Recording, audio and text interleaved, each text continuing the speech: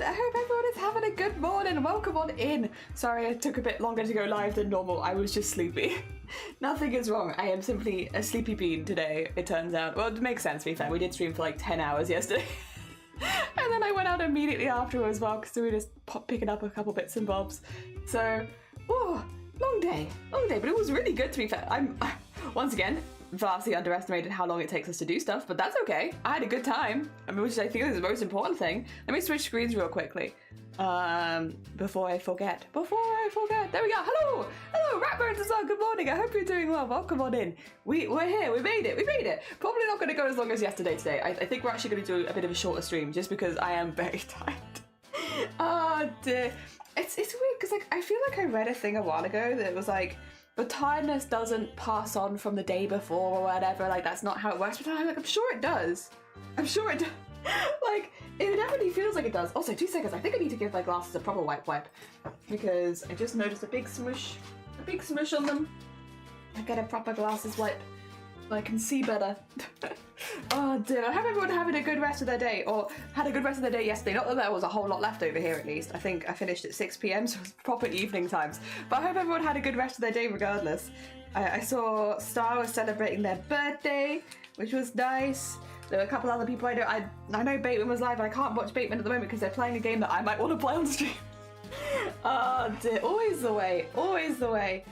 When all of your favourite streamers are playing games that you want to play, so you don't want to get spoiled on them. Welp.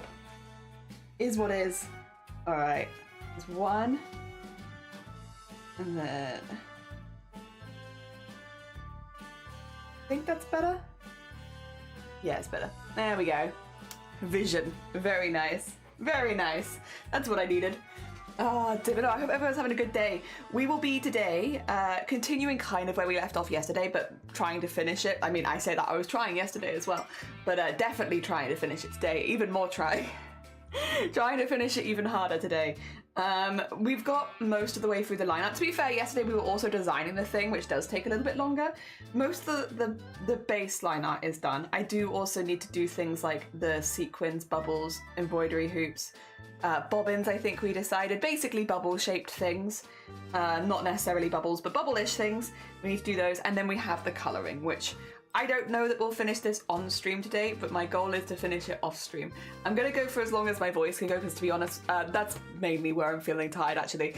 Attitude-wise, I don't feel too bad, but attitude, maybe I am feeling more tired than I think. But it's mostly my voice, which is always what happens after doing like a 10-hour stream. Everyone's different. Some people manage it really easily. Like there are loads of streamers that do like 10-hour streams multiple times a week, and I wish I could do that, but my voice just, I don't know. Maybe with more practice it'd be fine, but like I already feel it and it's like it's only been 5 minutes. Oh dear.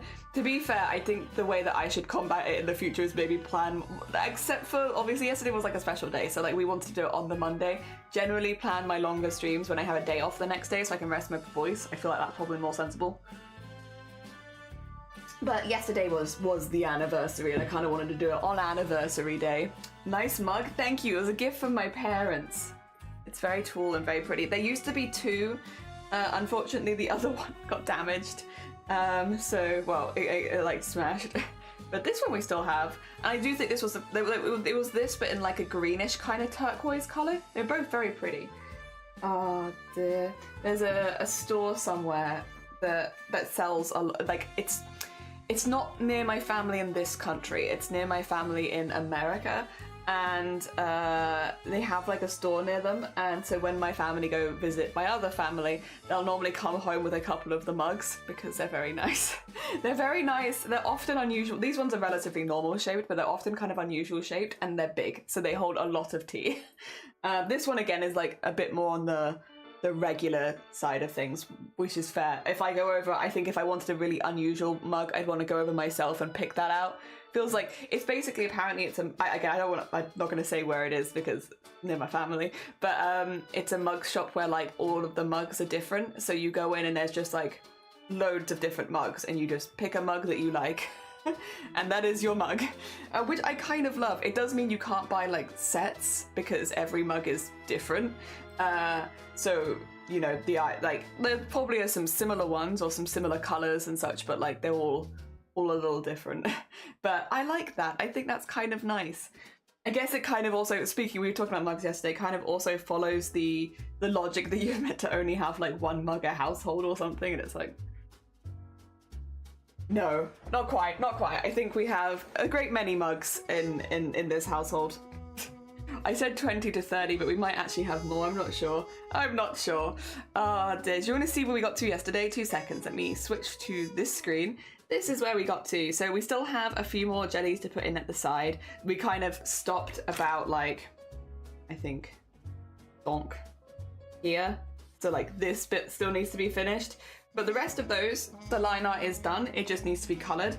We've also, I'm drawing them all on separate layers with the idea that a few of them we could turn into stickers. I'm thinking this one probably would make a good sticker just because it's a little bit more... The thing with the tentacles is if they go out too far, you're going to get like weird spindly bits, which are not like ideal for stickers. I feel like it makes them more delicate, but I feel this one would be a good sticker.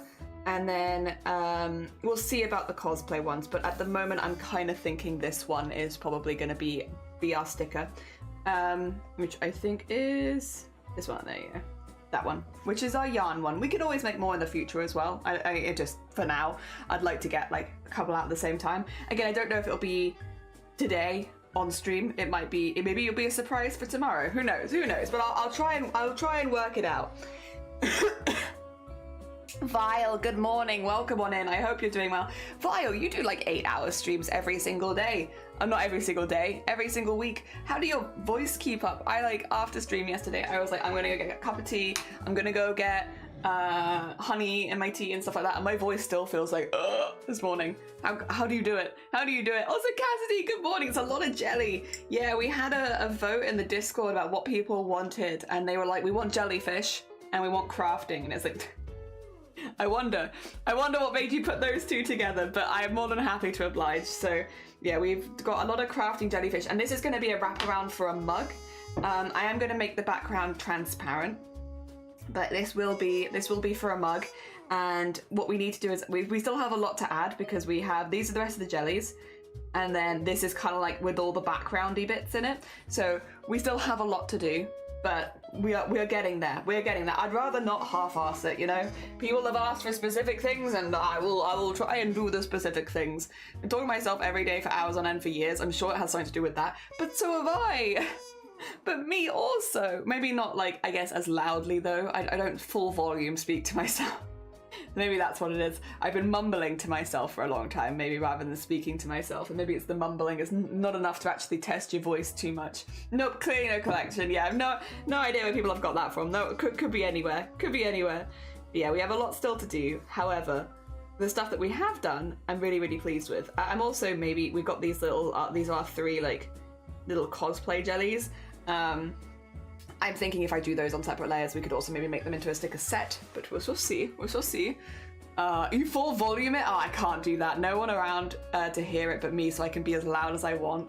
Oh, I wish. No, that I am definitely more of a mumbler. Like a... The people in my head mumble to me. Well, one does. Does the one. Magnificus, yo, good morning. Welcome on in. I hope you're doing well. We're now... Are we now old streamers? We're older streamers. We're 5 years. 5 years of streams.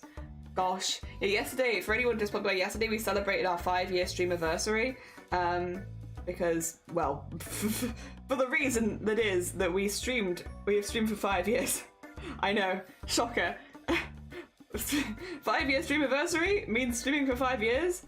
Wild. But yeah, we celebrated that yesterday. And it was really fun, actually. I had a really, really good time. I had a lovely, lovely stream. Honestly, at the end of it, I was like, I don't even really want to end the stream. I'm having such a good time. But then I am glad that we did end it when we did, because my voice now today is like, very tired voice. So if I'd gone much longer, I think I would have been in trouble. Oh, but it was very fun. Stand by that, it was a very fun stream. I really enjoyed it. Alright, get that there, and then we can start to like chip away at getting the different widths and stuff in there. But at least they've got all of their tentacles. The thing is, I've kind of altered my jellyfish design over the years, and it's like these days it's a lot less realistic. Like, my jellyfish is not a realistic jellyfish. I'm okay with that though. That's kind of the vibe. I like it. But it does mean that nowadays it's got 2 layers of tentacles, which means it's just a lot harder to draw. We call this one D. The aw. Oh, the one that mumbles. Mumbling D. Aw. Aw. Oh dear. Yeah, we need to get all of this properly lined. But yeah, it's become a lot more complicated over the years. But that's okay, I suppose. Again, I think it's a good thing that it's like we've gone a little less realistic with it and having a little bit more fun with it. Because, you know, I could do a realistic jellyfish, but what if they were silly little guy instead? What if I raised you from one realistic jellyfish to one silly little guy with 2 different types of tentacles, which means they can hold stuff with both, and I like that. I like that. I like the options for holding things, like with the drawing tablet, like they can use the bigger tentacles to hold the drawing tablet and the little tentacles to hold the pen. I like that. I think that's fun. And so many arms. Imagine all the crafts you could do if you had so many arms. Steve swears a lot, but it's not in English, so nobody else notices. They are cute though. Thank you. I appreciate it. And I will say, if you hear my voice get super deep on stream, that's when I'm a little worn out. Yeah, my voice just breaks a lot, unfortunately. We've talked about this before. I don't have a good voice for, like, some people. I think, Val, you're one of these people, right? When you lose your voice, it just goes, like, much deeper. And so it's kind of like fun. It's kind of a fun loss of voice. Where am I? Oh, I see. Yeah, it's like just makes the voice that much deeper. Mine gets like really croaky and raspy. It's like not a fun one.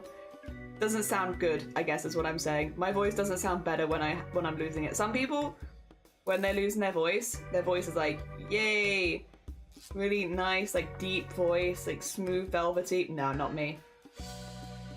Not me. Oh dear. Mine just breaks a lot and sounds raspy. Sometimes, if this doesn't happen very often, and I don't think it's ever happened while live. If it happens while live again, I'll try and take a clip of it and I'll send it you.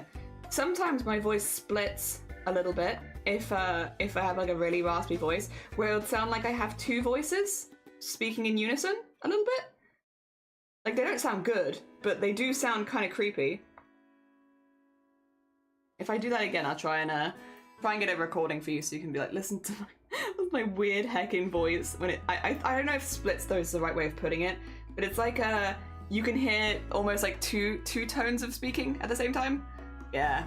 The deeper voice is much easier on me, so I do it out of habit to prevent the voice cracks. Yeah. Melatonin kicking in. It's time to either go to sleep or actively hallucinate. Go get some good Z's, Cassidy. I hope the sleep was good. Also, Maggie, good morning. Welcome on in. Thank you for the hydrate and the posture check. Almost like throat singing. Maybe. It sounds like there's like 2 voices there. Yeah? I will say it does distinctly sound like 2, not like any more than that. It's just like 2 versions of the same voice. I would have to go listen to throat singing again to confirm, because it's not something that I listen to very often. I guess it is like that. Yeah, anyway, my voice does that sometimes. It doesn't sound like good per se. It just sounds kind of scary. I like doing it to Shiny though. If it's starting to happen, I'll start being like, "Hi Shiny, can you hear my 2 voices?" Oh, well there it goes. That is actually not quite what I wanted to do. Voice, please. Voice.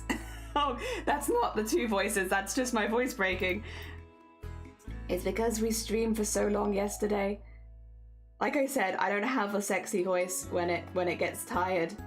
My voice just gets more raspy and a little broken. Help. Voice. Why? Please last a little longer. I have to finish this mug. Dear Christo, like demonic possession. Honestly, it feels like demonic possession. Feels like something just takes a control of my voice. It's like, stop that. Leave me alone. I'm doing my best. I streamed a long time yesterday. I know I streamed a long time yesterday, but other streamers can stream for like 10 hours multiple times a week. So if they can stream for 10 hours multiple times a week, we can stream once a little bit longer. Oh dear. Maybe I can gaslight my voice into being like, why, you're fine. You're fine. Nothing's wrong with you. You just need to wake up a bit more. You'll be okay. Cute. I like this, by the way. It's very cute. It's very, very cute. Ah, excuse me. Even my hicks are gone silent. Now they're going to be silent hicks because my voice doesn't have enough oomph behind it. Sad. That is one thing. When I had it's like one of the only times if I am sick, my hiccups go silent. Every time. I don't know why. I guess because it probably does use my voice box a little bit. But if I'm sick, I'll still be hiccuping, but you can't hear it. It's like they're completely silent. Oh dear. We noticed it when I had what was it, laryngitis. Because yeah, I would still be hicking all the time, but like you just wouldn't know. They were very secretive.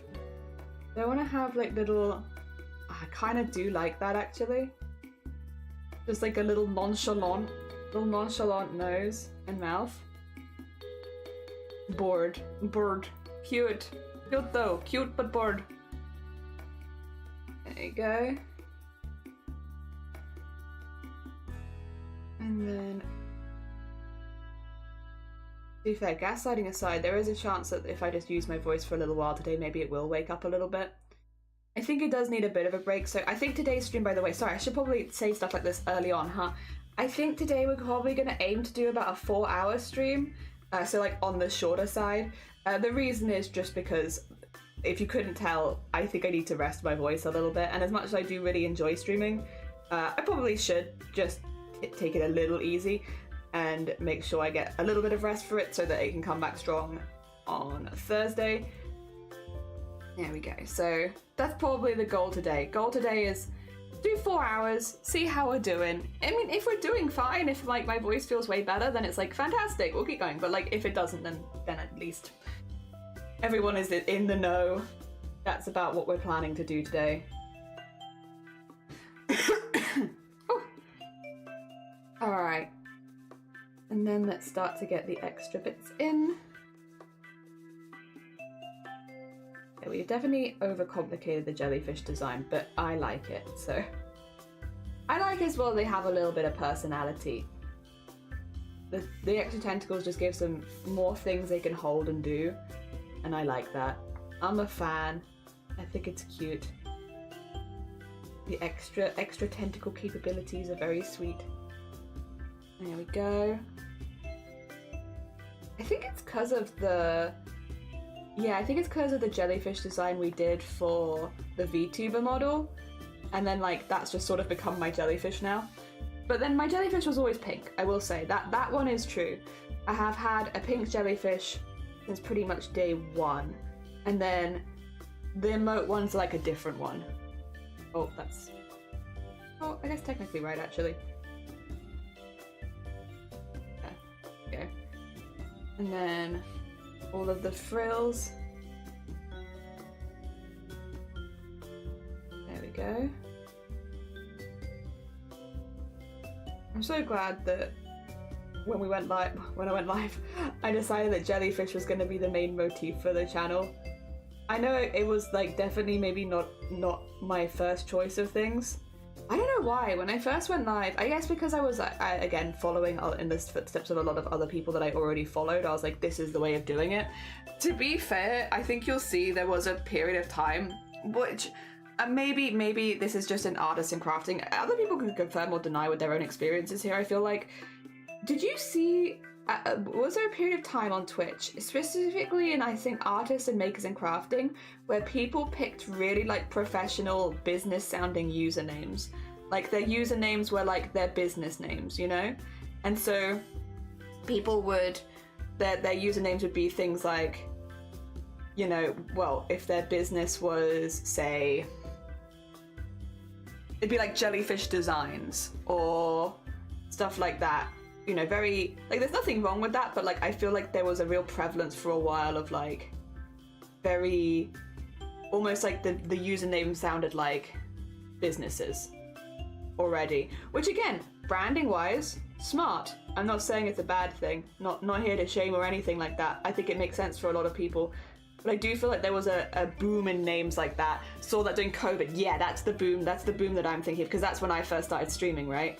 It's like suddenly you have a lot of names popping up where it's like, because I've been on Twitch for a long time before that, like again, I've been a viewer for like 10 years plus, but like when I first started streaming, the names that I saw everyone was using were very, like, it sounded like the name of your business kind of thing, which again, I'm not digging at it, to be clear. I'm not here to throw shade at that. I think that's very, very fair. I think there's a lot of logic behind it and why people do it. But I know when I first started going live, and because I changed my name before streaming, like by a couple of months, like basically when I decided that I wanted to stream. And then I changed it again a few months later. Because when I first went live, I wasn't a crafty jellyfish. I was a crafty creations or something like that. And AC creations, yeah.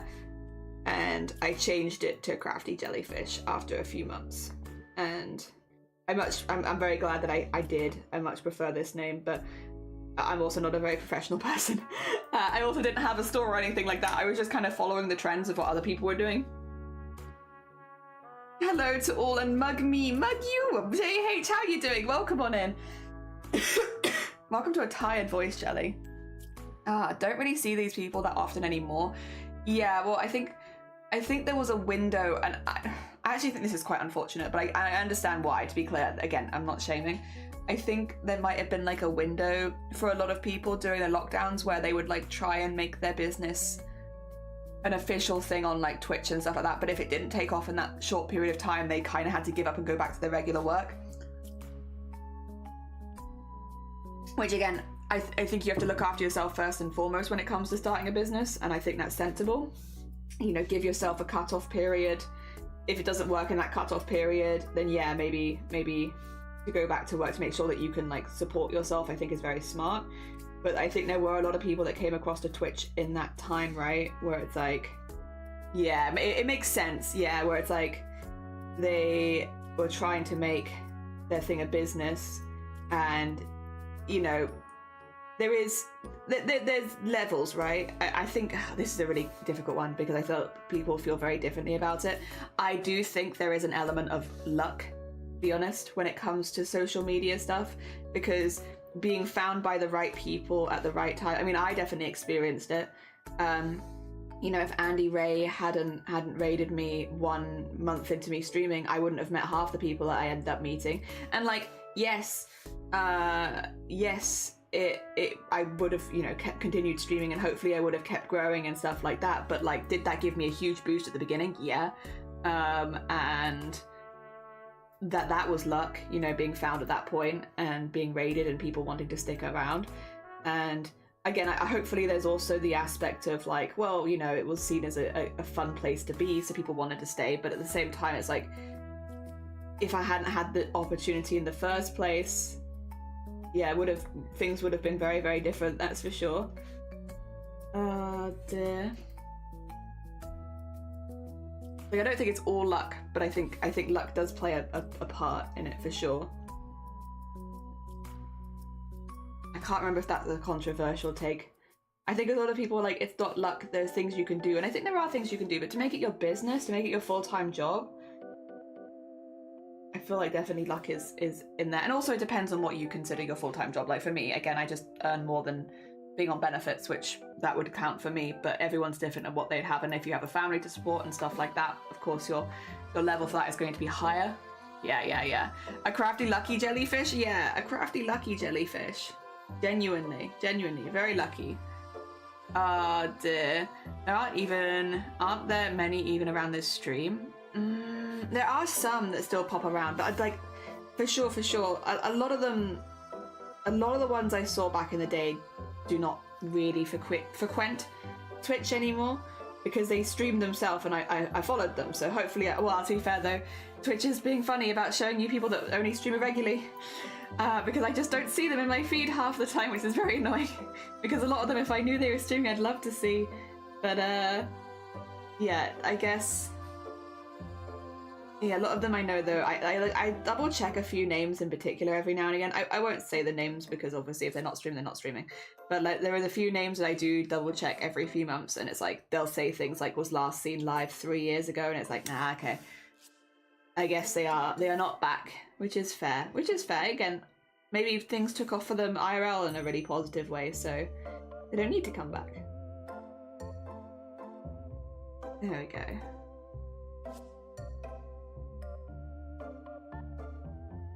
Tentacles are in. Nice. Oh dear. I know one of the people I followed with a name that had a personal life changes, and they don't really have a good setup for streaming anymore. Not bad, just, yeah, exactly. Not necessarily a bad thing, just different. I just brute forced it since I liked it. Yeah, I heard other creators talk about it before, and from what they said, luck is definitely a part of it. I feel like it is. I feel like it's a, you know, there are things you can do to help yourself, but I think at the end of the day, you could do everything right and still not get to the level you want to on a certain platform, right? Oh dear. So yeah, I think both. Like hard work for sure. I'm not diminishing the hard work of all the streamers who are still, you know, sticking it out and stuff like that. But definitely also luck. Both. But again, also success looks different to different people. For me, I think I feel successful. I feel like I've got what I wanted from this. I get what I want. To be fair, I got what I wanted makes it sound like I'm about to leave imminently. I'm not.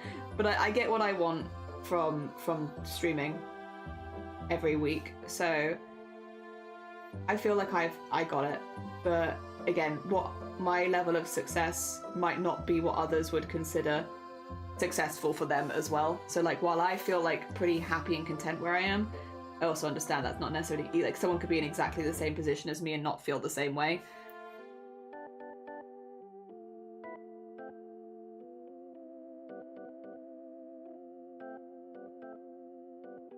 And obviously vice versa, like someone else's success, I might be like, oh, I wouldn't feel like happy with that, but then for them it works well. Wow. Okay. Roy, happy. Sad little guy. He's so sad. Does my eyes perceive a jelly cat? This is a jelly cat. They're jelly cosplayers. Sloth. Every time I try and get my voice to go up to its higher pitches, my voice is like, Look, they're cosplaying.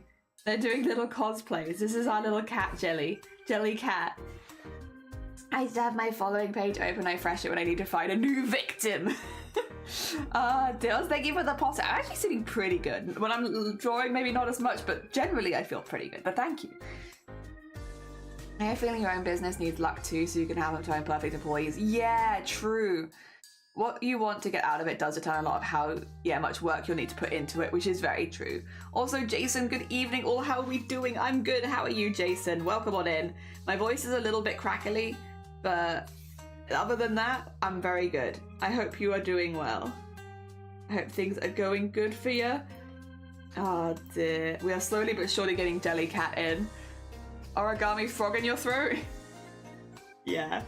There is an origami frog in my throat. I think, this came up because I was like, how do streamers do this? Where they stream for like 10 hours and then they'll go live the next day and be like, I'm gonna do another 10 hours, guys. And it's like, how?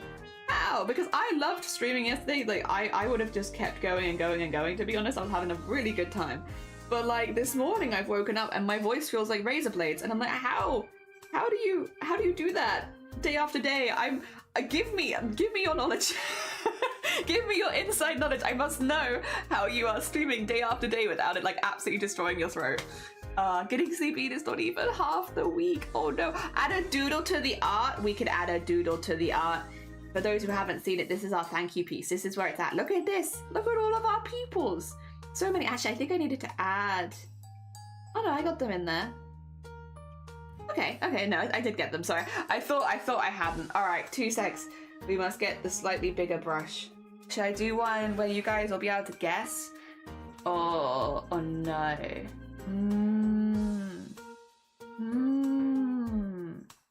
Let me see. Oh da da da da da.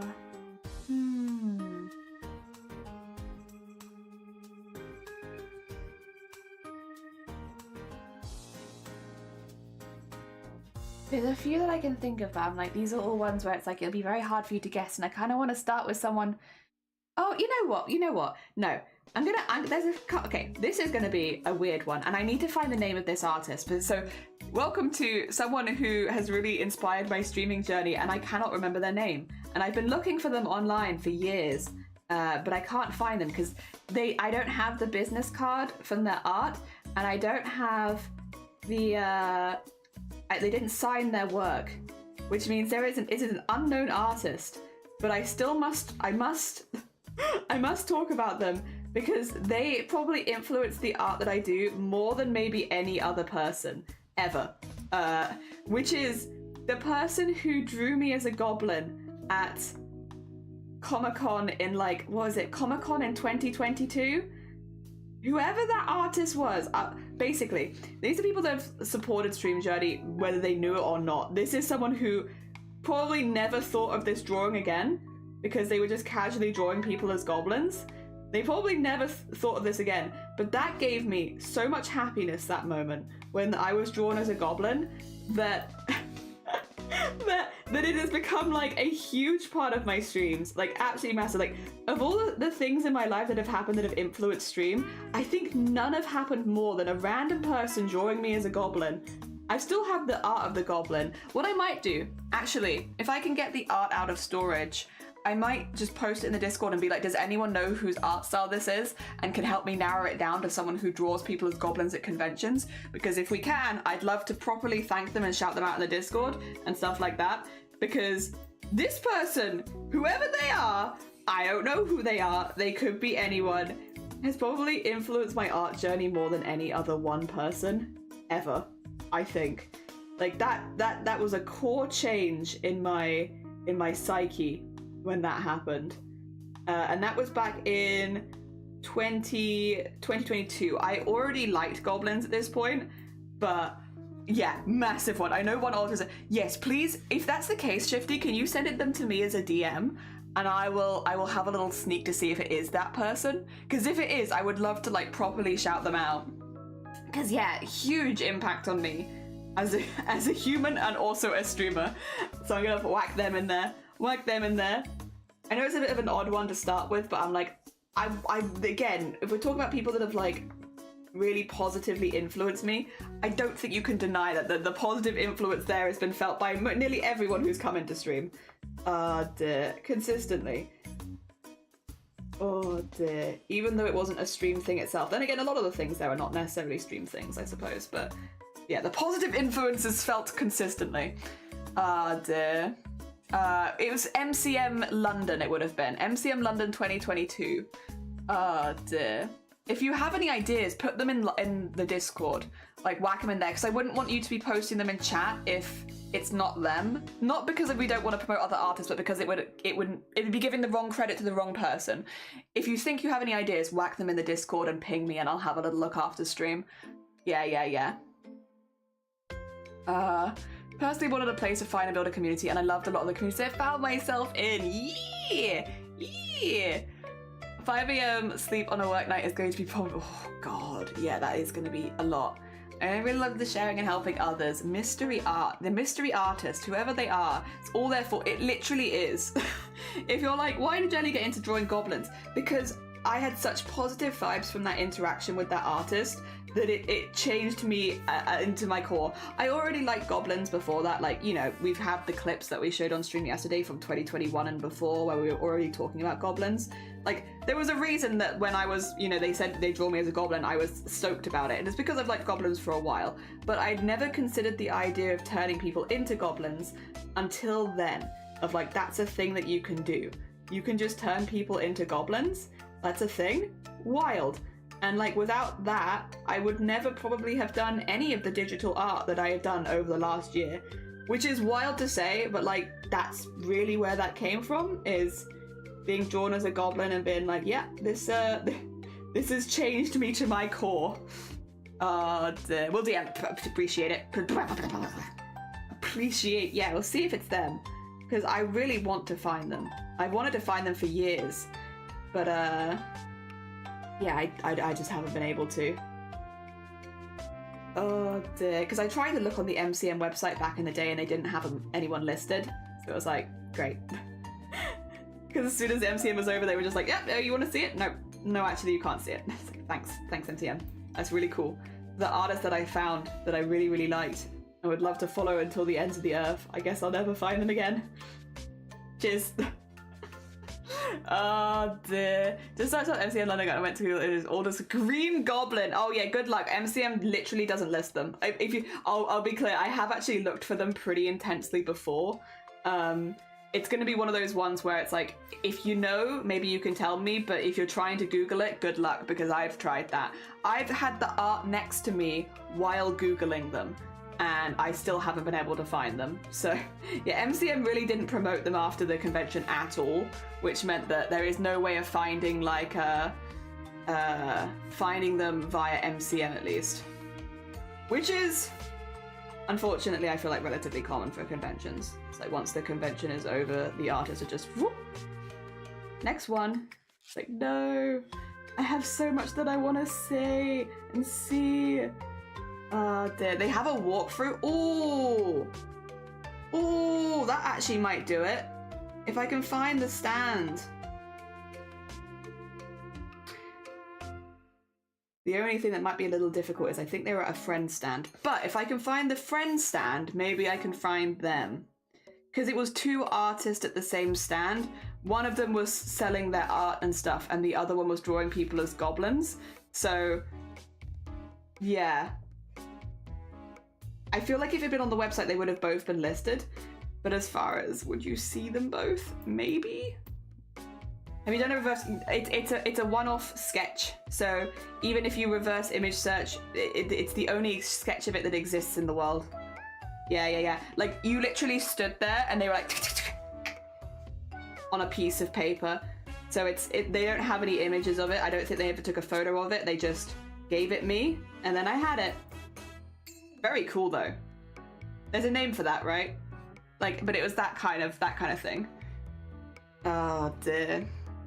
Yeah. Oh dear. Jinx. Oh, you both said it. Whoa, scary. Did you remember the stand up? Like, no, I don't. Not at all. I'm walking through it. I try to get some timestamps to check out. Hell yeah. We search this artist. We find them. This poor artist. Just look. We will find you, and we will credit you for goblin drawing and changing my trajectory to goblin. Oh dear. Yeah, because I already liked goblins before that, but I never considered to become a goblin myself. And then from that day, my eyes were opened. It's like, wait, I too could be a goblin? What? Me? A goblin? Wild. Just never realized that was on the cards. To be honest. You'll get appreciated or else. Hell yeah. There we go. In a best case scenario, it turns out that they're like a Twitch artist or something, and then I can raid into them and be like, You drew me as a goblin in 2022 and it's changed my life. And I'd be like, alright dude, like what the heck? Coming on a little strong there, Jelly. Oh god. This is why I'm not allowed around other artists. I'm too enthusiastic. Scary. Oh god. Alright, I am doing this on another layer, aren't I? Okay, good. Yeah, I'm thinking, so Fourth Wall allows you to do individual stickers and sticker sets, and I feel like these ones would be good as a sticker set of like 3 or something? Maybe. Mayhaps. Just a little set. Maybe we can get painting one in there as well. Look at them over there. Being a silly little guy. Oh dear. Yeah, I like them. Or maybe just the set of 3 goblins cosplaying. I don't know, they're cute. I like them. Big stretch. Oh gosh. And cup of tea.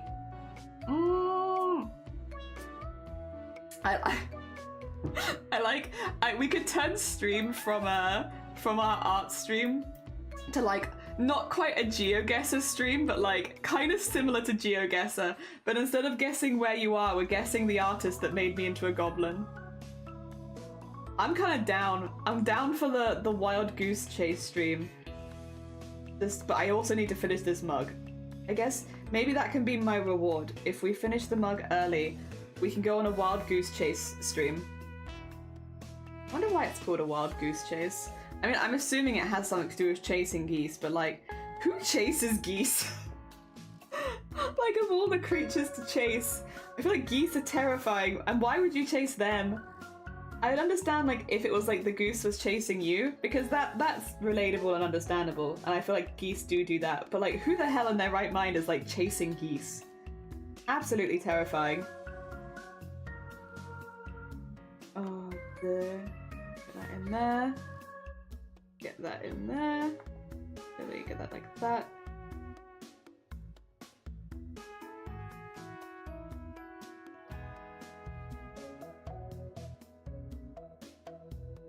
Cute. Actually, maybe a bit big.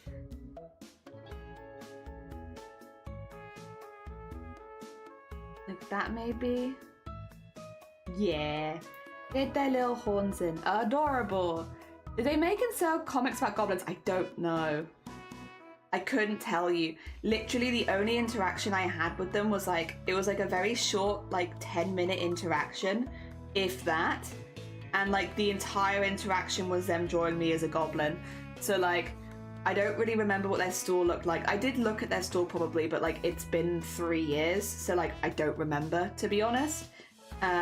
The other thing is, this was the weekend where I ended up in hospital. So I might not be a reliable narrator because about 3 hours after I had this interaction, I was in A&E dying. So bear in mind, my mind is a little muddled from this weekend because I literally got drawn as a goblin, was like, I'm having a great day, and then I died. So this was that weekend where I ended up going to London and perishing.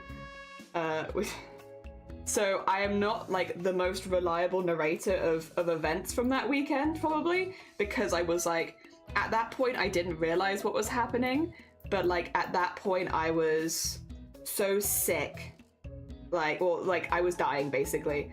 I required quite physical help. I think I was on day 3 of intense dehydration. So once again, you have to be real careful because even if you ask me questions, I could answer you thinking I'm telling the truth, and like very realistically, I might not be. Like, oh, I might not have the facts right, or I might have been hallucinating it. I was like much iller at that point than I thought I was. Oh dear. So, goblin guesser. Hell yeah. Oh dear. Are you sure it was not a hallucination? Well, I have the art is the thing. So it can't have been a hallucination, because I have the art. But like, if I didn't have a physical copy of the art, there would be a very fair chance that it was. Like, again, I really wasn't well. Like, I think my stomach shut down, basically. It just wasn't working anymore. And it took a couple of hours, and then it got to a point where I was like, yeah, you need to go to hospital. My dude, you dying. And then, yeah. I got better, thankfully, but I did have to go get some physical help. Oh dear. I love my body. My body is great. What is it? My body is a temple, except my body is a very stupid temple. And it's got like Indiana Jones style traps throughout it that like, if you get too excited about something, it just shuts down. So as soon as you're going to an event that I really, really like, if I have to like temper my expectations constantly and be like, don't worry, like, don't think about it. Don't get too excited, Jelly. No excitement for you. Don't get too excited, because if you get too excited, you're gonna die. Your body's gonna shut down and you're gonna perish, which is what happened, unfortunately, at London, where I was really, really excited, and then I died. Oh, Oh god. Was it May or October? It was May! It was May! Oh dear. There we go. But again, if you do have any ideas of who it might be, please make sure that you pop them in the Discord. Don't put them in chat. Just make sure that we're getting it right. Also, wait, thank you so much for the Heckin' Prime. That's very kind of you. What the heck? For 3 months. Thank you. That's very sweet of you. Also, welcome on in. We're making a mug. A mug with lots of jellyfish on it. Someone yesterday said they looked scary. No, somebody yesterday said they look creepy. But I think they're cute. I think they're just little guys. I think they're just little guys. And they're very cute. Oh, I didn't do eyelashes on this one. Terrible. Well, no, that's the problem. Now, that's the main problem. How could I not? There's no eyelashes on this one. I think they're cute.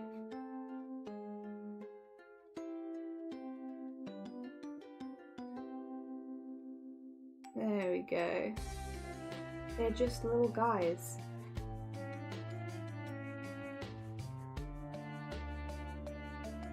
There you go.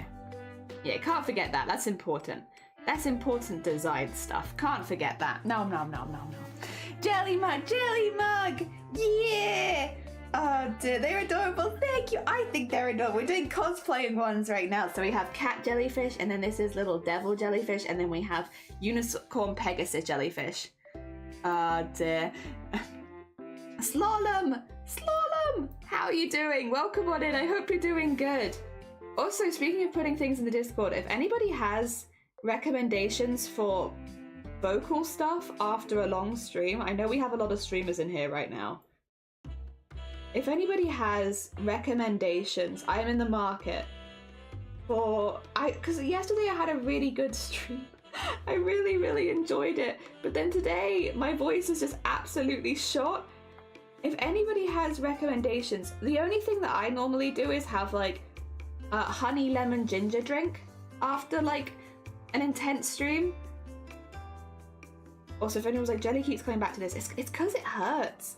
Like, it hurts to speak today, and it's like very frustrating because I love streaming, and I love streaming for a long time, but obviously like this is kind of a problem. So if anybody has any suggestions for things you can do, either preventative stuff like ahead of time would be fine too, or like after the stream itself, I'll take either. I'll take either or. Any advice I will take, because it's so frustrating to wake up and just be like, God damn it, my voice hurts. I might not be able to check as the person, oh, I'd vanished. That's fair.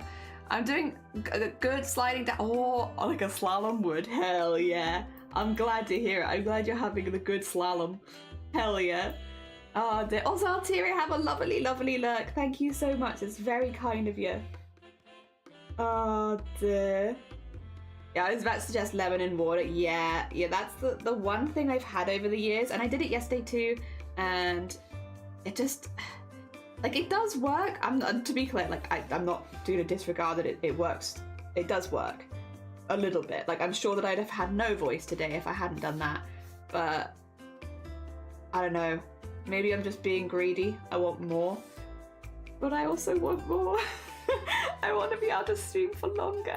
I don't want to, like, again, I like doing our every now and again long streams, like, they're good, but like yesterday was so much fun, and like it's really made me realize that I would love to do more streams like that more regularly, like not the full anniversary stream with all the planning and everything, but like just generally longer streams. I would really love to do, like, even if it's just a couple times a week, like, plan in. I think that's the other thing that I really like about it. I like how planned they are, and like I have like a full idea of exactly what we're doing throughout the stream, and also what food I'm eating in the day and stuff like that. So like it's planned. It's very planned, and I really liked that. But the problem is, if afterwards my voice is just dying every single time, that's not sustainable. But I really liked it, so I'm just, yeah. Welcome to a very first world problem, I suppose, of like, I want to stream longer and I can't. But yeah, if anyone has any advice, Because I'm trying to think. I know Val does long streams here. I think, because it's like, I guess the thing is for me, if I'm streaming, because I can, oh, also, good morning from work. Yesterday at the end of stream, my voice started to hurt as well. I'm not sure why. I don't normally often have that. To be fair, Star, you did stream for quite a while last night, because you were still going when I went to bed. Oh dear. Also, I hope you're doing well. I hope you had a lovely, lovely rest of your stream. But yeah, I think I can do 6 hours consistently and I don't lose my voice. But if I start to go longer than 6 hours, that's like the problem territory for me. That's when I start to notice it. So I guess I would be, yeah, like if I'm only doing 6 hour streams, that's fine. But I know I feel it with 8 hour streams for sure. And yesterday was a 10 hour, which is probably why I feel it more. If anyone consistently does longer than 6 hour streams, or actually even if you don't do longer than 6 hour streams, to be fair, if you just have any advice. I know that I'm like, I've been streaming for a while and it's like, you know, but also I haven't been trying to extend the length of my streams until more recently, I suppose. I've done a lot more longer streams in the last year than like ever before, because I was always pretty consistent with like how long my streams went before. So yeah, that bit's a bit new to me at least. Are you against I mean, sorry, I'm not against cucumber water. I do think it sounds a bit weird, but I would give it a go. Why? What's cucumber water good for? See earlier. I love how you're doing some of the tentacles and little skinny ones and hairs. Yeah, we've just kind of ended up having a bit of a specific design for jellyfish, which makes them a little bit more complicated, but I do really like them. True, I did stay up till 11:30. Yeah, you was gonna say you were still going when I was asleep, which means, well, for me it means you stream late. Oh, I'm sorry if you could hear that. That's my collarbone going. Oh god, I don't even know why that one cracks. I feel like it can't move that much. Why are you cracking? Why are you always cracking? Oh my god, stop hacking, cracking. God, my voice sounds like hell.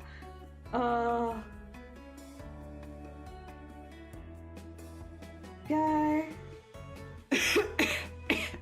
When I stream long hour, isn't the voice situation, and as I do multiple daily streams that long, when I lose track of my voice, but it's also sitting in a chair for extended period of time because my back and my ass start hurting and that's not fun. Luckily I've been all right there. I mean, I do a lot of stretching and such, and also as much as I do disagree, every time I've been to see physio they've always been like, your posture's really good, so apparently my posture's really good. So maybe that's why I haven't had those issues, thankfully. For me it is pretty specifically voice. Oh dear. Yeah, no. I know when I streamed from a deck chair, I used to feel it in my butt a lot at the end of stream. Like my butt would just be numb, but that's because I was streaming from a deck chair. And I don't think anyone ever has recommended that as a good option for streaming. So, you know, I might have been able to work it out why that was problematic. It's like, yeah, maybe you just shouldn't stream from a deck chair, Jelly. Have you considered? Deck chair is not a good chair for streaming for multiple hours a day. But outside of the deck chair situation, it's been, yeah, fine. Thankfully. It's very refreshing if you use cucumber and lemon together. It's just a few slices in cold water. Oh, okay. Gone to a place near me, it does flavors of water and do cucumber and lemon water, and it's really amazing. Super refreshing. I saw you were raided by Moko. That happened before I went to bed. So I did see that, which I'm glad. That was really nice. Really, really nice. Oh dear, I think that might have happened as I was going to bed, actually. 2 seconds, I'm just gonna have a really, really good wheeze.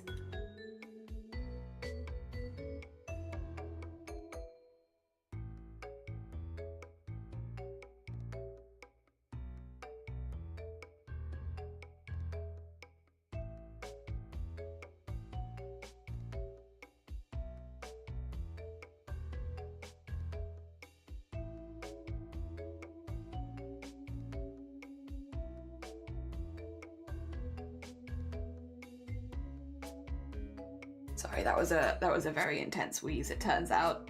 Oh gosh. Voice. Damn it. Again, as I said earlier, I'd be more okay with it if my voice sounded like super sexy or something when it got really, really like crackly, but it just doesn't. It just doesn't. That's not my voice. You can really tell when I've been streaming a long time because my voice just sounds like hell. Every time. It doesn't sound good at all. Like, nobody wants to hear this. You will be streaming tomorrow for a while. I have my spring break this week. Oh, nice. Hell yeah. I hope you enjoy it. I'm very brave. I went to a very scary place in the game. I found some very cool stuff, which you get a bit later, I believe. Hell yeah, Star. Hell yeah. I heard some streamers talk about using tips on VA and their coaches. Streaming is a lot like voice acting, especially for talkative peeps. You know what? That might actually be like a really good call. I've been doing a lot of vocal training stuff in general since having long COVID, because one of the main things I noticed from long COVID was, other than like, of course, the coughing and wheezing, was that I was losing my voice much quicker than usual. Like I had a lot lower tolerance for it, and so since then I started doing vocal exercises. I think I was looking more at like singing exercises generally, which again, I just looked up vocal exercises, I think, and was like, oh well, this is what it's recommending, so this is what I'm gonna do, and I started doing those before stream. And these days I'm actually doing pretty good on that. Like I don't have the same issues like that I was having, thankfully. It did take about 1.5 years though, until it subsided. So that did mean I did do like 1.5 years of vocal training a lot, but I must admit I have kind of let that fall to the wayside. I don't do that as much anymore. And again, maybe it wouldn't have been the best stuff for streaming anyway. It was more because I was also getting out of breath when I was like talking to people, so a lot of what I was doing was like breathing control, to be fair, to help me with getting to the end of a sentence without getting puffed out. Yes, and maybe like slightly different because it wasn't like necessarily the strength of my voice as well as it was like, I guess, making sure that I'm breathing enough to sustain my voice. So a slightly different thing, I suppose. But like, yeah, I could definitely look up maybe more voice acting stuff, maybe. Oh, thank you for the hydrate here. My voice is crackly after long stream yesterday. The thing is, if you go to the end of stream yesterday, I feel like my voice doesn't sound that bad. It's the next day, always. It's like, so at the end of stream, I'm like, I feel fine. You know, I'm just a little tired maybe, but then it's the next day, I'm like, oh. About strengthening your voice muscles.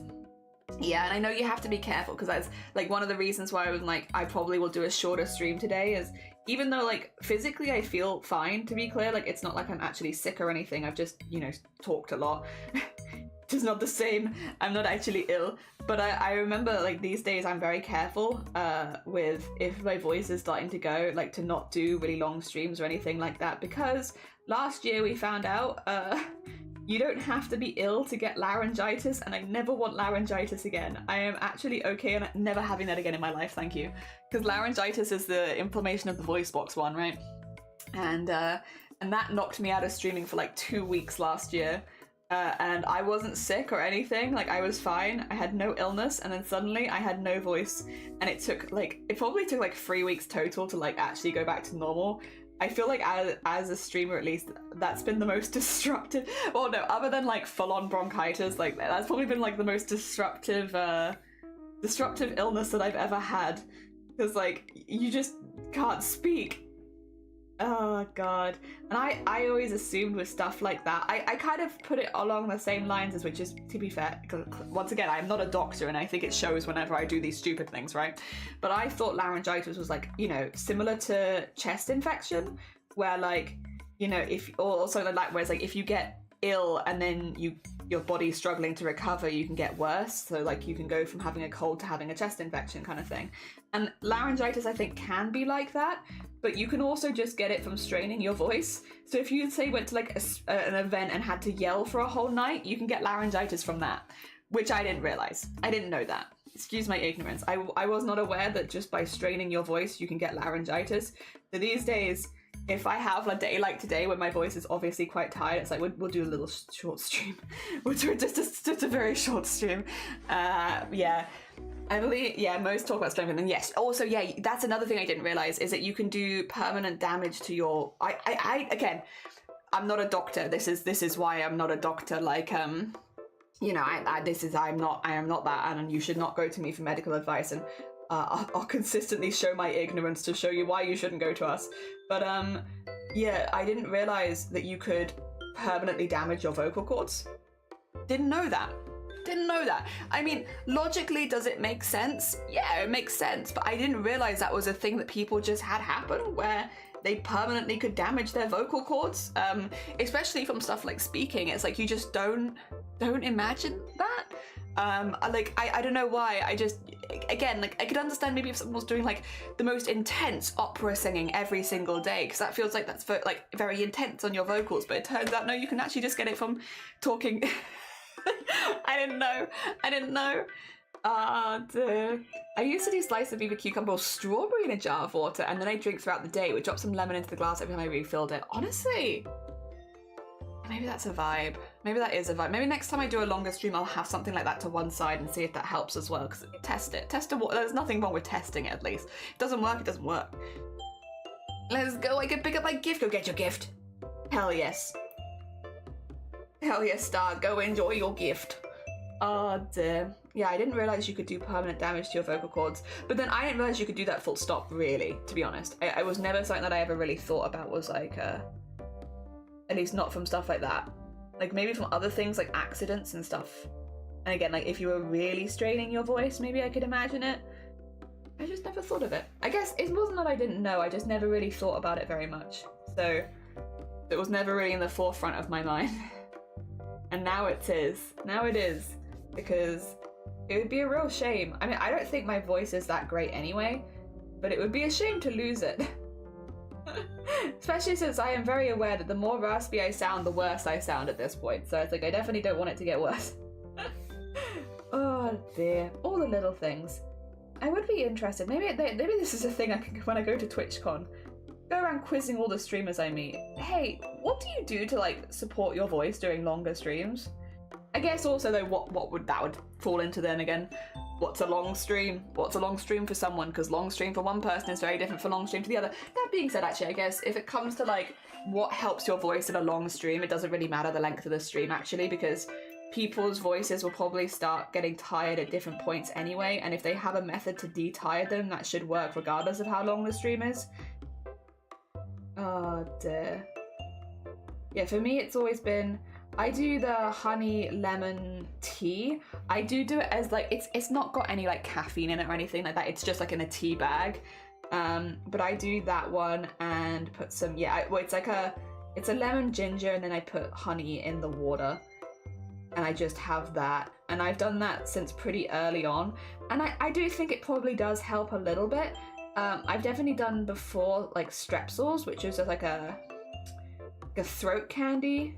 I don't know if strepsils are popular abroad, but like just like the lemon ones, which also I think they have honey in them, so they like numb your throat a little bit, so you don't notice as much if you have like for me, I haven't taken anything, so I feel it, but like it helps you not notice it as much. Yeah. Neil, good morning. How you doing? Welcome on in. We're currently discussing like if you have any tips and tricks for protecting your voice while streaming. Or anything, to be fair. Maybe not just streaming. Maybe that is the thing of like, I need to look outside of the streaming space and talk to other people who do other things like singing and voice acting, like Vile said, and all that, like other forms of things that could strain your vocals over time. Go speak to them and see what their methods are. You got no sense of humor. Oh, I need to get the little eye bubbles in. You got no sense of humor. You don't have any interest or read books or the news. You can't tell truth from a rumor. Can even make you dinner and you can't tie your shoes. Don't know what they're asking. Who's that stupid loser that keeps hanging around? Singing probably isn't helping. But though they might be right, there's only one thing to say, and that's you've got a nice smelling face. No way that I can replace that smell, yet even a trace. You've got a nice smelling face. Yeah, this probably isn't helping, but hey ho, drink water, yeah. Man, one thinks that your throat is flesh like any other part. It makes sense. Not that I've ever realised the damage potential either. Yeah, it's just like you don't think about it. It's not that I didn't know. Like, if you told me, like, if you asked me the question of can you damage your vocal cords, I probably would have said yes. It's just like, I'd never thought of it. Never thought of it as a thing. If it's gotten much of your throat, make sure to rest it. Yeah, that is important. We're gonna do a short stream today, so I'm not gonna go super long or anything. So that I do have an opportunity to rest it, don't worry. Cause they might be right, there's only one thing to say, and that's you've got a nice smelling face. No way that I can replace that smell, yet even a trace. You've got a nice smelling face. Hell yeah.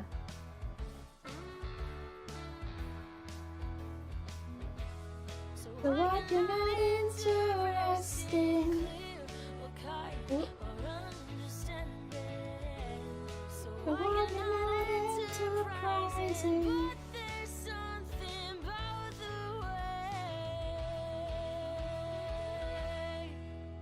Is that you've got a nice smelling face. No way that I can replace that smell, even a trace. You've got a nice smelling face. You've got a nice smelling face. No way that I can replace that smell, even a trace. You've got a nice smelling face. Yippee! Yeah.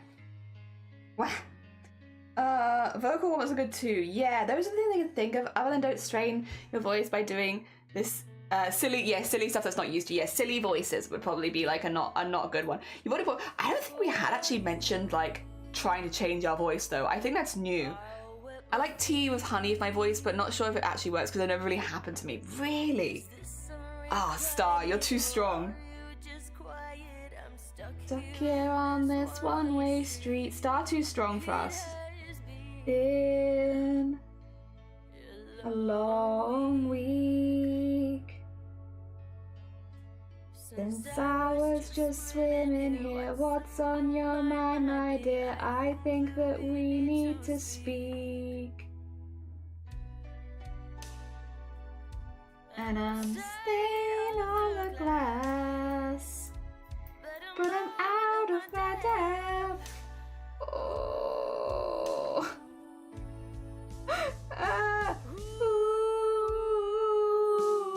Ooh, fish whispers. Well, that's all I can hear as he whispers to me like a fish. And oh, well, you know, do you know what that means? That fish whispers are all that you need. How the heck? I'm actually kind of surprised because I feel like Star, you've done some. Well, actually, Star's gone now. I'm just going to talk about Star behind their back. I feel like Star's done some really long streams. They got secrets in there. I need to go find their secrets. Yeah, I don't think we've covered doing the silly voices, which is fair. I think the only voice that we do hear regularly is like more of a goblin voice, which is just like a more nasally version of my voice, which I won't probably do right now, but it's not like a particularly difficult voice to do. It's just take your regular voice, add like 10% more nose, you know?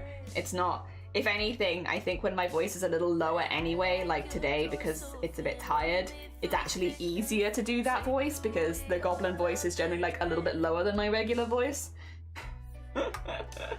But yeah, no, I'm not suddenly gonna break into a full stream of goblin voice. I feel like that wouldn't be a very good idea. This one actually, let me invisible it for now because the overlay lapped a little bit. Yeah, I don't think we had talked about that. Fish whispers. Well, that's all I can hear. All right, this is our last little guy. Oh my gosh! Wait a minute. We're kind of killing it. We're kind of smashing this today. To be fair, yesterday we had a lot to talk about. I still have a lot to talk about today because I haven't actually been able to release the store. My store is like all set up and ready to go. You want to see it? I can show it to you. You just can't go to it because if you go to it, it's going to say coming soon. But I can show you what the store looks like if you want to see it. Do you want to add a doodle? We can add a doodle. Yeah, full stream of Goblin would probably be too straining. Yeah, like I think I could do that normally, but not when my voice is already tired. Like, I'd need to pick and choose my time for that, I think. All right. Who next shall we? Who's our next person? Let me see.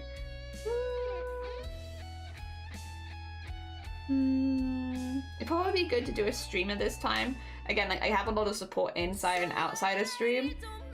Probably.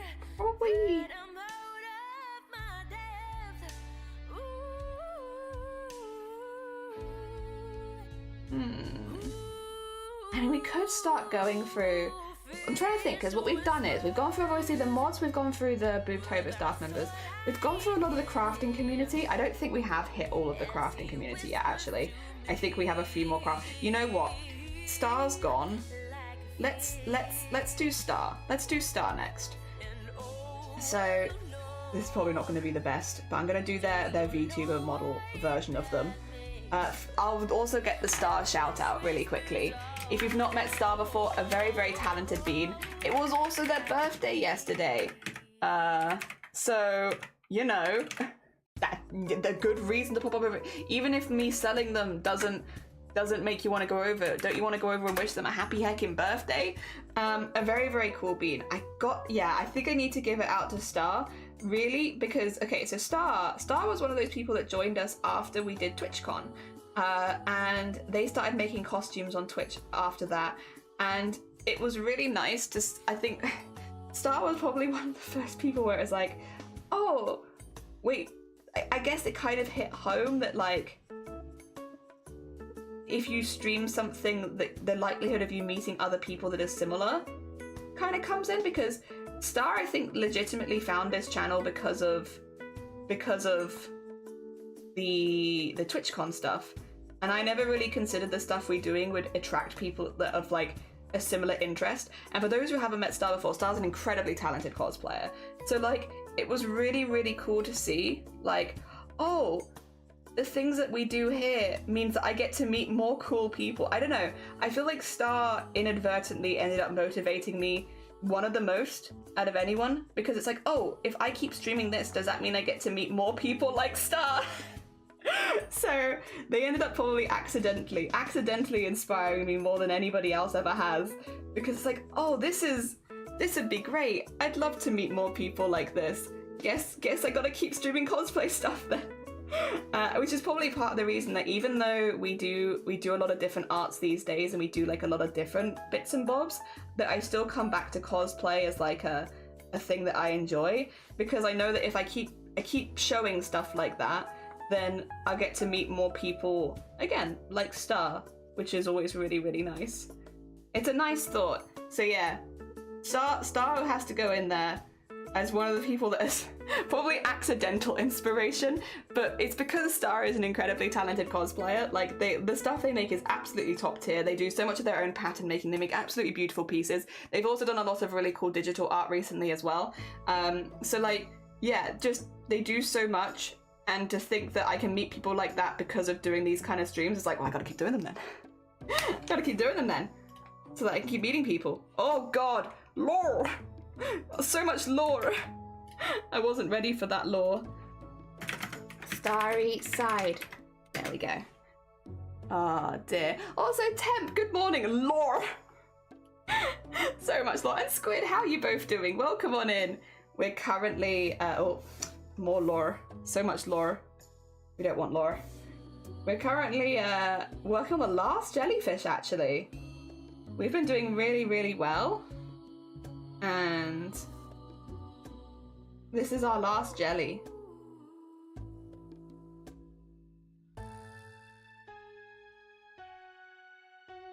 I think I know who I want to do next as well, because I kind of need to do that alongside Star, I feel like. There we go. Wow, wow, wow, wow, wow, wow, wow, wow, wow, wow, wow, wow, wow, wow, wow.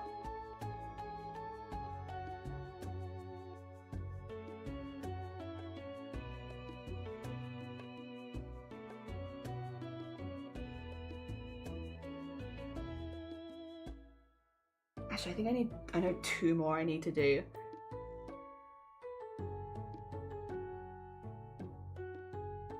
The bonus star, I think. That's okay, that's okay. We can work this out, I believe. A little guy, doing good, just blowing my cereal. How are you? Good. We've been talking a little bit on stream today about like suggestions for things you can do to help your throat for longer streams. Because despite having been here for 5 years, if I do a long stream like yesterday, Squid, I like my voice gets raggedy every time, and I'm drinking the honey lemon tea, and I feel like I'm taking rest, but it still happens. So this morning has been all about like, hey, do you have any suggestions for things you do for your voice that help you doing longer streams? No reason, except please tell me. Oh dear. Good example of, even though I've been streaming for like 5 years at this point, still feel like an idiot, honestly. I have no idea how half this stuff works or how people do it. Oh dear, you can be streaming for many, many, many years and it's still the most scuffed place. So scuffed. I love it here. I have a really good time in this space. But I'll be the first to tell you, we're a little scuffed. We're still learning. Oh dear. Actually, I don't like that last one. That's fine. Yes. Yes. Oh dear. Doing decent. I'm glad to hear it. Hell yeah.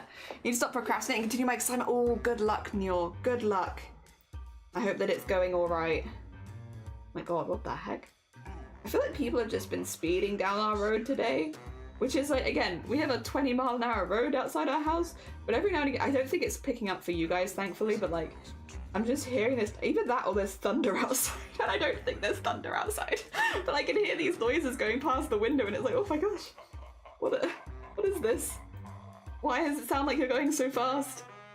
That was 20 mile an hour. You should be able to go, like, make those noises at 20 miles an hour, surely. Oh dear.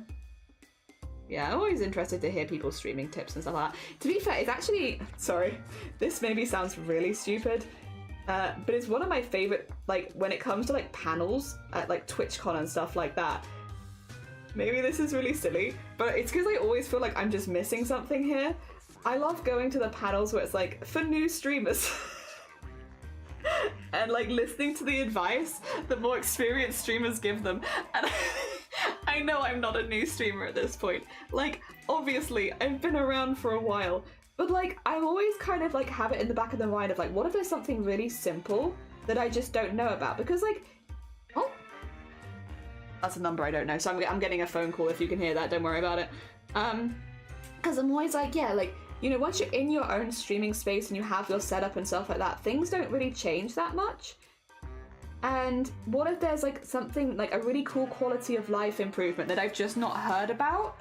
That new streamers these days are like, oh yeah, if you do XYZ, it's really makes ABC much easier. It's like, oh, I want to know about that. So I like going to panels for new streamers. I also like thinking about, like, when people, like, are giving advice to new streamers, like, oh, what's the advice that I would give? What's the advice that they give? You know, and stuff like that. Because I'm like, if somebody asks in my stream, then it gives me more things to say. Because again, we've said this before, my advice to new streamers is really boring and not super inspiring. So, because it's stuff like fix your Nightbot. If you've got Nightbot, it is broken. You need to go. If you need to go fix the settings so that if you get raided, you know that it doesn't time everyone out. That sort of stuff, which is like it's advice, but it's not particularly inspiring advice. And so I like going and listening to what other people say, so that if somebody asks Sarah, I'm like, okay, I have an idea of what we can say. That's like, I can still give the advice that I would give, like the stuff to do with like more of the technical stuff, but also I can be like listening to what they say that's a little bit more inspiring for new people. and use that as well. Because otherwise I just feel like I'm a bit of a boring person where I'm just like, fix your Nightbot, honestly. Fix your Nightbot. It's gonna time everyone out when you first get raided if you don't. Seribot's good. Get Seribot. What else was my... Save your first ever VOD so that you can look back at it in a few years' time and see that your improvement. I don't know if I would give the advice to turn your numbers off. I see that one a lot, and while it is advice that I've followed, I'm like, I don't know if I'd give that advice to other people. I mean, I guess you could say it as an option of like, you can turn your numbers off. Obviously, be a little careful about I don't know if this is actually an advice to give. To be clear, this isn't about anything in particular. This is just something that I've noticed over the years in other people's streams and stuff like that, as a heads up. Be careful how can I phrase this? Because again, I don't want this to come across as too harsh or rude or anything like that. Like, I guess be careful of what you say while you're live on stream. If you're like, especially if you're gonna raid a streamer, right, for instance, like if you're gonna raid out at the end of your stream, this is very specific advice. And again, this is just based on like things that I've seen, not necessarily in my own channel, but like as a viewer, a long time watcher of Twitch. When you're raiding someone, be careful about what you say about the person before you raid them. Like, do be a little careful, because I've definitely seen this before, where like you're like, how to put it, and like this is a really difficult one to speak about, because like I feel like it's actually kind of important advice that maybe a lot of people don't know. A lot of streamers, if they get raided by someone new, will go back and like listen, maybe not everyone, but some do, to like the end of the stream and stuff like that. So like basically if somebody raided me and they were like, oh, what were you doing? Let's click on the name, go see what they were streaming, yada yada yada. Not everyone does that, but some people do. And like all it takes is one person to do that. So be a little careful if you're raiding into someone and you're talking about them before you raid them, to maybe not say anything rude. Because otherwise, and again, this is not something I've seen super often, but I have seen it a couple times. Again, I've been around on Twitch long enough that I've seen it a few times now, where it's like, you'll go into someone's stream, or the mod team will go into someone's stream after they've raided, especially if it's a new raid from a new person. And the last thing they'll hear is, oh, this person's got a lot of viewers, so I'm gonna go raid them. Or like, I think this person's gonna be on the front page, so I'm gonna go raid them. And it's like, there's technically nothing wrong with doing that, and a lot of people do that when they're trying to grow and meet new people and stuff like that. But you probably shouldn't say it aloud. Because it definitely gives you a vibe. And again, it's not like technically against the rules or anything like that, and I think it's very normal that a lot of people do it, but maybe be a little careful to not say that sort of thing aloud, because it's going to be very embarrassing if the streamer plays that aloud on their stream, where they're like, oh, let me have a little look at your stream, what were you up to? And then they go into your stream and the last thing you've said is, which is the first thing it'll probably play, this person's got a lot of viewers, let's go see if we can grab some of them. And it's like, yeah, be careful about being rude about other streamers live on Twitch. That, yeah, I think would be a thing. Again, it's not like it's against like any rules or anything, but it could definitely give you a bad first impression. Again, it doesn't happen super often. I think most people, I think sometimes it's just easy to forget in your space that other people might be listening. I've definitely had it as well, where like, you know, you'll hear streamers talking about other streamers, and then you're looking to see, because as a viewer you can see who's listening at any time, right? So you'll go and have a look to see if said streamer is listening and they're technically lurking, and you're like, ooh. I don't know if you knew, but that person that you're talking about is lurking your stream right now. Dear. Yeah, it's always a little awkward. Again, not something that I've necessarily experienced personally, but I've definitely I've definitely seen it happening. Tends to be for us, we tend to ask about someone's stream, because that way if they need to go lurk immediately or if they need to run or anything like that, I can do the whole like streamer self-care thing. I mean, you guys have heard me do it before. When someone raids, we tell them, you know, if you do need to go run, if you do need to go eat, sleep, drink, self-care, please do. I think I'll always give that advice to people when they raid, regardless of how long they've been streaming for and stuff like that, because normally when you raid out, it's because either you're tired or you need to go do something, and it's like, I don't want people to feel like they have to stay here, so I'll normally give people the option to dip immediately, because I often need to dip immediately. But yeah. Everyone does that kind of stuff differently, and yeah, clips is another one. I do think that I stand by we said it yesterday, where I was like, personally, these days, I'm not as bothered if a clip of mine plays. It used to bother me more, like I used to get very self-conscious about it, but these days it doesn't upset me at all or anything like that. Not that it really upset me anyway, it just wasn't my favourite. That being said, it does prevent me from raiding PG streams, basically. You know, if you have the automatic clip playing and you're a PG streamer, maybe consider asking permission to play people's clips before just playing them on your stream, because that's definitely happened to this one is speaking from experience. This one has happened. I had a little think about it after stream when we were talking about it, and I was like, yeah, actually I think this might be something that I would start giving it as advice. I'm not telling you how to do your shout outs because that's your stream. Also, Horizon, good morning, welcome on in. I hope you're doing well. I hope you were doing good. Yeah, I'm like, I'm not telling you how to do your stream because it's your stream at the end of the day, and you should be the only person in charge of that ever. However, if you are someone who plays clips when people are shouted out, maybe just ask the streamer if they're okay with it first, because we're a very 18 plus stream, right? It's why we have it in the title, it's why we have it in our description on YouTube. We have it 18 plus. It is on all my streams, right? But we do sometimes want to raid streamers that are more PG, more family friendly, because we like the streamers themselves, right?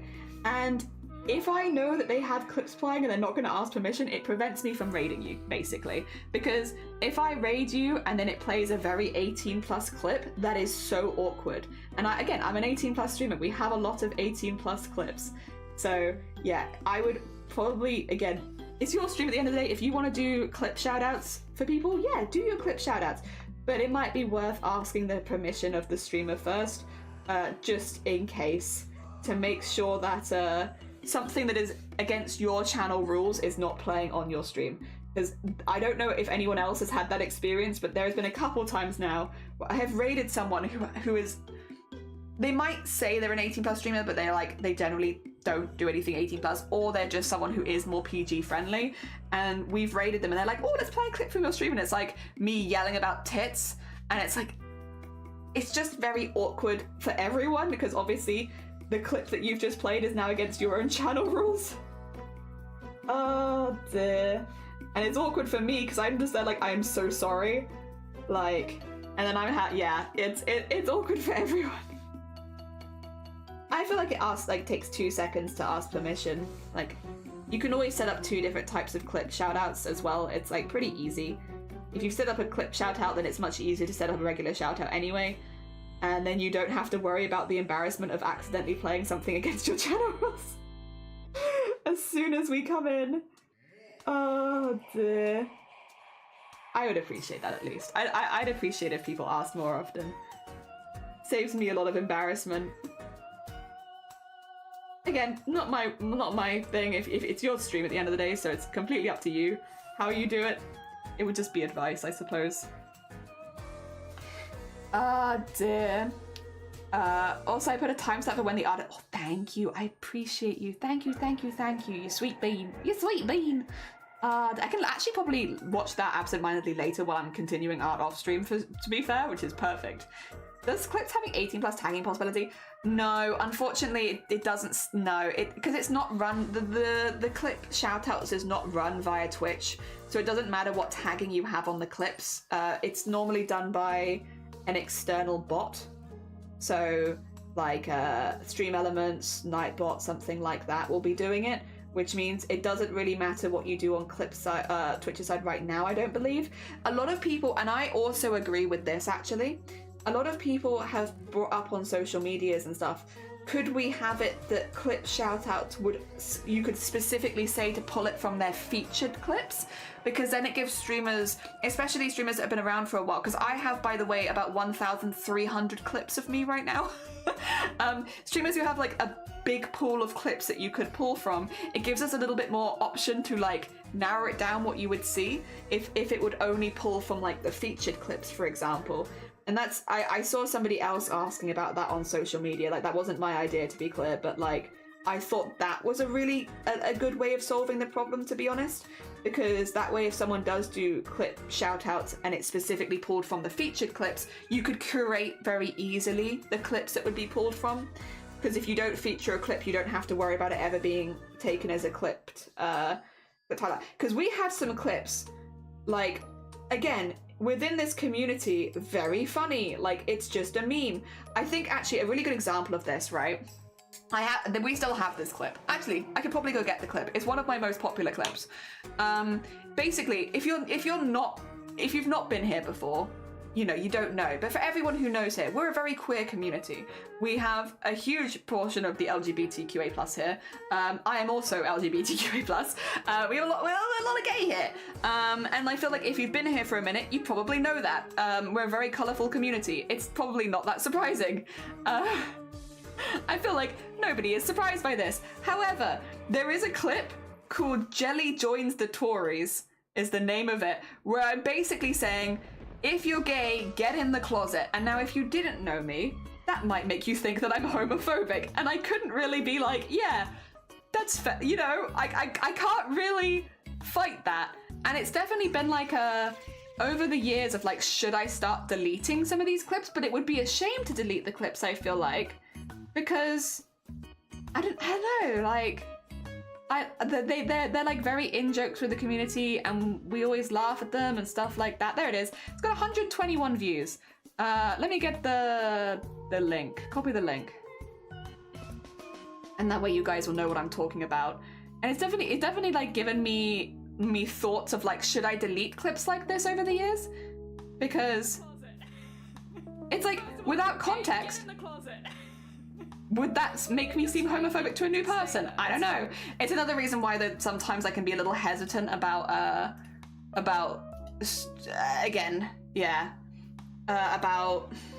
raiding channels with the clip shout out, because, you know, most clips are the funniest when they don't have any context, right? That's the whole reason you take the clip. And again, I don't necessarily want to get rid of a lot of these older clips where I'm like, yeah, again, we were just having a silly joke around, but if it means that people are going to assume that I'm homophobic, should I delete the clip? Yeah, it's a hard one, right? And I think having something like clip shoutout specifically pulling from featured clips would really solve that problem for a lot of people. Yeah, but it's not the case as of right now, so it's just a hypothetical thing at the moment, I suppose, because as of right now, it can pull from your entire clip library, regardless of the category that you're in, regardless if you're in an 18+ tag or anything like that, it can still pull from it. So right now, it doesn't really matter. Maybe I should sometimes. So colourful that it's blinding. We do be very colourful. It was May. Out of context could be seen as bad, but where does one put the limits? Luckily, you're not a politician, as this kind of clip would bury you. Well, you see what I mean, right? Where it's like, again, I feel like it doesn't take very long for people to be here to be like, obviously we're just memeing and being silly, but like, again, to someone that's their first impression of me, should I delete that clip, you know? Yeah, it's definitely been something that I've had to think about more. And I think as well, you can understand why sometimes people don't want to raid channels which have clip highlights for that exact reason. Again, I think everyone's different, and I'm not here to tell you like how to do your shout outs. It's everyone's individual stream, and it should be a stream that makes you happy first and foremost. And if you like to do clip highlights, then you should do them. But I think asking permission might be a good call for a lot of people. Because for me, if somebody asked me permission, they were like, "Oh, can we give you a clip shout out or just a regular shout out?" I would 9 times out of 10 say, just give me a regular shout out. Regular shout out's fine. I would prefer that. And I know if somebody gave me the option when I raided in, like if I raided them and they were like, "Which would you prefer?" I would definitely be like, oh, I should rate them again because they asked. They asked, and that means that I feel a lot safer going in there, you know? That sort of thing. Again, it's a personal preference. Some people love clip shout-outs and will always be like, yeah, give me the clip shout-out. But I am someone who's like, I like being asked, personally. Oh dear. And it's because of clips like that, where it's like, again, if you know me, then you know that we're very chill. Most of us are in the LGBT. But if you don't know me, it could definitely give you a very skewed initial perspective, which is not what I want to do necessarily. There we go. Get that in there. Over raids that matter. Selecting a target feels like an art in itself. It is definitely a thought thing, isn't it? I love the idea of like raiding someone new every time, but then at the same time you want to support like when a friend is streaming something and you're like, oh, they're doing a really cool stream today, like I want to support them because they're doing like a special stream. There's definitely, some people do like channel point redeems of like guide the raid and stuff like that, which I think if you don't have like a huge amount of raid targets, that can work really, really well. But for me, whenever I end stream, I'm already normally looking for like, I normally have an idea of like something that I'm looking for. And so it's like, I want to raid this person because it's their anniversary stream, or I want to raid this person because they're celebrating their birthday. And yeah, I do like also going and trying to find new people sometimes, but I often do that in my spare time off stream. So these days, and like actually I say these days, I've been doing this for a while actually, like on days where I'm not streaming, like tomorrow when I'm not streaming, I'll normally have like a little peruse of the makes and crafting section and art section and just look for some art that I really like and meet some new people and stuff like that.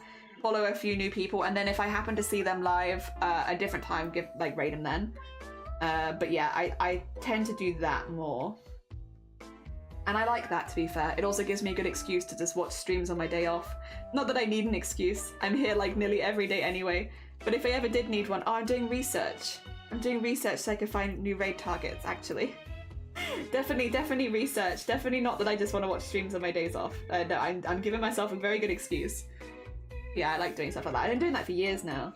The only problem is, if I'm like streaming outside of my regular time, like yesterday for instance, it's not as helpful. Again, yesterday I had ideas of targets that I wanted to see, but yeah, because I'm not normally watching at that time. There we go. Cute. Yeah, those ones are a little overlappy, but that's okay. Hi, pretty sweater. Thank you. This one's from my sister. Great taste. Great taste. Nice rainbow and pastel. I hope you're doing well, Fuji. Dear. It's hard to put myself in the shoes of LGBT, but I could see the clip out of context could ruin their day given all the things I had trying to. Yeah, exactly. Dear. You get the vibe. You get the consideration. Oh dear. You want to save? Also, I adore the dungarees. I think this brand is shutting down. Let me see if I can find it. But if you like them, they do a lot of really cool dungarees. It's Run and Fly. Also, thank you for the save and the hydrate. I will do a hydrate in just a second. I'm just going to have a quick look to see if Run and Fly is the one that's shutting down.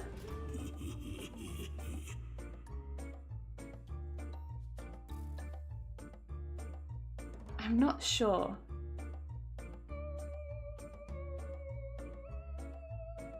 Well, I'll get you the link to the website anyway. And then... Was Run and Fly?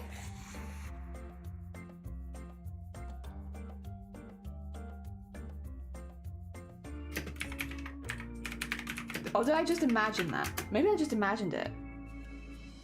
Oh, apparently I... Oh, no, they are. I was going to say, I thought they did maybe announce it like last week. Yeah, last week, important update from Run and Fly. Run and Fly, yabba. Run and Fly has always been a family-run business, originally started by Joram and later passed down to his son Atul, who has led it with creativity, heart, passion, and has taken us to where we are today. After long and careful consideration, Atul has decided to step back from the business and take a well-earned rest. Out of respect for his privacy and family, we won't be sharing more than that, but we're sending him all the love and best wishes, and we know many of you want to do the same. After much reflection, we've decided that to begin winding things down. It wouldn't feel right to continue to run and fly without a tool at the helm. We're still here for now, with a few final releases in the pipeline, but you may notice smaller drops and more limited size, and this is why. So basically, they're going to wind down to shut down. So they're not shutting down imminently, but if you are someone who likes the stuff that they make, like these kind of dungarees, definitely keep an eye on them now, because they might not be around for much longer. Yeah, rip them. But I understand, like, again, especially if it's like a family-run business, if the family is having to step back from it, it might feel a bit weird to keep running it and such. So fair enough. Again, it has to feel right for them. They are the people running the business after all.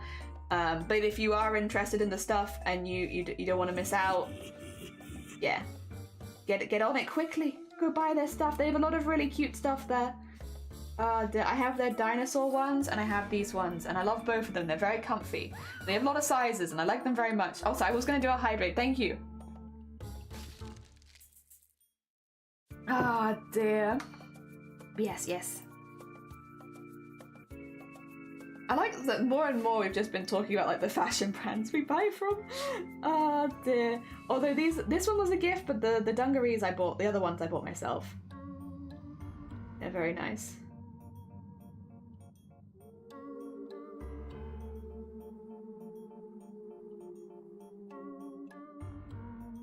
Go. Nice. Oh dear. Blapple!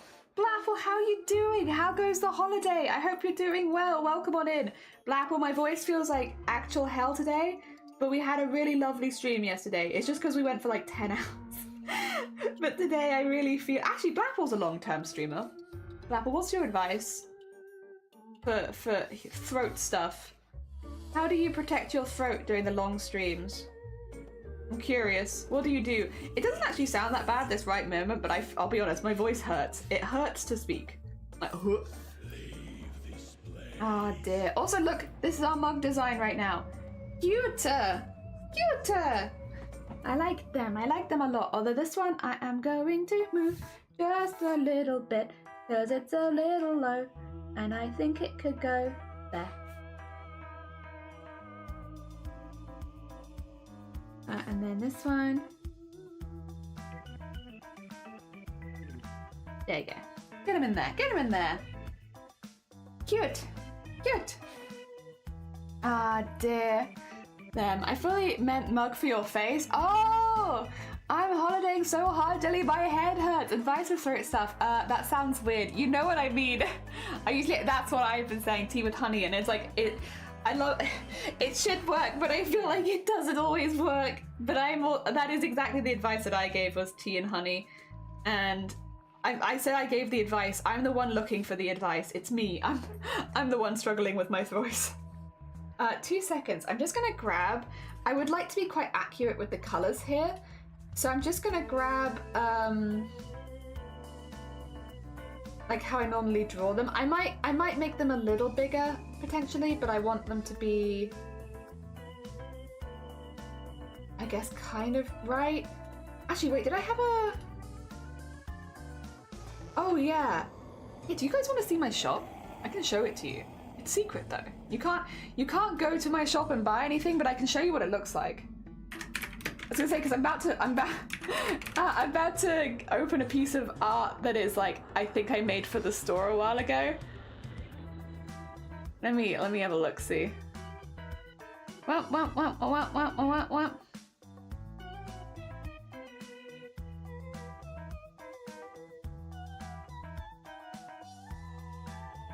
There you go, get it on this screen. And then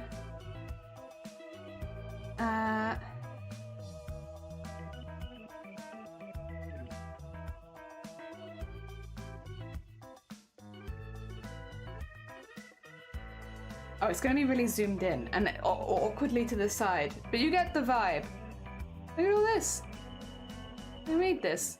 That was what I was going to open, was this one. So I was like, yeah, I've got it here. You just can't access it.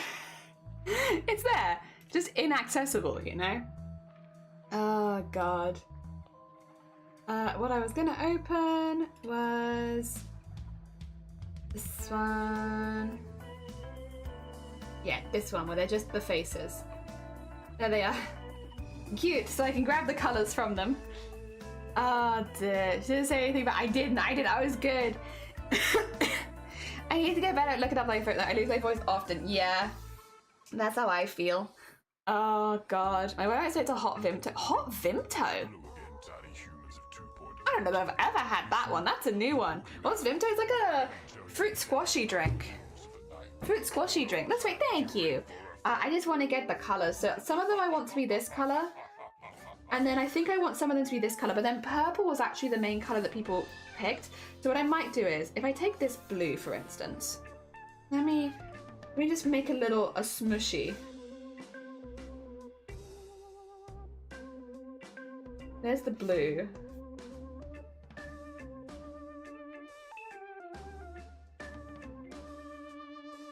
And then the pink. And then maybe the middly colour can be that. I think that would be different enough. Yeah, we'll do those. You never had hot Vimto? No! Not even once, actually, have I ever had hot Vimto. What colour do we want these ones to be? By the way, Blapple, I'm not just making them bisexual colours. People voted for bisexual colours. It's not me, it's the people. I think this one can be pink. This one... purple, this one blue? Yeah, I think. Yeah. Let's just get some base colours in. And then... We'll work it out. It's a bit big. What I kind of want to do is... I'm going to fill the whole thing in the same colour and then just add some variance to it. And then we just have to work out which jellyfish we're doing which colours. Which I'm sure we can do. There we go.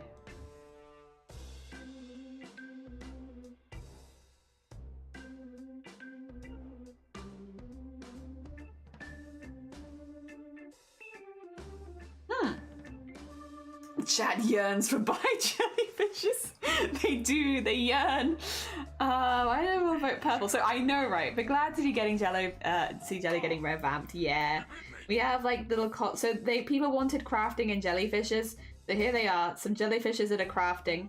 We've got sewing, which I'm going to include beading and all that kind of stuff into. We got painting. We got crochet. We got digital art, and then we got cosplay over here, which I think pretty well encapsulates everything that we do. Oh dear. And then bisexual lighting. Oh dear. Understandable. I get it. I'm feeling quite strange. I'm feeling quite... There we go. And down here. We also need to decide line colour. Because I might make the line colour a little different, so it's not black. Oh dear. We streamed this for 10 hours yesterday, by the way, Blapple, and we didn't finish the line art. Like, my gosh. Again, I think though, I don't even think that we were necessarily working slowly or anything like that. I think I just incredibly underestimate how long it takes to draw and the style that I've been drawing in. Because I'm so used to like being like, before I could just whack something out in like a couple hours, whereas because there's so much focus on like line weight and all the extra little dashes and stuff these days, it just takes a lot longer than I think that it's going to take. Let's select, row, oh no, don't do that. Select, expand. There you go. And then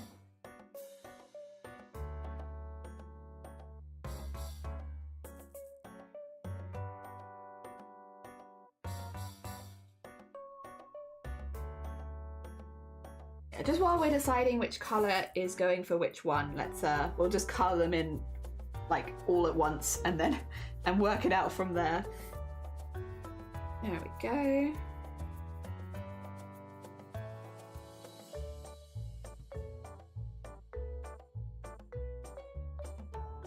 Pink.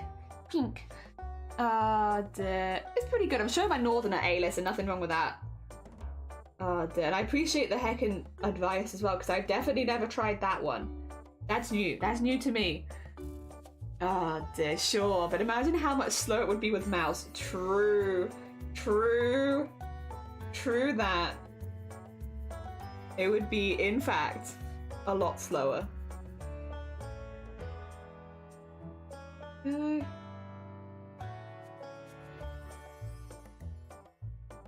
Oh wait, did I get the eyelashes on that one? Oh, I didn't even draw the eyelashes on that one. Oh, oh, for God's sakes me. The eyelashes are an important part of the character design. What are you doing? Alright, 2 seconds. Sorry, I must. It's very important.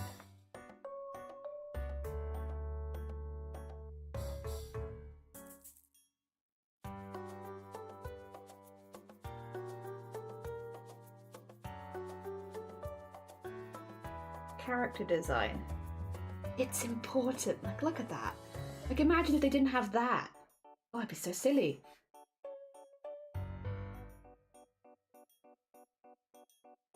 Oh, has my music given up? Oh no, it hasn't. It's still kicking, actually.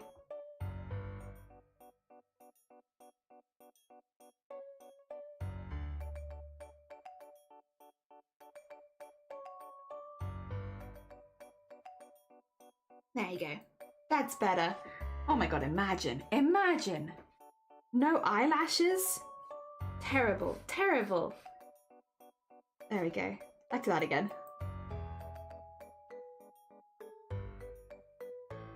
Oh well, at least we did remember. There we go. Oh dear. You missed the mouse days? Really? Even though the art was so slow? You know what? I'm kind of glad. I'm glad you missed the mouse days, because that means you enjoyed our company for longer. I'm going to take it as a compliment. Fight me. Oh dear.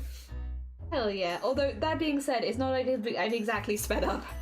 At first I was like, oh yeah, this allows me to do my art so much quicker, but the thing is it also allows my art to evolve, which means that my art's going slower again. But that's okay. Like, every now and again I look at Blue Sky and stuff like that, and I'll see people be like, oh yeah, today I did 10 studies of humans in one day, and it's like, how? How did you do that? I don't understand.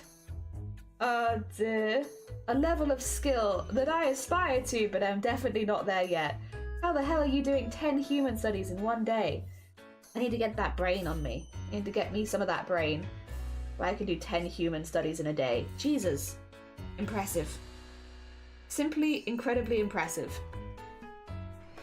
Mimi, oh, you're getting some Z's. Mimi, Vile, thank you for doing the Vile shout out as well. I hope the stream is going well. Had to look, but been feeling productive. Hey, listen, nothing wrong with that.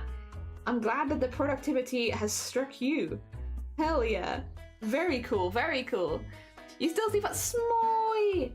Smoy, how are you doing? Good morning, I hope you're doing well. We're designing a mug right now. The people have requested bisexual crafting jellyfish, so I'm wearing my bisexual jellyfish dungarees. Oh god. And give the people what they want. Let's go to select, modify, expand. There we go. And then just colour this in.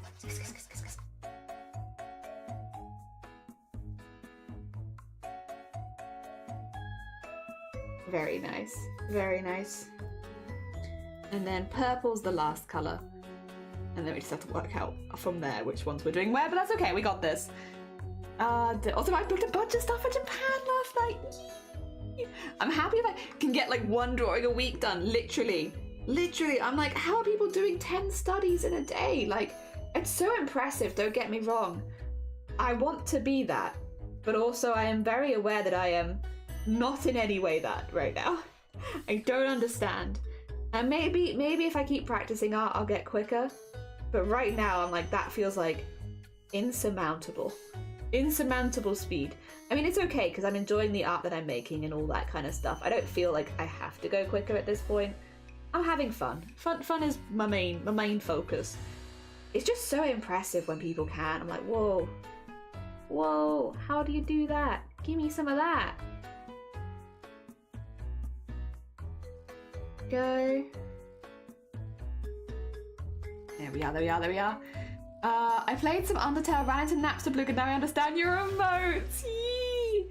Also, morning, horribly overslept today, but I'm feeling a lot better this morning. I fell down a rabbit hole last night and I have 6 new ideas to revive my Animal Glass series.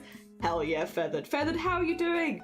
It's nice to see you. I also overslept a little bit today. Well, I didn't actually oversleep. I woke up and then I was like, I'm not leaving bed. I refuse.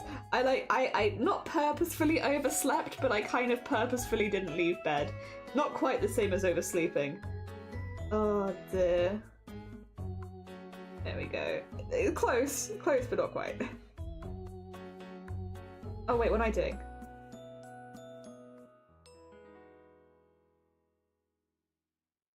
I need the tentacles. There they are.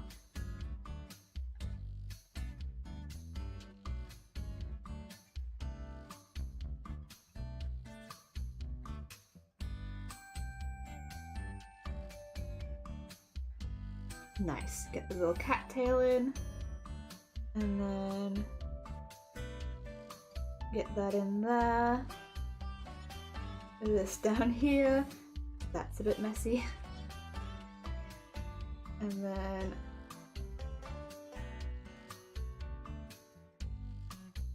oh, be there with it.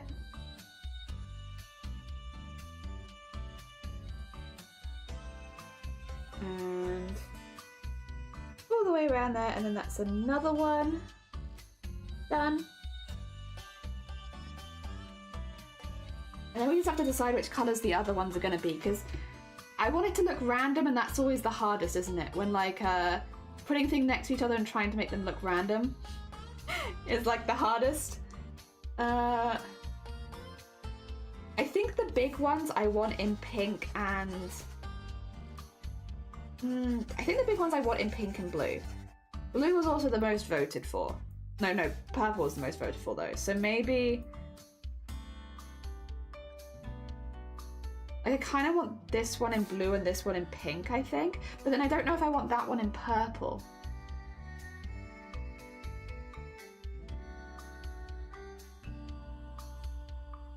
I think I want this one in pink. Maybe this one can be purple and that one can be blue. I think if I want this one... No, let's do this one. This one could be blue. This one can be pink. This one can be purple, that one can be blue. Yes, yes. Here we go, yellow or orange. Well, Sloth, if you wanted yellow or orange, you should have voted for yellow, or maybe you did vote for yellow or orange, I don't know. The colours I'm picking are not the colours that I'm like, oh yeah, this one going for. It's the ones people voted for in the polls, which have now all closed, I'm sorry. They were open until Sunday night. In the Discord, we had like a secret section appear for a few days where people could vote on the colours, which is why we're doing them in these colours. Again, to clear my own name, the reason we're doing jellyfish, the reason they're bisexual colours, none of that is me, actually, promise. I know it sounds very like me coded, like as in I picked that myself, but I promise I didn't. I promise I didn't. This wasn't my choice. It was the choice of the community. It sounds like I picked it, but I didn't. I didn't. Everything so far on this piece has been picked by the community. Yeah, including like what we're making in the first place being a mug. Oh dear. I'm way better today, thanks. Husband Unipop. Oh, home of plague last week and the little bugger is hanging on. In Japan in spring, get off Twitch and get your butt out there. I want to see the photos. Oh dear. These were community colours. Yeah, I missed the vote. I did ping everyone, I think, twice. There's only so much I can do. I think I talked about it on stream, pinged everyone a couple times.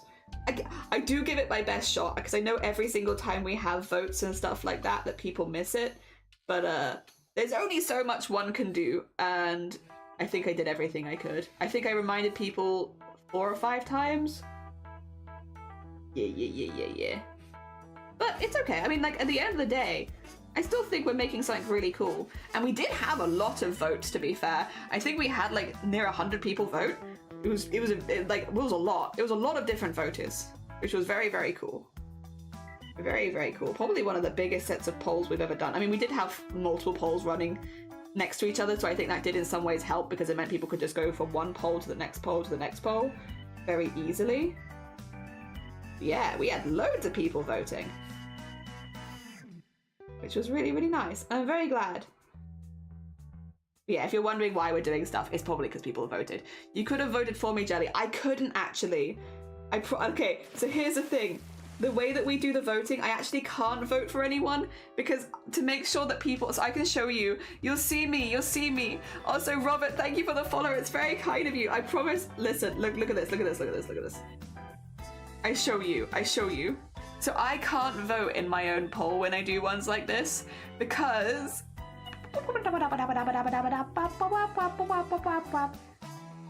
basically so you can see here, I've like voted for every single one, if that makes sense. And it's because I have to get the emote up in the first place so that people can vote on the emotes. And so because I have to get the emote up, I'm automatically voting for everything. I can't do the voting. Also, this is all closed. It's locked. So you shouldn't be able to see it in the Discord anymore, but I can show it to you because I own the Discord. But yeah. So I had to vote for everything, which means I did actually vote. Wait. You said you wanted me to vote for yellow and orange? I did. I did. Look, see? I voted for both of them. So you're welcome, Sloth. I actually did vote for them, yeah. I just had to vote for everything else as well. Oh God, Panthera, good morning. Welcome on in. I hope you're doing well. You mugging me off? Yeah. You like it? Yeah. We've got an outline done now. We still have all of the extra details that people asked for yesterday that need an outline, but the main jellies are in at least, which is a very good start, I'd say. We need to... Oh, no. Don't do that. That's not what I wanted to do. So I liked. Expand. There we go. That's what I wanted to do. Do you love it? So cute. I'm glad. I think it's cute too. I'm really pleased with how it turned out. It's taken us a while, but I'm really, really pleased. I think it's really, really cute. Oh dear. Oh wow. Wow. Oh dear.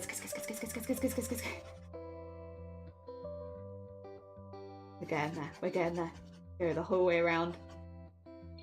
I don't remember who it was that told me about the expand thing, but good on you. It's made this so much easier for like the large spaces. Look how cute they are. They're so cute. Thank you. You're right. Any time slots. If they made it was rigged, no. I voted specifically. Don't worry. I got you. Well, once there's some votes in for everything, can't you just unvote everything else? I mean, that is true. Yeah, I guess if I really wanted to get my vote in, I could unvote for everything and then re-vote for the ones that I wanted. That is true. Once everything's in, I could put my vote in at the end. I just didn't. I just leave it like it is. Well, because I also don't want people to think that I'm lying or anything, because obviously we close the vote and then you can't see it anymore. And I don't want anyone to think that I'm like making it up, so I just don't touch it so that it looks like authentic. Not that anyone I think would accuse me of like making it up, but I'm also like, but let me just really quickly cover my own back. I've not made up the results.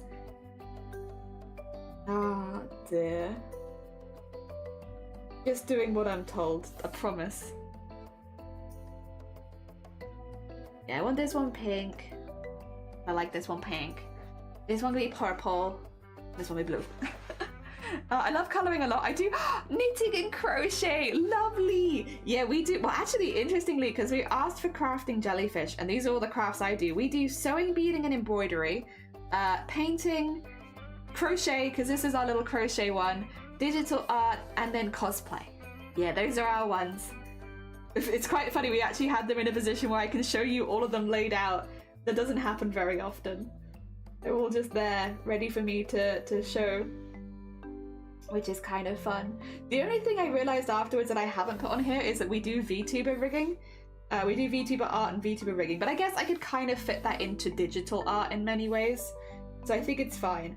It is a little bit of a different skill set, but I don't think it's so far out there that it's like, yeah, I don't think we needed to add it.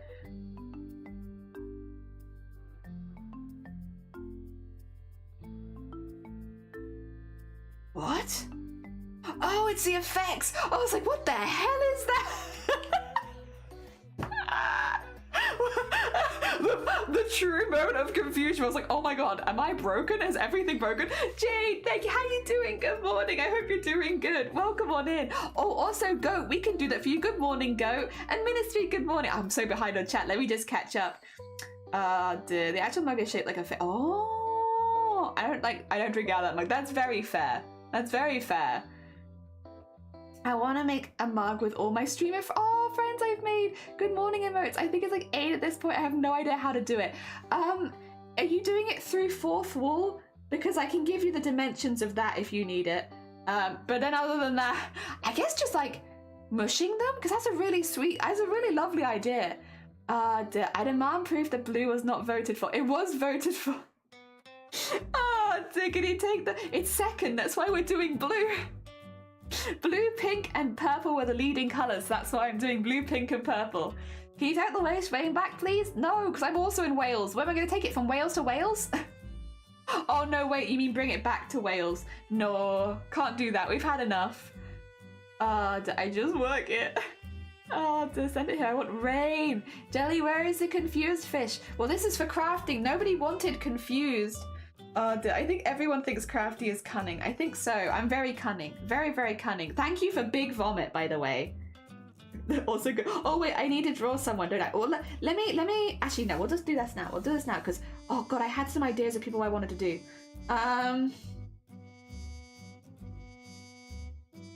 Right, I'm going to put them over here. Right, okay. This one's going to go next to Star.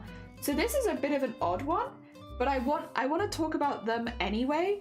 So this is someone who's inspired me, but not in this stream. This is someone who's inspired me in another stream. Someone who I don't think they show their face online again. So I'm going to. They're going to be another one of our question mark beans. Yeah. We'll do them as a question mark bean. But actually, we could do them.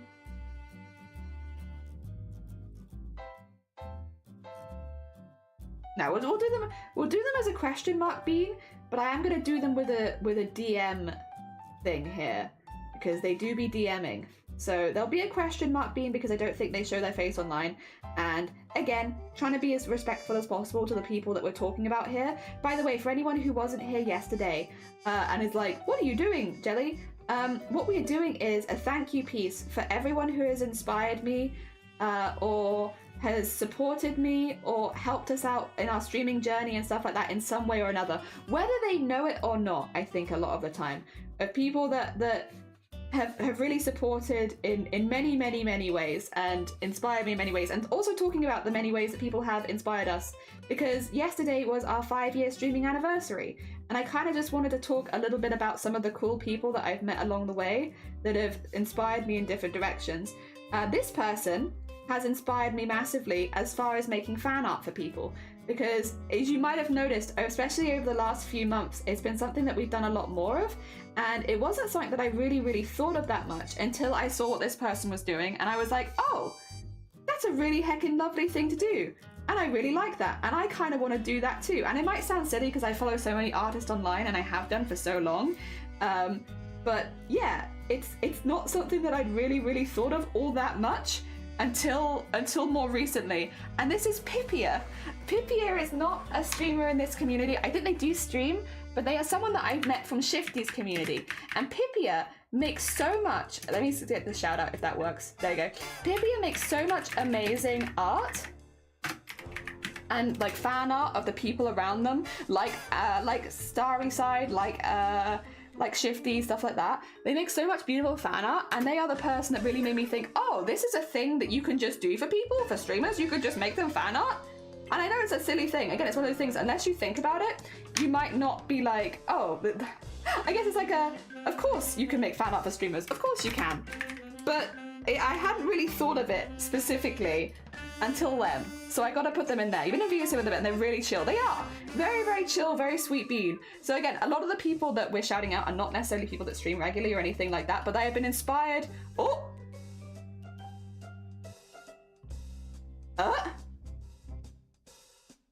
Okay, what the heck was that? Oh, is this broken? Oh no. Oh, we won't do that again. Whatever that was, we won't do that again.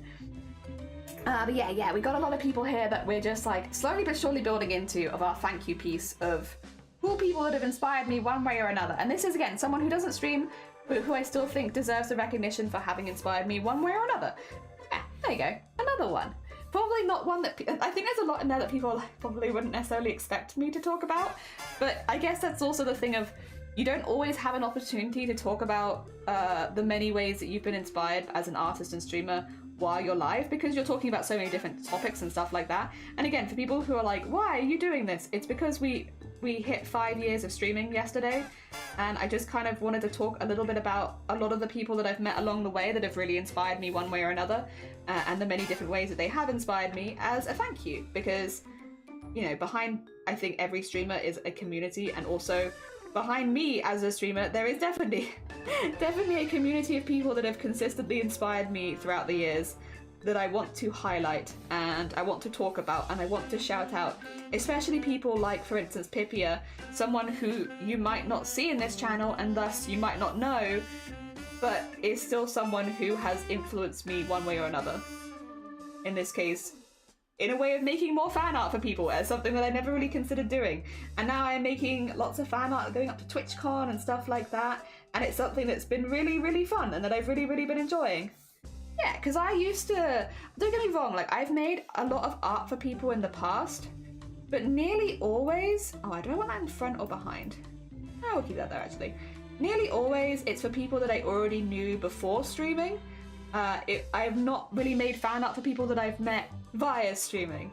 And I think that's where the turning point for me was there, is like, oh, what if I just make fan art for the streamers that I watch? What then, huh? That'd be cool. That'd be a nice thing to do. And yeah, Pipia is one of the people that really inspired me to do that. Oh dear. Okay, gotta get Pipia in there. There's another person that I also really want to add there as well, but we'll do them next. There's many people that I want to add, actually, would you believe? It's almost like I've met a lot of amazing people since starting streaming. I've been very, very fortunate. Dear. I'm trying to do that with a blanket fort. Oh, I love that. Hell yeah.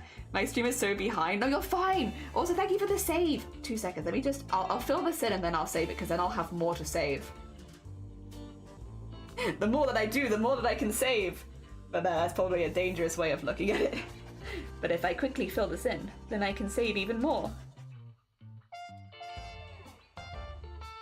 Like, look how cute they are. They're so pink. They're so pink. Oh, sorry, 2 seconds. Oh, okay. That's fine. Sorry, one of my sisters is organizing a thing, so I just keep getting pinged. Oh dear. Mango is chipped, by the way. My brain just realized I didn't know. Oh no, bless you. Oh dear. Have a good burger. Friends are what make art best. It's true. It's true. And hi, I've come here to procrastinate them more. That's fair. Thank you for the save. I shall save. And also for the hydrate and the pasta check. So much stuff I've made since digital art is just fan art from watching friends' streams, and I feel like friends are a huge inspiration. Yeah, I think so too. I think it's also a lot less intimidating to give art that you've made to friends than it is to give it to strangers. Not that I've ever had like a bad interaction with a streamer that I've made fan art for, but it's like definitely easing myself into it, making it for people that I already know quite well, and then like going outside of that. But honestly, it's been one of the most fun things I've done in recent years. I've really, really loved it. I found, okay, maybe this is gonna be like, ooh, I kind of knew that, jelly. But like, I've said it before, I will say it like 1,000 times. I'm just a really big fan of a lot of streamers. Like, there's a lot of streamers that I've been watching for many, many years, and I really love their content, and I've been consistently going back. I'm, again, mostly a lurker in a lot of streams, but it doesn't mean that I would say that I'm any less of a fan of their streams just because I'm lurking instead. And I would always really put myself as a, even though obviously I am a streamer, I go live on Twitch and stuff like that, I would probably put myself as a fan of streamers before I put myself as a streamer myself, just because I've been watching streams for like 10 years plus, I think actually closer to 12 years at this point. There's many people that I've watched for many years, and I still really enjoy their content and stuff like that. And yeah, I've been around for a while, I guess is what I'm saying. I've been around around watching streams and all that for a very long time, and there's a lot of streams that I really like, and I just never considered making fan art or anything for them, even though, and it's been really fun having the opportunity to talk about some of those streamers, especially streamers that I don't necessarily interact with in this stream, and talk about them and like the things that I like about their streams and how long I've been watching them and stuff like that. It's just been really fun to like gush about a lot of people like that. I've really been enjoying it. I've really been enjoying that. Really fun. And yeah, I'm so glad that we've started doing more fan arts and stuff like that for people. Yeah, because it's just been nothing but a fun time, to be honest, from start to finish. I really like it. There's so much art that I still want to make for people as well. I feel like I'm endlessly inspired. Alright, let's do the same thing. This one's a bit of a simple one. Select. Expand. There we go. Oh dear. Oh, yeah, that makes sense. So much what you're doing, the partner push was really sweet. I've seen so many good ideas since as well of like other things that people are doing, but I really liked making all of the emotes. We made so many emotes for people, and that was really fun. And it was nice to be able to give back to the people that were supporting us a little bit. And yeah, I had a really good time with it.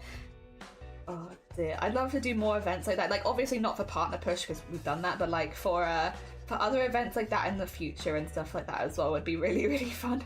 I would not be against doing that there. Are there IRL non-online people here? You mean like people I've met IRL, or like I met IRL and then, you know, I know on stream as well? Because yeah, Squid's one of them. Squid, Crip in a Box, Shifty Bluke, are people that I've like straight up lived with. Not just friends IRL. Friends after having lived with each other, which I feel like is a testament. Bateman is someone who I knew before streaming. Anyone else? That might be it actually.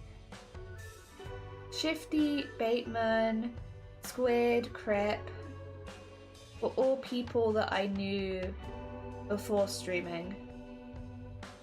I think Crip technically streamed before me, but obviously Crip's taken quite a big break from streaming. I think other than Crip, it was probably, I think I was the first one who started streaming in our friend group, but not by like a whole, like not by like a very big gap. So like when I first went live, there wasn't anyone, like the reason like I talk about like, oh, you know, I streamed to no one. Well, none of my friends IRL were really on Twitch that much at this point, and also I didn't really tell anyone that I was going live. I was just kind of going live and having fun for the sake of it. So like, yeah, they weren't really around as much, but then I think, was it Bateman after? It was either Bateman or Shifty afterwards that started streaming. And then it was one of them the other. And then obviously Squid started last October, which was really good. I know Crypto stream every now and again. Oh dear. I think technically Script did stream before me, I just don't think they were streaming when I started. Oh dear. Bateman did live next door to... Yeah, I never lived with Bateman, but I have lived like next door to Bateman. It's like pretty close. Oh dear. Oh my god, I have friends that would be a nightmare to live with. Yeah, but I feel like that's the thing, right? A testament to friendship is if you live with them and you're still friends afterwards, that's a good friend right there. You found yourself a friend for life. It is a trial by fire. But yeah, if you find people that you can bear to live with and still be friends with them, those are good friends right there. Also an IRL person, but I've never met Jelly. It's true. I do, yeah, I have a physical body. I'm a physical entity IRL. Oh dear. The what culprit? No, this was years ago. God, this was so many years ago. Like 10, no, not 10 years ago, but close. It's a very long time. Actually, it might have been close to 10 years ago. It was a very long time ago. We're all getting old. Oh dear. But no, I definitely am lucky to have met people that I can live with and still be friends with. Me, it's quite funny because like I hadn't spoken to Crip in a Box for like a long time at one point because we no, not in like a bad way, just like we were both doing our own life things. And then as soon as I started talking to Crip again, it was like we were bickering as if we had only been apart for like 2 seconds, because me and Crip have always bickered like siblings. As soon as me and Crip were just like constantly, like we're good friends. But I will always bicker with Crip. Oh dear. I think it's because we're both loud, passionate people, and so it was really fun to not having had seen him for a while, and then to chat with him again and be like, oh yeah, no, not a single thing has changed. I'm still going to fight you instantly. Oh dear, like I'm good friends with them, but their kitchen hygiene is horrendous. Oh dear. So many folks just awful to live with. Like, can you maintain a friendship after? But there are, but like there is a bit where you need to not talk to each other. Yeah, like I get. Luckily, I haven't had that with any of these people. Like they've all been really, really good to live with. I have had people that I've struggled to live with, but not the people that would have popped up in this chat. Everyone here has been very sweet. Oh dear. Alright, I think actually that's a pretty good spread of colour. I don't know how you feel about it, but I feel pretty good about that spread. Like, it's, I guess not super random, but I think it's okay. I think it's okay. I think I really wanted this one to be pink and such, and I wanted one of the big ones to be blue and the other one to be purple. I feel like I got what we wanted from the votes and such. Kitchen etiquette. Kitchen etiquette. No, I know what you mean. It's, yeah, kitchen etiquette. Bad kitchen etiquette. Oh dear, plus it's so easy to wind him up. Yeah. Yeah. Oh dear. Alright. Do we want to change the line colours? Excuse me. Serious questions. Do we? Don't know. I do want to change them, I think. For like much darker versions of their base colours. The only thing is, right, this one I want to make into an individual sticker. These ones I think I want to make into a set of 3. I can pop those there. What I might want to do is potentially get this one coloured in first, move it to a separate space so that I don't have to worry about altering it here. And maybe same with these. So that's maybe what my first goal is going to be, is with the idea that this one I would love to have as a sticker. I think we chip away at this one first and go from there to make sure that it doesn't matter if I have to take it away because I will have to move it to a separate place to work on it basically. That's not light enough. A little lighter. There you go.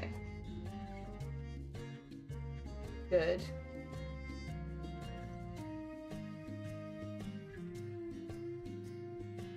And then I'm gonna use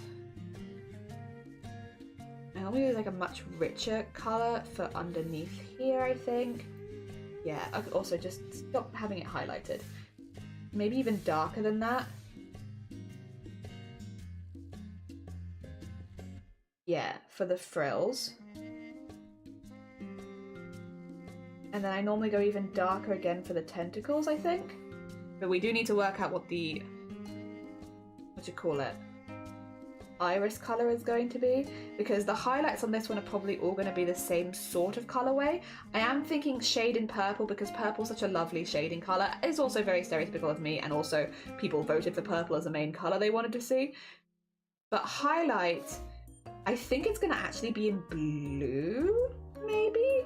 I think it might be shaded in purple and highlighted in blue because those are the top 2 colours. I might still have the iris be pink though, and then just do the rest of the shading in blue. Potentially. We also need to pick the inside colour for the mug. But yeah, that's kind of what I'm thinking. Oh dear. I don't know if I make this joke. What depends what the joke you're going to make is. What's the joke you're going to make? Tell us the joke and then I can always bop it from chat. You've given us warning, I appreciate it. I can bop if necessary. We can bop if we want to. You can leave your chat behind. Because if your chat's not chill, and if it's not chill, then that's no chat of mine. We can bop. We can bot. Nobody look at the chat. Oh dear. If you both fight each other, do you both get Oh god. Listen here, you. Oh god. I'm not gonna bop you because I think Crip would have liked that one. But I am. Oi oi. Oh dear. I love that song. Yeah, me too. It's a good one. Oh dear. Where's the best place to post other streamers I think people would like? Live stream chat. Live stream chat. Whack it in there. Because I don't normally check live stream chat while live, which is perfect.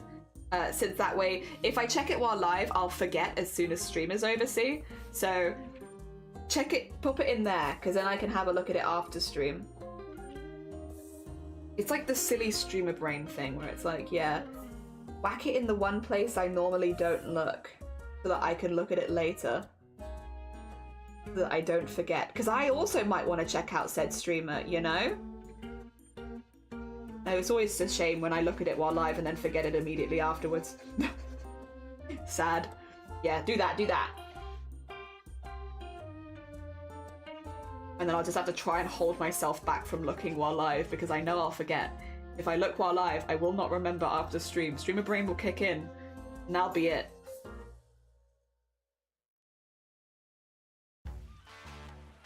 Do I want this to be a little lighter, maybe?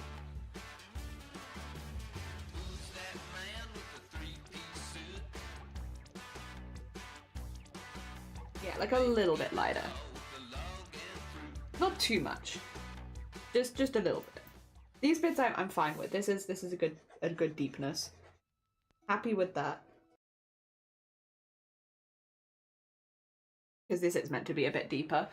Oh dear. I'm gonna send that to him while he's working. Yeah, that's exactly the kind of joke Crip would love. Oh god. I think that's another reason we bicker all the time, is because our sense of humor is very similar, but I'm also like, oh, you can't say that. And then Crip will be like, oh dear. It's good to have friends you can bicker with though. Oh, wait, actually, I've just realised this line art doesn't make any sense. Wait a minute. I've created illogical line art. I think I'll have it go behind. Let's put that there. I'm just gonna have to redraw this bit. Not a huge problem or anything.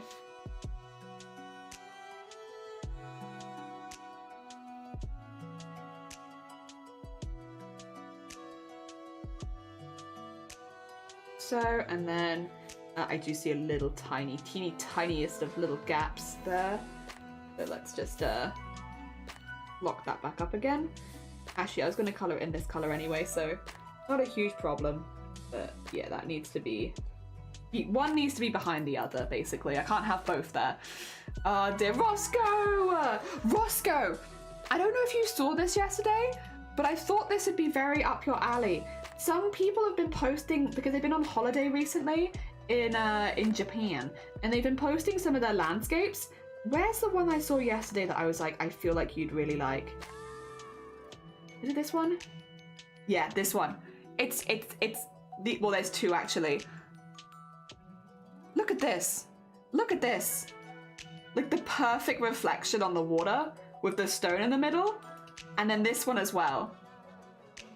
I don't know. I think it's because the trees are lit up. Like, I don't know. It's just very, very cool. Very, very cool. I saw them yesterday and I was like, you know who does a lot of beautiful water reflections in their art? Roscoe. I wonder if Roscoe would like these. I don't know. They're just very satisfying pictures. Like that one, I think especially. I really love the framing of that one. I think it's really nice. Eastern 5 Dads, can you believe it? I can't, Linda. Also, good morning. It's also this level playing field. It's like the Paralympics. God damn it. Also, Acres, good morning. How are you doing? Green Path, it is. It's Chill Hollow. Oh, actually, Smoy, I can talk to you about this as well. We have a charity event coming up at the end of June, I believe it is.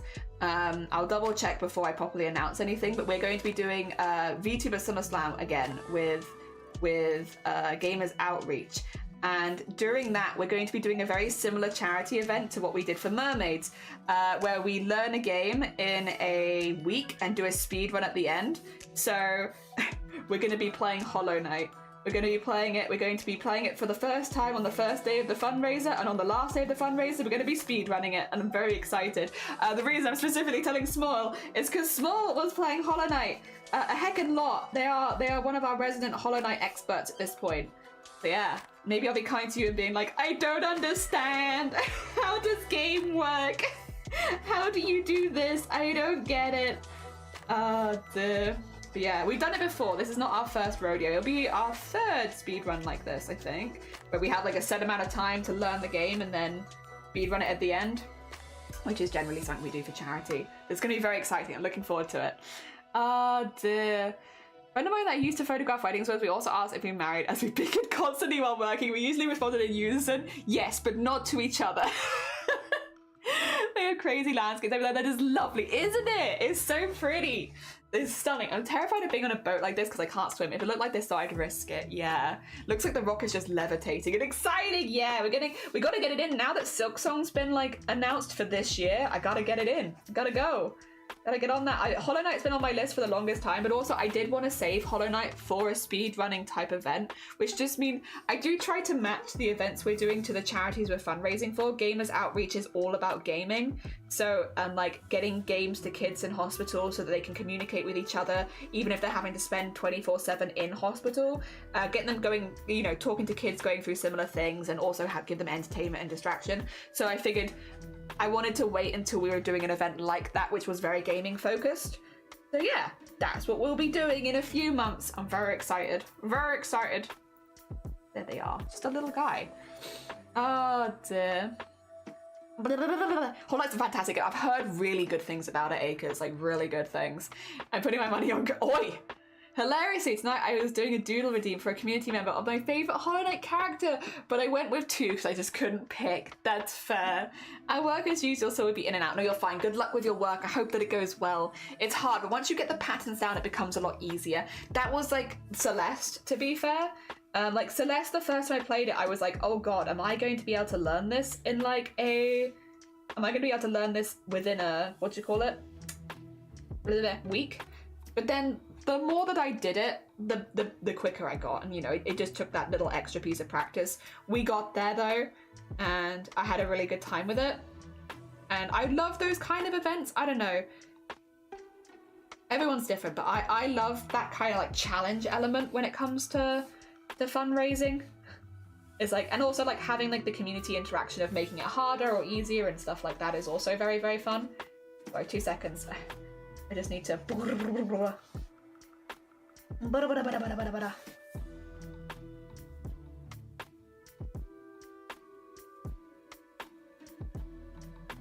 Okay. I just think that looks really good. You know, I just really like how this looks, and then I just want to go like a little bit brighter nearer the top.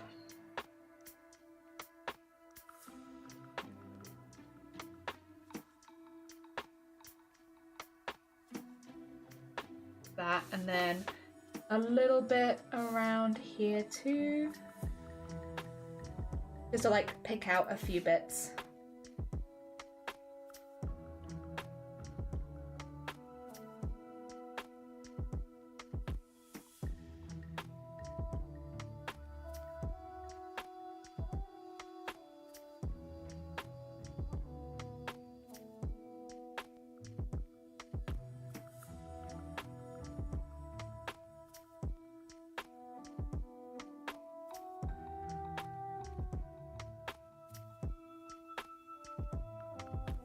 There you go.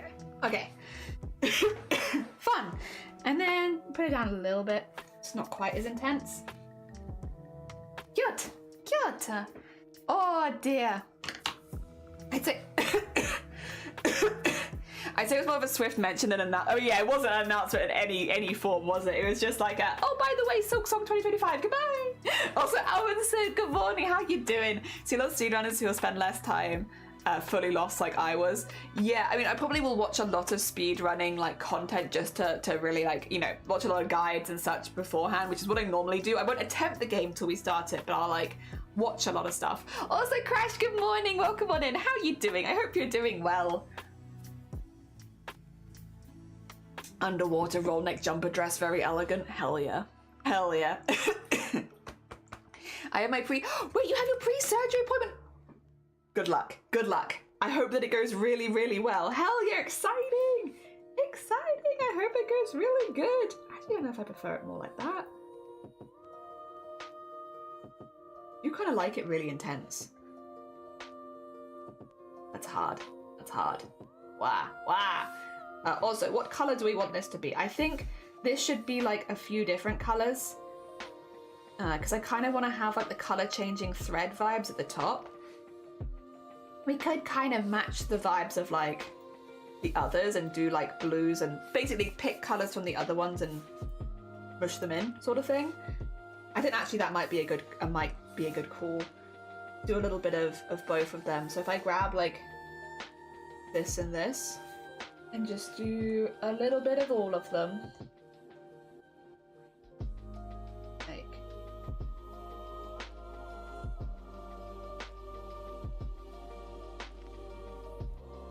We can keep pink as the main color because it is like the pink one, but yeah, just have like a few other colors in there too. And then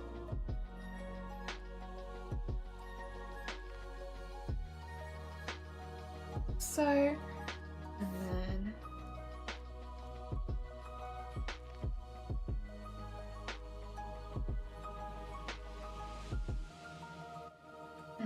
get that there.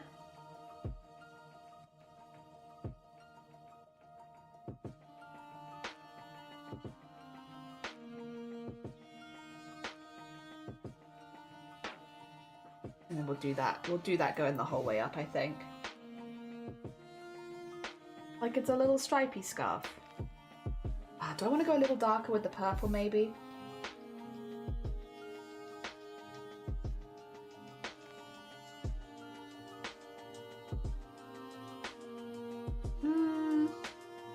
Yeah, go on. We'll go a little darker with the purple. Does mean I need to quickly redraw that, but that's okay. Otherwise it has that, like, I don't like the edge on it like that.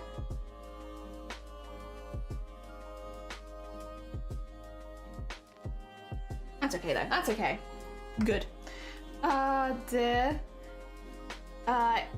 It'll make it look more cohesive, yeah. And since that's the colour palette that people have voted for, I do want it to be like, I want it to look like, you know, I've listened and you guys said you wanted a certain colour palette and that's what I've given you, rather than like, I went off and did my own thing.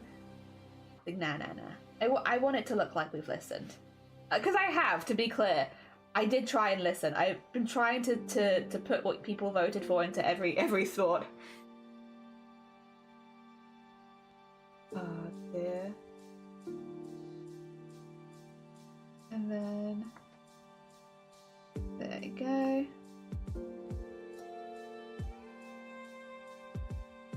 People have also asked for rainbow vibes, but I think I'm going to do rainbow iridescent-y kind of vibes. Because if you want the main colours to be this, but then you also want rainbow, it's like there's got to be like a balance there. So what I'm thinking is, when we put in all the bubbles and the extra things, they'll have like little rainbows inside of them. And that will help get the slightly more colourful vibe in that people wanted, without it being like overriding the other vote, which is obviously what we're doing here.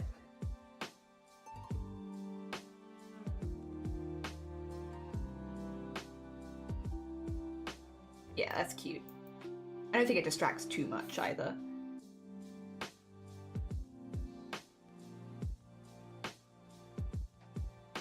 There we go.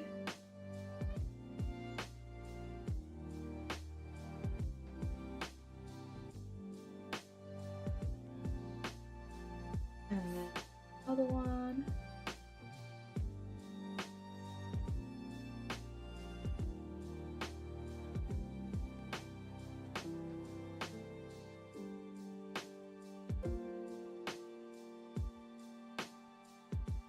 Yeah, I think that looks pretty cute.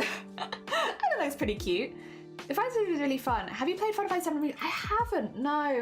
It's definitely been like on my radar, but at the same time, to be fair and like completely honest, the next Final Fantasy game that I want to play isn't the remake, it's 6. Because, to be fair, I am more of an old school Final Fantasy fan anyway. But yeah, I really, really want to play 6. I've only heard great things about 6. Like, a lot of people will say their favorite is either 9 or 6, and I'm like, as someone whose favorite is 9, that definitely makes me want to play 6. So like, but I don't know if I'd play it on stream. I don't know. Because like Final Fantasy 9, we played that one on stream when we were doing the speedrun for it, right? Which I really, really enjoyed. I had a lot of fun with those streams and like really, really good. But then I already knew that game inside and out. Like, would I want to have like the experience of a new Final Fantasy game while live on stream? And I'm just not sure, and that's been kind of the part of the reason why I haven't done it, is because I'm just not sure if that's something that I want to do on stream. It's like definitely a weird dilemma of like, do I want to play the game? Yes, definitely. That's a definite. But like, how do I want to experience it? And it's like, do I want to experience it around other people? The other thing is, you do have to be a little careful about when playing older games. A lot of people won't necessarily realize you're doing like a first time playthrough or something like that. And because it's an older game, might just assume that, oh, you already know this game. Like, you know, you're just playing it, stuff like that. Like, you already know the game. It's like, whereas when the case of 6, I really don't. I've remained very, very spoiler free. So if I play it on stream, what's the likelihood of me being spoiled on the game, you know? And I'm not sure. And that definitely, for me at least, it makes me think twice about playing it on stream. Even though I think a lot of people here, like, I think I could do some really fun streams with it. But do I want to risk being spoiled? There's very few things that like I care too much about being spoiled about. But the Final Fantasy series is very close to my heart. I really, really enjoy those games. And so it's definitely more of a consideration than like maybe my average gaming playthrough is, you know, the likelihood of me being spoiled on it. I don't know. There's been a lot to think about. I think I've said for a while that, to be fair, 6 is really high on my list and I just haven't played it. Because I don't know how I want to do it still. I'm still not sure. Just a dilemma. I'll work it out eventually, I'm sure, but yeah, 6 is the next Final Fantasy for me that I really, really want to play. I just don't know if I want to play it on stream. Yeah. Oh dear, the other thing is, do I want to have this pink be the same pink as the head? No, I think I want this pink to be the same pink as this. Which means, really quickly, just gonna try and fill in all of these bits with this colour to start with. And then I'll go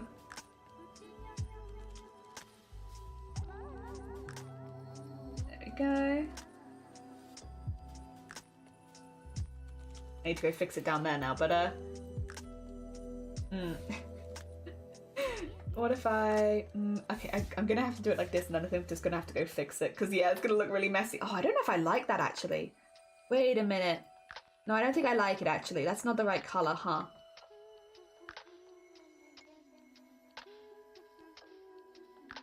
Maybe not that. I just want like a slightly darker one, maybe?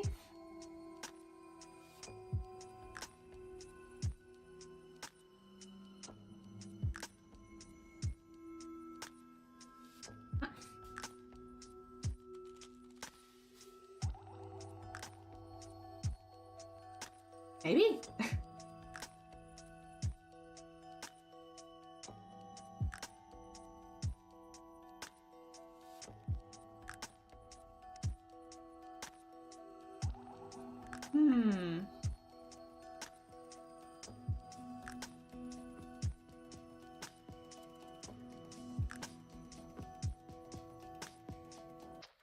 Sorry, I'm having a good hard think right now. Like, pink.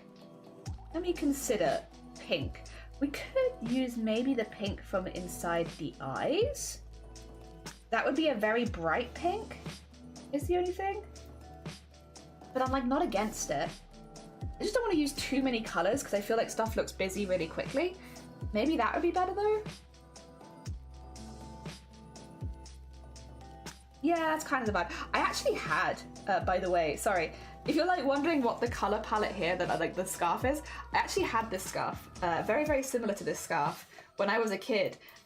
So I think I've mentioned before, Mama Jelly is not really like a crafter per se, but they do knitting.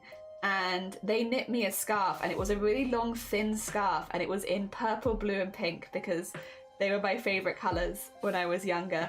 And so I was like, well, if I'm going to be using purple, blue, and pink anyway, let me just do them in the colors or like the pattern that the scarf my mum made me was. Or it's very similar to the pattern. It's not quite the same, but it's, I would say close enough. Close enough that it is recognizably that scarf. There it is. It's the scarf my mum made me. She was very good at it. You can't pen and no spoilers, that's true. I liked 8, but it was only a watching game for me. That's fair. People can get overexcited about things and accidentally blurt stuff out. Yeah.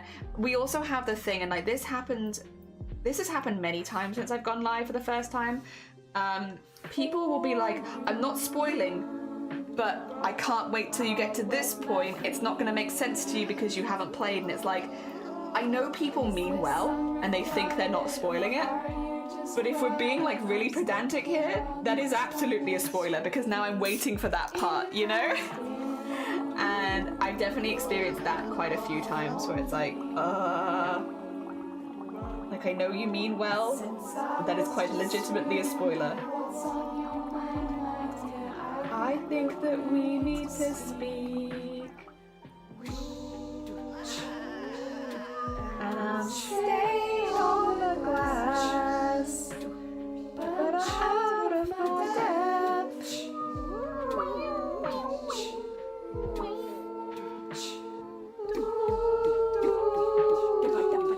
Fish.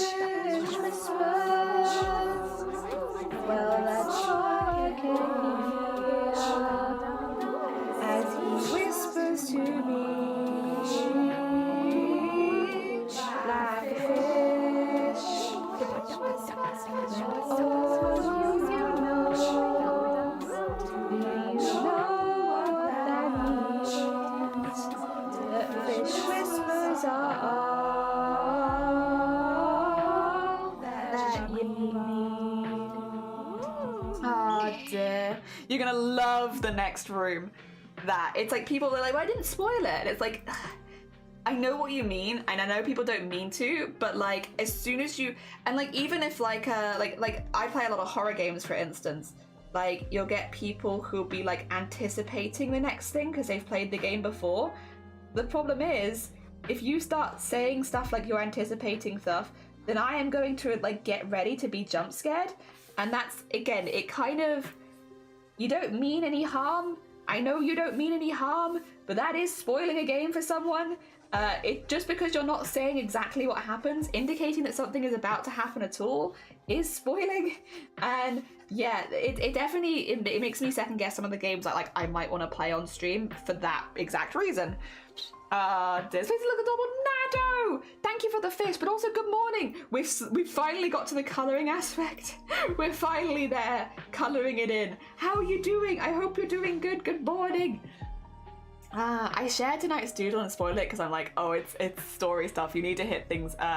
You need to hit things authentically. Yeah. Would you like to add a doodle? We can add a doodle. We can do that.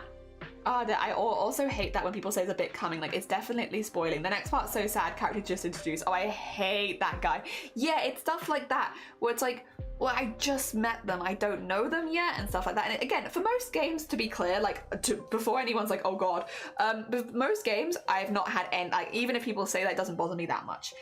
But Final Fantasy is kind of a special case for me, where I really love Final Fantasy, and because I really, really love Final Fantasy, I just don't know how I feel about streaming a game from Final Fantasy that I've not played before, because of that thing, that vibe. Yeah. And it again, I don't, to be clear, I know people mean no harm. I know they don't. I know it is not in any way like a malicious thing. People are simply excited about something they like, and I am not here to shame or anything like that. But it definitely makes me double think about the games that I want to play while live. because I don't want to. There are certain games when like I really don't want this spoiled for me, and people might think they're not spoiling it for me, but they are. Ah, dear. Also, speaking of, the next person we are doing, another faceless person, another person who doesn't really stream, but I think a lot of people here will know. I've given them a ring because they do a lot of jewelry stuff, and there are a couple reasons why I want to have this person in my thanks. I got a couple of them. I think people probably know who this is, even with the question mark. There are a couple reasons. One is that when we were doing crafty coffee mornings, which is not really a thing that we can do anymore just because they get too busy, but when we could do crafty coffee mornings, they were consistently one person who would come and bring like a really fun vibe to them, and I always really enjoyed the chats that we had there. One of the main reasons that I was like I really didn't want to stop doing them was because I was having so much fun with this person, and like a couple of other people too, of course, but like they always brought such fun vibes and stuff like that. It's just unfortunate that they got very busy, so we couldn't keep doing them. The other reason is because they introduced us to Chromacore, which has completely changed the trajectory of the crafts that I do. Like, without this person, I would probably never have taken up thread painting, and I would have never tried to get good at it or anything like that. And it has become one of my favorite hobbies and things to do. It's how we've been making a lot of the fan art that we've been making over the years. So I owe them a lot as far as directing me to try new things, meet new artists, meet new people, like push myself out there. I would have never had like an embroidery shop or anything like that. I would have been selling prints. So much would have changed if I hadn't met this person, and that is Sonne. That is Sonne. Again, Sonne is not a streamer. We do have the shout out for them though, because although I don't think they streamed recently, if they ever get back into it, we want to go send them some love. Oh wait, no, it's not. Yeah, it's that. I was gonna say, wait a minute, is it that? It's like, it is that, yeah. A very cool bean that has shared some amazing art over the years and got me into so much amazing art myself. They've really just pushed me as an artist, and I really appreciate them. So we gotta get them in there. Gotta get them in there. Somine or Smeagol, could also be Smeagol. Good morning. No, you're fine. Good morning. How you doing? What does a fish whisper sound like? Is it just blub? I smell like a bloop bloop bloop because they're whispering. It's a smaller blub. I felt that comment. You can have mods be on it. Yeah, make sure. Yeah, if I could organize a time with my mods, because obviously my mods are very casual. They pop in when they can, but they don't always hear. I would have to organize like, hey, with these streams in particular, would you be okay with being there at every stream? And obviously that's not always the easiest because we have a very casual mod team, which I prefer personally. Everyone's different with how they handle moderation and such, but for me, I like having quite casual things with the mods of like, if you can pop by, it's great to have you there, but like no pressure basically. We would have to, yeah, like be kind of more on it with that. So I would have to basically get an agreement with at least a couple of the mods to be like, we'd have someone there at all times, which again, we don't normally do. So much of our moderation stuff on this stream is handled off stream is the thing over the years, that it's like, we just don't need active mods in the chat because that's not where most of the moderation happens for most streams. It is very much off stream stuff. There you go. I just love a purple shading. Purple shading is so good. I love it.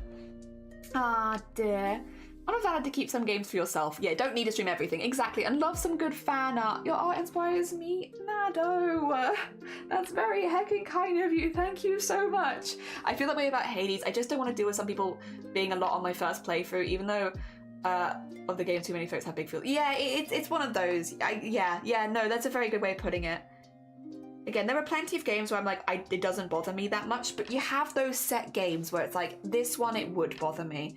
And so I have to have a really good think about whether it's worth it and whether it's something that I want to share with stream or if it's something that I want to keep for myself.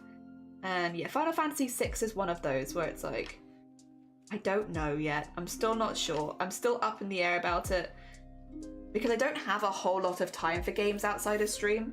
That is the other thing, is because my days are quite short generally, you know, normally a couple of hours after stream ends is when I start to get like my migraines and stuff. So because my days are a little shorter, having to pick and choose a lot. That's okay. Again, it's fine. I'll work it out. I'll work out how I want to handle it eventually. There we go. I appreciate everyone's patience with me as well while I'm working things out. I know that one's been one for a few years. but I still appreciate it. Thank you. Thank you for your patience. Thank you for putting up with me. I know I can be very slow with these things sometimes.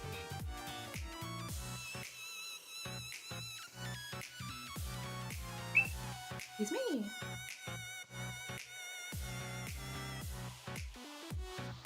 Oh, you know what I just noticed?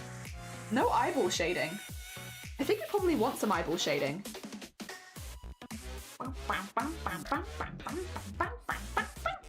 Yeah, let me get some eyeball shading in here.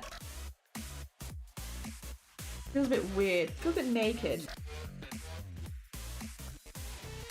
Doesn't need a whole lot because this one is like wide eyes. Without any at all is a bit. Get that jelly some eyeball shading, my gosh.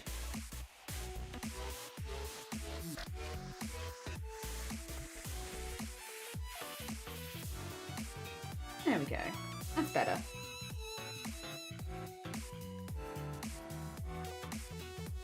I am really looking forward to Hollow Knight though. That's going to be really fun. The thing is, that's a great playthrough for stream. First of all, because obviously we're going to be doing it for charity, but also because we're going to be doing it like a speedrun anyway. So spoilers isn't really a thing. So people can come in saying whatever they like because yeah, we don't have to worry about stuff like that. That's the whole point of this. The thing is to speedrun it.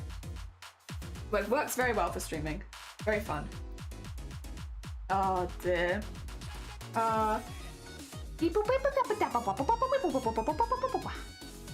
Dear, very unique style. Learn something new. So oh, bless you. I'm glad. I really enjoy it. We've been talking a little bit about a lot of the artists that inspired me with my art style, and yeah, like there's definitely a few out there that the inspiration is real. Like I have been so inspired by streamers and other people that I've met. And yeah, we were talking about a couple of them yesterday. Like one of the big ones being Gon Ryuki, which is someone who I didn't know has actually come back to streaming recently, which hopefully Twitch can goddamn let me know because I love their art streams. I love their art so much. I want to go see their art streams when they're live. My gosh. But yeah, I got to show off some of their art over, yesterday, which was really nice. It's just so easy to be inspired by art in the Twitch, in the art category because there's so many really cool people doing really cool stuff. I love it. I love it. Oh dear. And I really enjoy this art style. I would highly recommend to give it a go if you're interested. It's just basically adding a lot of shading with lines. I still go over it with shading. I think you could probably honestly stop. I don't think you need to do a full render on it to look kind of fun, but I like doing like a full rendered piece, especially for like a piece like a merch piece. I think it makes sense. I don't think you'd need to. I think you could just do the shading with the lines if you wanted. It's very fun. Very fun. I just like adding that extra bit, you know? Make the eyeballs look a little rounder and stuff. To me, it's my too much, but I like it. And get that in there. And then get that in there. And then doing the bit over the top. Never feel like Edgewell. I feel quite safe. I'm glad, except for the art isn't true, except for that one time. And Silent, good morning. Welcome on in. Thank you for the hick. I mean the dedication. I love it. Yippee! Oh, Sakura, good morning. How are you doing? It was nice to get to actually hang out for a bit. Oh no, you're fine. Small, you have a lovely day. Also, if anyone is looking to go send some love to our resident Hollow Knight expert, you need to go check out Smoy. They also supported us so hecking much when we were doing our heckin' partner push. They're also fantastic artists. Listen, if you like the stuff we're doing here, if you like the art and game vibe, you're probably gonna really like Smoy. Just another streamer to add to your list of people that you're probably gonna love. So go, yeah, if you haven't before, go send them some love. They're a very sweet bean. I love the art that they've made. And they're also just an incredibly supportive person in the community, which you would all love to know, I think. I'm pretty sure. There's no money back guarantee if you don't love them, I'm afraid, but I think that I won't need it anyway. I think you will love them. How does your hand enable you craft so much art? I'm not super well, honestly, a lot of the times. I feel like sometimes I'm fighting my hands, but we've been working them out a lot. They're strong. What is it? Let me show you. So it's just really a silly thing to show. It's just because, okay, I pinch a needle a lot, right? So if I make the pinching motion, look at that muscle. Do you see that? You see that muscle right there? Oh my gosh. Flex that muscle for you. Look at that. looks so creepy. Hands are creepy. Flexing the hand muscles. I'm very pleased with them though. They're getting stronger. Soon, no craft will be beyond my gaze. I just have to wait for my hand to get a little stronger still. And then get that under there. And the whole way across. Which means probably we're going to put some stuff into shading that we just, like, didn't put into shading on purpose. That's fine, don't worry about it. Not that, though. I realised this just a second ago. I was like, oh, I'm going to cover that. All that hard work I did? Nah, actually get rid of that. Oh, but not completely, though. Not completely. I just wanted a little higher at the edges. Maybe not quite that high, though. Maybe more like a... There you go. Like that. Yeah, yeah! And then get, like, some little bonk bonks. And then...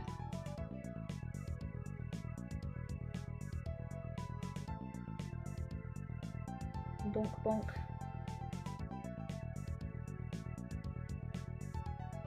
And then bonk. Tiny little line. There you go. Cool. Cuter! That is yeah, little hand's creepy, but it is very creepy when it's that close. Real question, have you done your hand twerks? No! And they've got like a cool glove for them now, look. Look at my cool hand twerks now fully clothed. No more naked hand twerks. It was good doing a thing the week you got partnered and was here for like a day and night with the rest of it. Oh, notice the tick. Heck. You're basically Italian with those pinch muscles. Thank you. I got like the good pinch. Oh dear, that's where the real practice comes from. Also, thank you for the save. Oh dear, may I ask? Yeah. It is the XP Pen 13 Pro.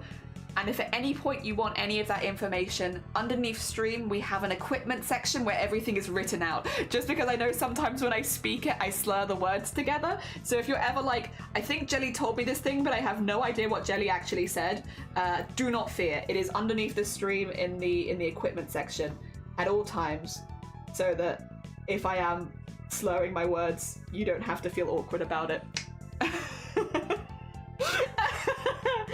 Oh dear. Literally the main reason I wrote it out down there was because so many people were like, your accent, I can't understand you. And it's like, I'm sorry. It's in there. I just happen to talk really quickly, which means sometimes stuff gets lost. It's lost in the translation. Don't worry. For those times, we have a handy dandy little section so that I don't feel bad if I'm Ah dear. Thanks, Kuro. Bless ya. Bless ya. If you want to go to the rock, I have this one. I really like it, but I definitely recommend people to do their own research when it comes to buying a tablet. I watched a load of videos where it's like comparing very similar tablets and sizes and like the things people liked about some things and the things people didn't like about the others. Because I feel like it's one of those very personal decisions based on the art that you're wanting to make and like the things that you want the extra help with and stuff like that your tablet could do. Like for instance, two of the ones that I was very between were like, once I like narrowed it down to XP pen and I was like, okay, I probably want an XP pen. Then it was like, what size of XP pen do I want? And that was a whole nother kettle of fish. Yeah, I definitely still recommend doing your own research and, you know, having like looking at the videos and stuff like that, because a lot of people have made some really, really good videos comparing, especially when you're looking, like you've narrowed it down a little bit to the brand that you want to get. Like looking at the comparison videos is really, really helpful. Just because, again, everyone wants to use their tablet for slightly different things. There were a lot of things, actually, that I didn't even think of. Like, loads of people use their tablets for 3D modelling. Never even thought of that. Would never have even thought of that as a thing. And then you watch comparison videos, you're like, oh yeah, of course some people would be using it for that. But yeah, this one I more specifically use just for the standard arty stuff. But I like it. I like it. Yeah.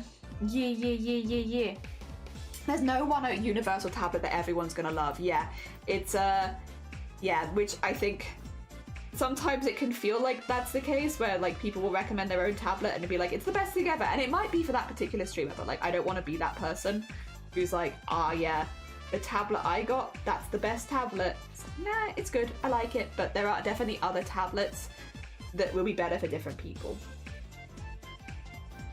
Oh dear. There we go. Nice. You missed it, but I just got home from applying for name and gender change. I can officially change up this. Yay! Yippee! Oh my god! Congratulations, Kuro! Hell yeah! Massive step. Big congrats. GG's. Oh yeah. Sorry that I missed it originally as well. I've been going on tangents and rants. I'm sorry. Dear. What we use? Cypress. How you doing? Good morning. I'm using a XP Pen 13 Pro. I don't know what you're using though. Lots of different things for different peoples. Lots of good tablets out there as well. I got mine during Black Friday sales as well, so I got a little cheaper, which was nice. Again, I was between two, and they both were in the Black Friday sale, so the Black Friday sale itself didn't end up making a big difference between the two that I went for. I just was having a look at my desk space and the space that I wanted the tablet to actually take up, and there was a larger tablet within my price range, but I was thinking about it, I was like, I don't think I actually want a bigger tablet. Like, I don't think that's actually a good thing for me, because I think I don't have the space for like a larger tablet here. As much as like everyone's recommending to go for the bigger one, I'm like, I actually don't know if that's a good thing for me, and I'm really glad I didn't go for the bigger one, because yeah, I definitely would have not had enough space on my desk with the stream setup and stuff. So that's another thing. It's like, I look at the advice, but then I'm like, let me just, if I'm applying it to myself, does this make sense? And the answer is often no. Pen and paper, there's nothing wrong with that. Also, Cricket, have a lovely look. Thank you. I love you, Faith. Thank you so much. Wanted to know that I'm here to support you. Bless you, and thank you for your adorable froggies. Thank you, thank you. Some people prefer the screenless tablet. Some prefer bigger or smaller. Some prefer something like glass and matte. Also, budgets, yeah. Budget sales, different brands. Because if you already have like a lot of Apple products, that's definitely like an avenue that you could look down. Because for me, as someone who's never really invested in anything Apple, it's like it didn't really make a lot of sense. But if you already have a lot of Apple stuff, hey, maybe that's going to be the way that you want to go. Also, like, what programs do you want to use on it, like how they run on different tablets and stuff like that. There's so much to think about. Like, it definitely is like quite an involved process, but worth it if you get a tablet that works really well for you, because I've loved using this. Loved it so much. I've had a really good time with it. I like the size of the 13.3 a lot, since it feels like a simpler A4 paper. Yeah, like I can't go much bigger than this because of like the streaming setup stuff. I don't have the space, and this feels perfect. It feels like I'm just drawing in an art book, and I love that. I also got the screen protector that makes it feel more like paper as well, which was only like £7 or something as an extra. But again, it was something that I looked into and was like, I think that's something that I'm gonna want. And so I got the screen protector that also changes the texture of the tablet a little bit. And I like that. I understand that's probably not everyone's cup of tea, but yeah, for me, that's made it feel really nice to draw on it. Just feels like a lot softer, and I like that. It probably helped with me getting used to it as well a little bit quicker, because it didn't feel that different to paper, which helped with the adapting process, getting used to drawing on it. Because I was also someone who mostly drew on paper. Yeah. Oh dear. Size I usually draw on. So yeah, drawing a little on paper using pencils all the time. I was thinking about evolving myself and using like more for my generation. I'm really new to it though. Yeah, I did. So I did go from like digital to digital, but I was doing all of my art with mouse and keyboard, which really, I don't regret it actually at all. I do not regret the time that I spent using mouse and keyboard. I spent the majority of the first year of me doing digital art drawing with mouse and keyboard. Which is slow. It is slow, and there is like a lot of methods to it that you won't use elsewhere, but it really helped me narrow down an art style that I really enjoyed, and that I enjoyed drawing in, that I could just pick up immediately, and it made me feel more confident as an artist to actually invest in something like a drawing tablet, where I was like, I don't feel like I'm starting from nothing. I don't necessarily recommend to do drawing with a mouse and keyboard, especially if it's not something you're used to, but that was my art process, was going from mouse and keyboard to drawing tablet. And yeah, again, that worked really well for me, but again, everyone's different, and I don't necessarily recommend drawing with mouse and keyboard, because it's definitely learning like a new set of things. If it's not something you're planning to do long term, like why bother learning it? But it was good for me, and it gave me a good because wait no, I can show you some of the art we drew with mouse and keyboard. Where's my mouse and keyboard art? Oh, actually, even just simple things. If I show you the theatre jam stuff, I made. Oh wait, is it not here? Eh? What? Was it here? Oh, this maybe.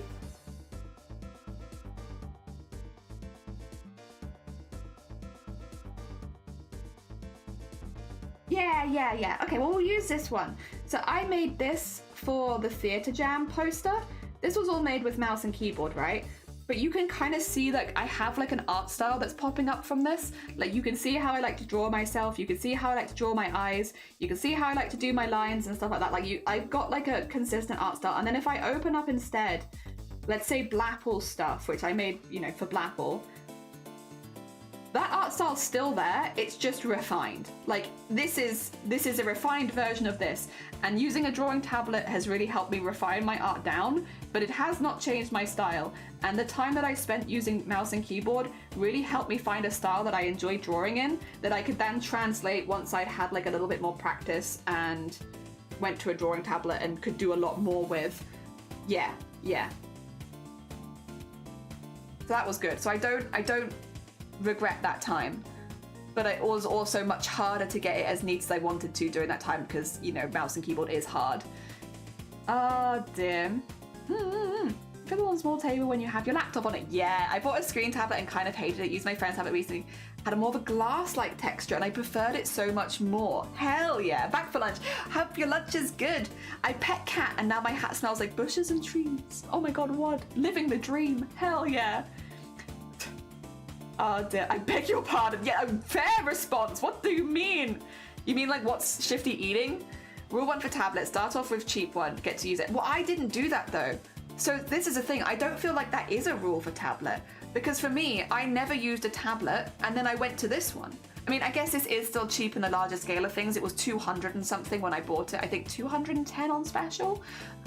So it was still like not the most expensive one, but I feel like, again, I went straight from mouse and keyboard to this, but it's not like I went from nothing. I didn't start out as an artist on a drawing tablet. I'd been using mouse and keyboard for a while first. I feel like you could also go from traditional art to that. It's just making sure that, again, before you make a big purchase, that you have been doing art a little bit so that you know that you enjoy doing art.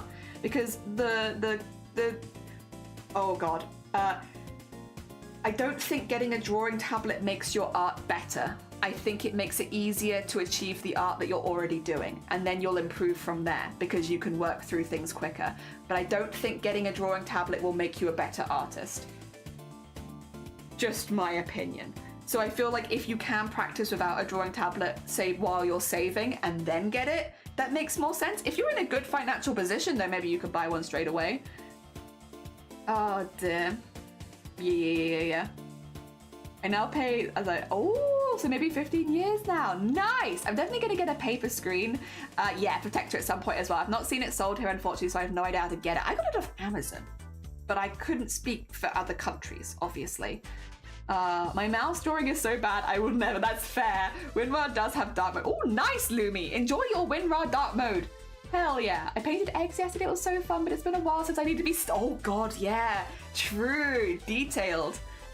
Oh dear. Washing is hung up and now I'm tucking some banana bread. Hell yeah, delicious. Junior decided to make some. Good on Junior. Good on Junior. I love my screenshots. And yes, tools are just helpful, but tools don't give you the skill. Yeah, I feel, thank you for putting it in a much better way, honestly. Thank you, Goat. Because, yeah, you know what I mean. It's like, I don't think it would make me a better artist to get a drawing tablet. And I don't think it did make me a better artist, but I think it gave me... It meant that my art was quicker to do, which it meant that I could improve faster. Yes. But I don't think it made me a good artist. Or anything like that. I think it just meant that I could achieve what I was already doing faster. Yes. WinRAR won't roll in my eyes anymore. A momentous occasion. Editing some resource packs in Minecraft? Sick. Honestly, actually momentous occasion. Such a big quality of life thing. Expensive card doesn't make someone draw better. Exactly. Yeah, I was really worried when I first got a drawing tablet that I was going to have to rework how I was doing my art style and stuff like that. Because again, like when I actually got a drawing tablet, I was already really, really proud of my art style. I really liked the stuff we were drawing and I was like, finding it much easier to visualize what I wanted and have it then exist on paper. Like I was already getting that stage, which I was really happy about, right?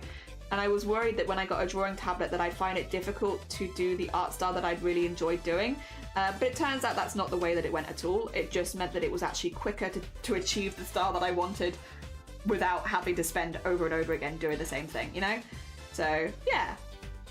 But definitely, I think going back to like what Cypress said is like, don't get something expensive off the bat.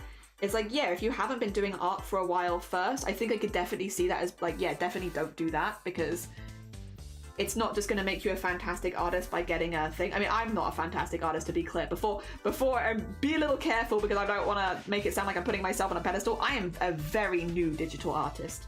In the grand scheme of things, I've been doing digital art for just over 1 year. I am new.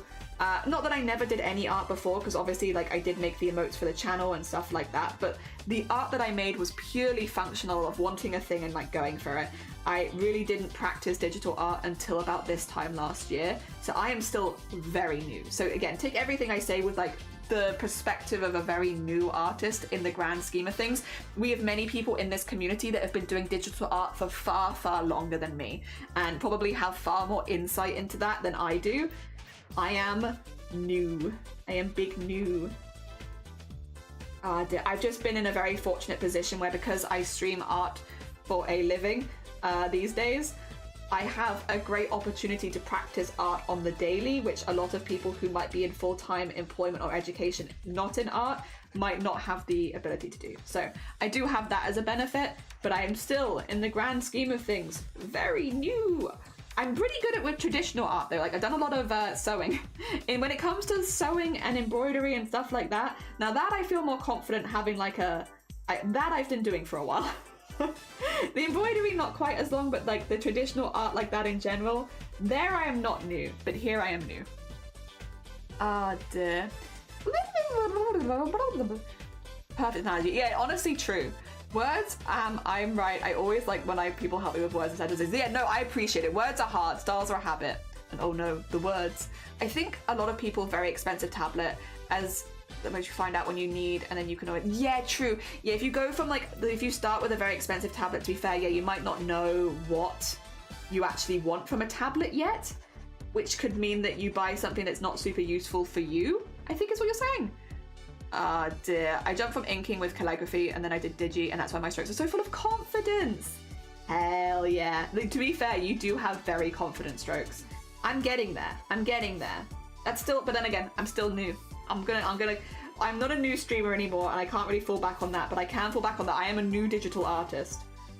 I've only been doing digital art for 1 year, so I'm still new here. I can fall back on that one at least. Oh dear, I like them. Look at the little guy. Look at them. Depends though. A lot of people have dramatic appeal when they have the option of doing smaller details and zooming in and deleting stuff. Move around and warp selected stuff. Yeah, oh no, but that doesn't mean that you wouldn't have gotten there at some point while doing traditional art. No, you are right, but that's also something that you have to practice to get good at. Like, you'll probably watch like a lot of artists say things like, don't stay too zoomed in while you're drawing stuff because it can make the whole piece weird and out of perspective. So like that's also a stage of art of like, not just, like yes, it gives you a lot of extra things, but the thing with digital art is it means that you can just stay zoomed in the whole time and then you're going to zoom out. Like for instance, if we'll do like a little doodle over here. If I'm drawing a face and I'm doing it like this zoomed in where like everything is really big, right? And then I'm like, all right, we're gonna make everything really detailed and stuff, and we're gonna have the eye there and the eye there and like a little bit there. I'm just gonna do it as like a sketchy piece, right? And we'll have that there, and then we'll have that there, and then I have to, but no, wait, stay zoomed in actually, but that's the whole point. And then we're gonna do that, and then we're gonna have to scroll down a little bit for this. If you do the whole thing zoomed in, your perspective is gonna be wacky over time. Like it's not gonna look good. You kind of want to draw it while zoomed out, I think, and then zoom in for like getting those details in. But that's something that you're going to learn the more that you do art. So in the same way of like you can practice doing that with traditional or with mouse and keyboard, which is what I did. Like you don't need a drawing tablet to practice that for sure. Oh dear.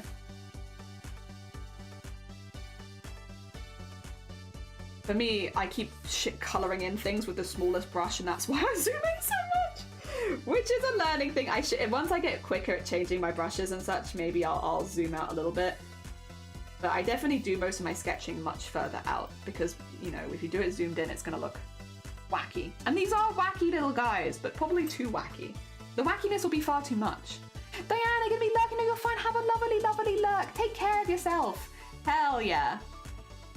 Let me find some old art. Do it. Send us the old art. Hear it this way. If you see the pixels, you're too close. Yeah, you're too close.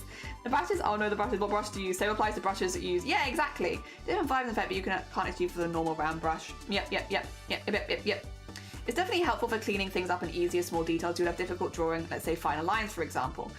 I think that is true. There are things that will be easier, but does being able to draw fine lines make you a good artist?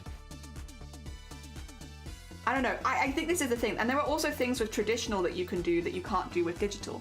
I think at the end of the day, it comes down to practicing rather than like, again, tools help. They definitely help. And once you know, if you've been practicing your art, for instance, and you're like, I really want to do more fine lines as a part of my art style going forwards, that's something that'd be much easier to do with a drawing tablet. Yeah, absolutely. You're damn right it would. But how do you know that if you've never practiced?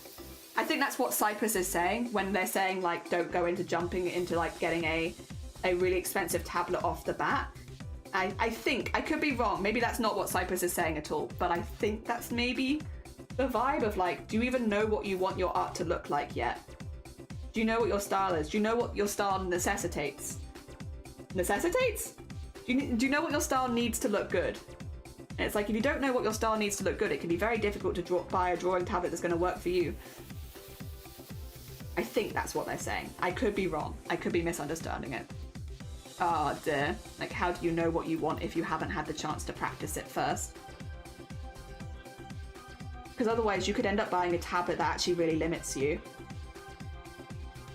But again, it's one of those complicated processes where there is no one right tablet for everyone. You gotta go do like a little explore through the internet, watch like 1,000 videos and stuff like that. More shapes and you do not need the lines to link up. Yeah.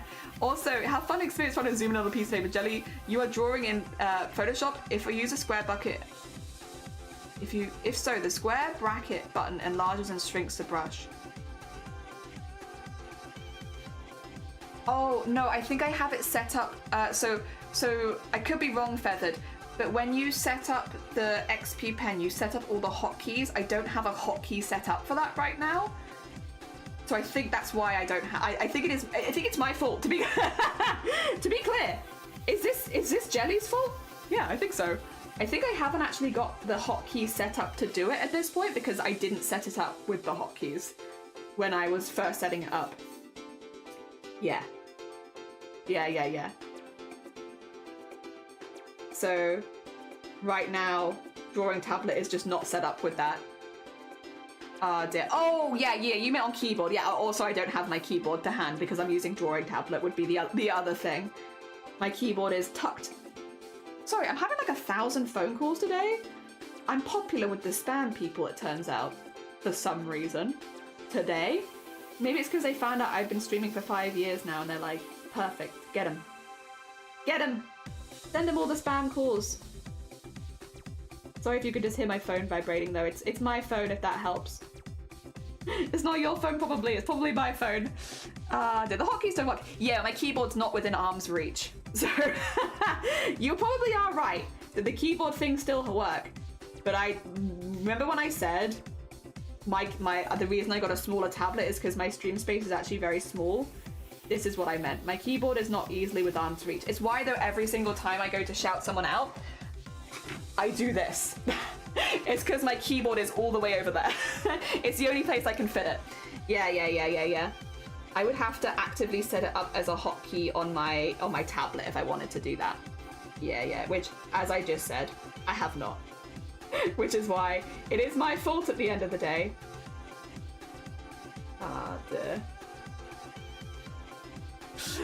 Your phone, good. I thought I was imagining things. No, it's my phone. It's my phone. I'm sorry. I'm getting a load of spam calls.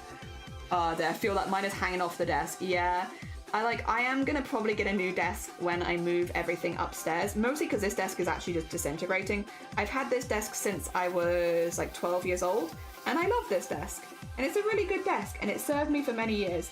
But for streaming, especially for streaming arts and crafts, it's too small. It's the little things of like, speaking of things that you really learn once you like do something for a while, one of the things that I have definitely picked up over time is that although my desk is perfect for regular work, like regularly working at things and stuff like that, it is too small for streaming and doing regular work at it.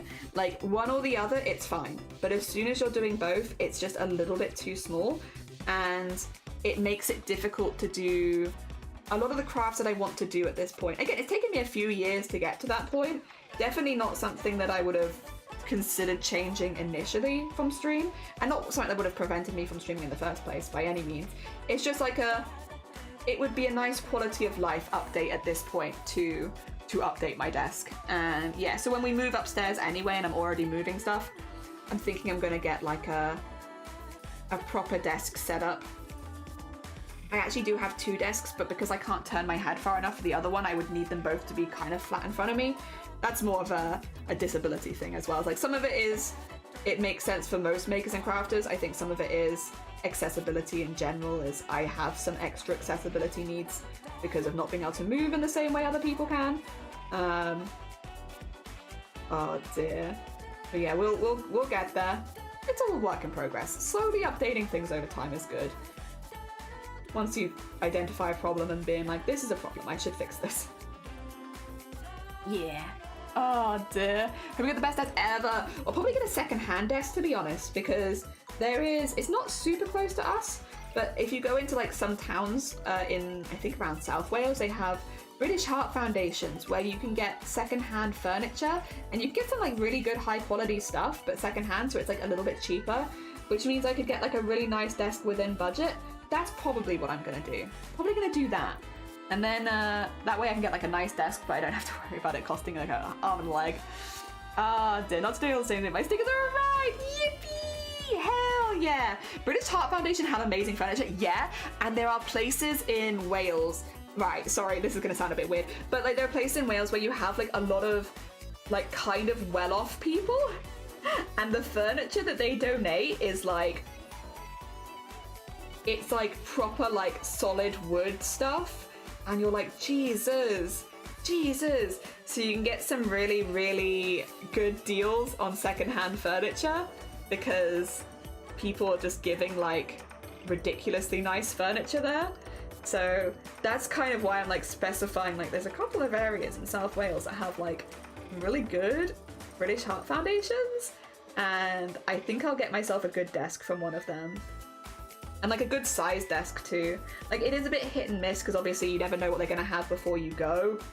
But if you like can be a bit patient, which I can because I have a desk in the meantime, I can be a bit patient, and then when a good one comes along, be like, that one. Someone donated my desk and it's a solid wood thing and it looks like the king sat behind it, and it's well used. The cats have been at it. Oh, little cat marks. Adorable. Yeah, no, you can definitely get some really, really cool stuff there. You can get some really unusual furniture too if that's your jam. We're not really into the unusual furniture as much. We're kind of just looking for, the basics that we need. But that's probably where I'll end up getting a desk from. Because I know I can get a good deal and not have it be too expensive. Oh dear. Very exciting. Very exciting. One day. Not for just yet, of course. Like, again, like, I will wait until I go upstairs anyway, and also it's not urgent. It just means I can't type very easily while I do drawing streams for now. It's not impossible, and I can type. I've been shouting people out, right? So I can do it. Just not super easily. Okay. I feel like I like the colours. We just need like a little bit more variation because right now they're a little too bland. But this will be more done now on this, I think.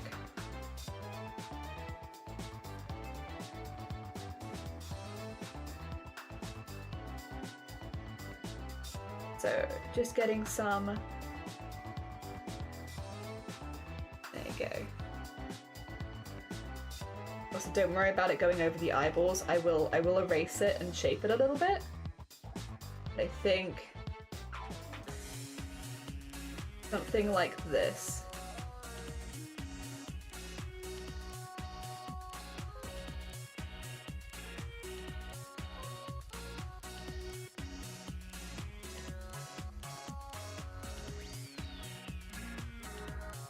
And then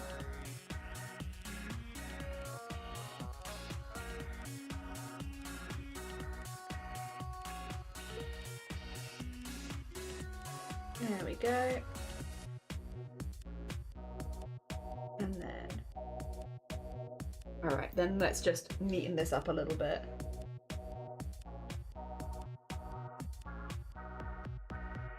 There we go. And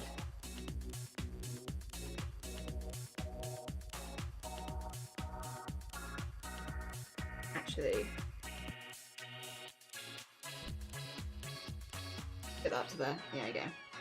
Yeah. More like that. And then get that going around there. Then get that like that. And then like so, and get that. Oh, we can do that better.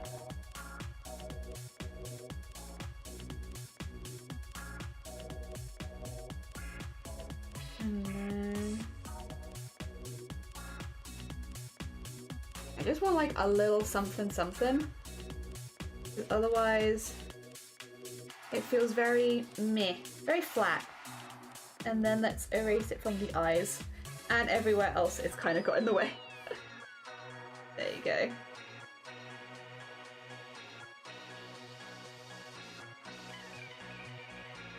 Oh, I think...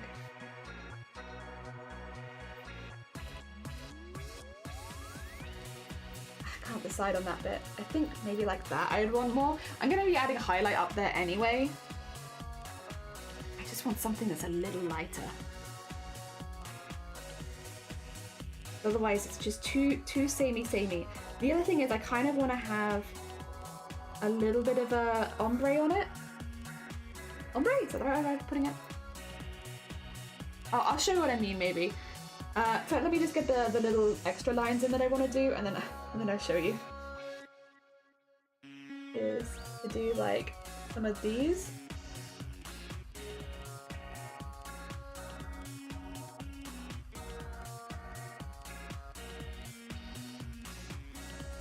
Okay.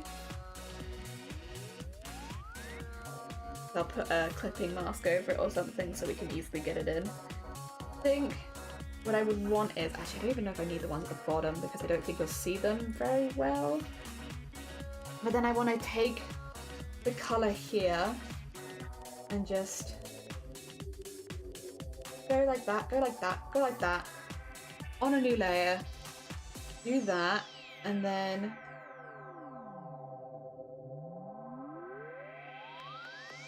do that, and then see like that, but not maybe quite as intense.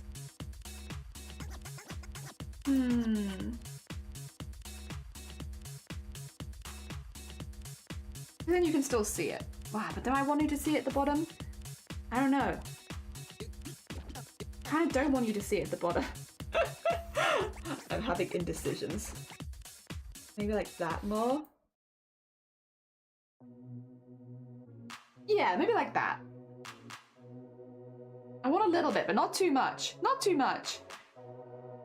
Ah, dear. Oh god, I'm so behind again. I got 9% of my furniture from secondhand places. Solid wood, an absolutely beautiful. Facebook Marketplace, yeah, Facebook Marketplace, another one. Sometimes eBay, but postage is weird with eBay, right?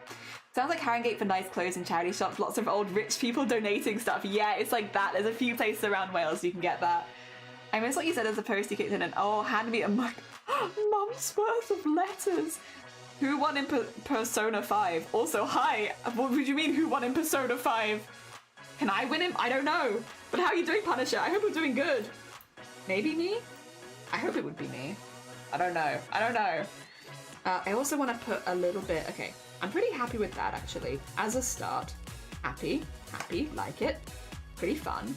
I think go like a little lighter at like some of the tips of this, maybe.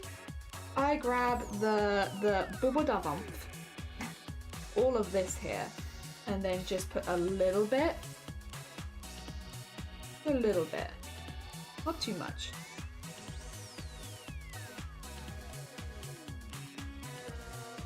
There you go. I don't want a whole lot there. I think that's probably enough. And then, yeah, it's pretty cute. And maybe if I grab the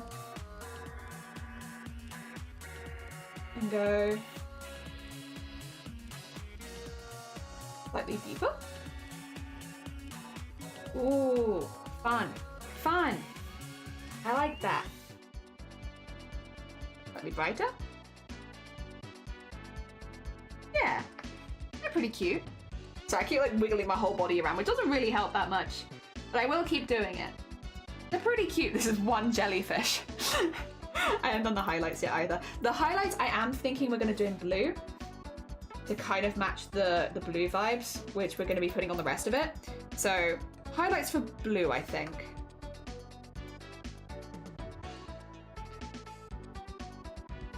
Yeah, these can merge together.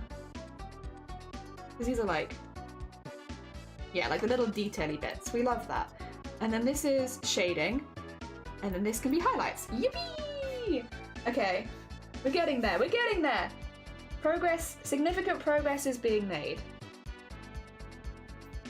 I actually think the blue is also very cute.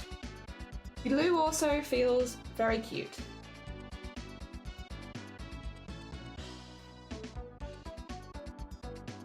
There you go. And then... oh!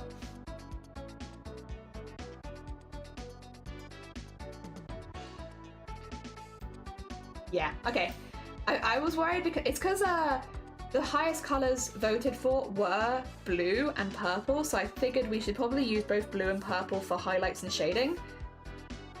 I was a little worried though, I must admit, that the blue might look a little bit too like white, but I actually think that's pretty cute. I think that works pretty well. I think they look cute.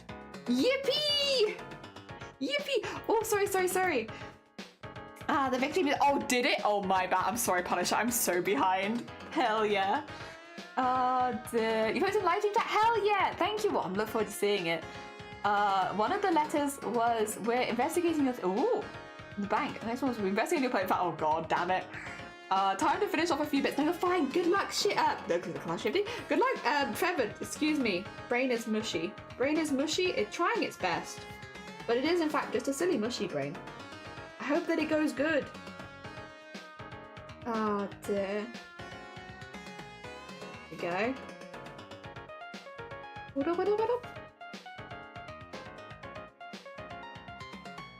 And around there. Yeah, they look like proper holes now. Oh dear. Blue, I thought it was ducking. Nah, I would have to have more grey in it. Although I will say, a certain someone tried to suggest us painting our bathroom a certain colour yesterday. And I've been holding it in, but I'm not happy about it. We're not doing it either. They're like, can't we just get a tester pot? No. It's the principle of it. How dare you? How dare you? Our nice snazzy new bathroom? How dare? Oh dear.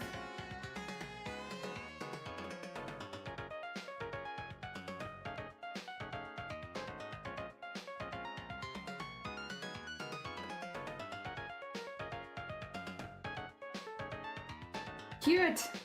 Cute! Definitely makes them look a little creepier, but I kind of like that. Oh dear, what program are you using? Oh, it's Photoshop! Everything is Photoshop. I'm a very boring artist. Welcome on in, Gatto. I don't necessarily recommend Photoshop though, to be clear. It's what I'm using. Like, don't be like me. Anything else. It's just that's what I'm used to at the moment. We will one day test some new things out, but I've just been far too busy to be fair, which is a good problem to have. I've been too busy to test anything new because I have so much art to do. But that's okay, we'll get there. Eventually time will open up in my schedule and I'll be able to test some things out. I just don't know when. I hope you're doing well though. Good morning. Was it you? No! No, it was not me. There's someone who's working underneath me at the moment. Like literally, not like as in like figuratively, like as in being a boss. They're downstairs. There we go. This is pretty cute. This is pretty cute. I like them. I posted my first digit art and it was such a mess, and don't feel bad. I was like, oh, learning to work all over again when you jump to a new medium. It is. It's definitely like a learning curve. Clip Studio, Paint, yeah. I use Procreate. I appreciate people who use Photoshop. It's just old-fashioned, really, I feel like at this point, but here we are. Here we are. It's being old-fashioned. Again, I would like to try some new things. The only reason I haven't is quite literally just been busy. I've been busy. But again, it is good to be busy. Being busy is not a bad thing. In fact, if anything, I feel like it means that we're doing really well because we have loads of things to be working on. I'll just need a little gap in my schedule at some point, and then I can do it. Yeah. Ah, dear. Blah, blah, blah, blah, blah. I use creatures so far I'm liking it. Nice! Ah, dear. Also, cyan blue, bright blues are one of my favorite colors, but they are horrid on walls. I love cyan as well. Oh dear. It's the picking and choosing the colors and where you want them, right? Because you can love a color but not love it on a wall. Oh dear. There we go.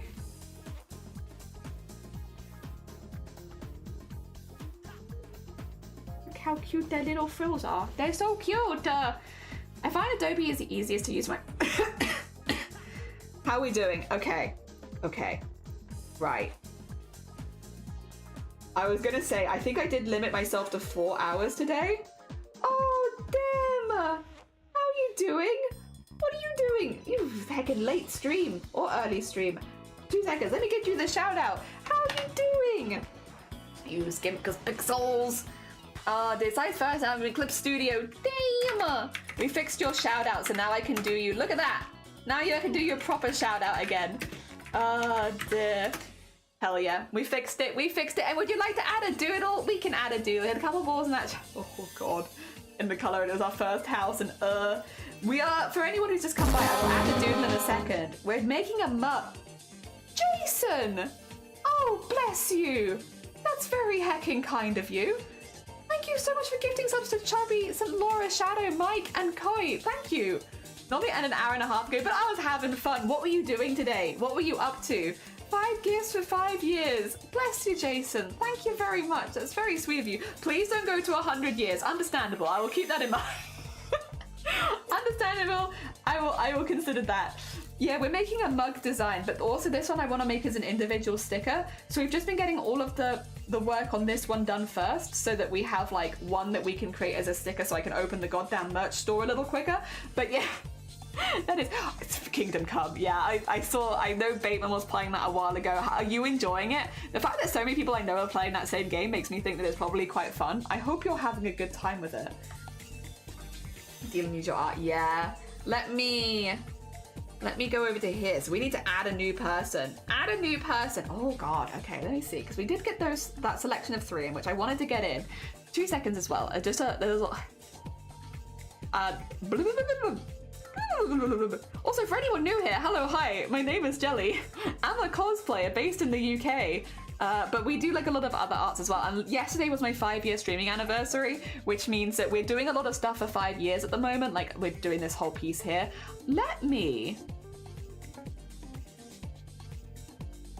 There's a few people. You know what? I think I know who I'm going. So this person doesn't really stream very much anymore, but I'm going to do them next, I think. I'm also going to draw them as their name rather than how they look, even though they do show their face on stream, because I think that it's funnier. So they were one of the first gaming streams that I became like really confident like raiding into and stuff like that. So for those who are new here, I am normally like an artist and crafter, right? I am normally an artist and crafter, and I would raid a lot of artists and crafters because, you know, that's what we were doing. And often would be a little bit more nervous around gaming communities. It's like, you know, will they think that we're weird and stuff like that? I mean, we are weird, so they would be right, they wouldn't be wrong. But like, will they think that we're weird or unusual and stuff like that? And Bee's community, specifically Greedy Bee, was one of the first gaming communities where I felt really, really confident raiding them. They were someone that I met, I think, via Jords, actually, so I've put them next to Jords here. There you go. Someone that I met via Jords, who unfortunately doesn't stream as much anymore, but was a very heckin' sweet bean and a streamer that I really, really enjoyed. They were one of my most they ended up becoming one of my most regular streams to like hang out in. And yeah, although they don't stream as much anymore, they're still a very heckin' cool person and still deserving of a big thank you because they have inspired me many times over the years. So yeah, we get them into the thank you piece. It's important. Oh dear. Megan's going through the second one. He said one of his favorite game. Oh, high praise. High praise. You missed it. It was yesterday, but don't worry. We're still celebrating because we're still making the thank you piece. Haven't seen it yet. That's a lot of beans, right? A lot of them are kind of subtle as well because there's so many doodly ones. But yeah, they're in there. We've been getting them. So we've been making a list to one side of where everyone is so that people can kind of like find them at the end. Eclipse, good morning as well. A lot of people for the face. So many faces. Who's the cutie holding a piggy? Who could it be? Who could it be? Oh dear, no, thank you for redeeming that. I will say, Dem, as a heads up, I'm actually going to be ending stream relatively soon. My voice is just kind of struggling a little bit. I knew it as soon as I woke up this morning. One of those. Actually, Dem, you do really long streams. Before you nip off, unless you've already nipped off, in which case, absolutely fair enough, go look after yourself. Do you have any advice for people that want to stream a long time as far as like protecting your voice goes? Because that is always the first thing that goes for me for these streams. It's like yesterday we did a 10-hour and I really feel it in my voice today, which is why we're doing like a shorter stream. Because although I'm enjoying the stream and I like the art that we're making, I'm also very aware that if I keep pushing myself, I am just going to lose my voice. Yeah, if you have any advice for people that want to do longer streams but feel like they're losing their voice all the time, because the one that I would always do is like lemon, ginger, honey drink. But I've done that and it hasn't helped. Well, it probably has helped, but my voice still feels like kind of hellish. Oh dear.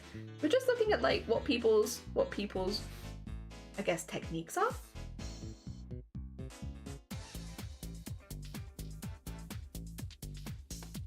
Get that in there. Look how wet they look.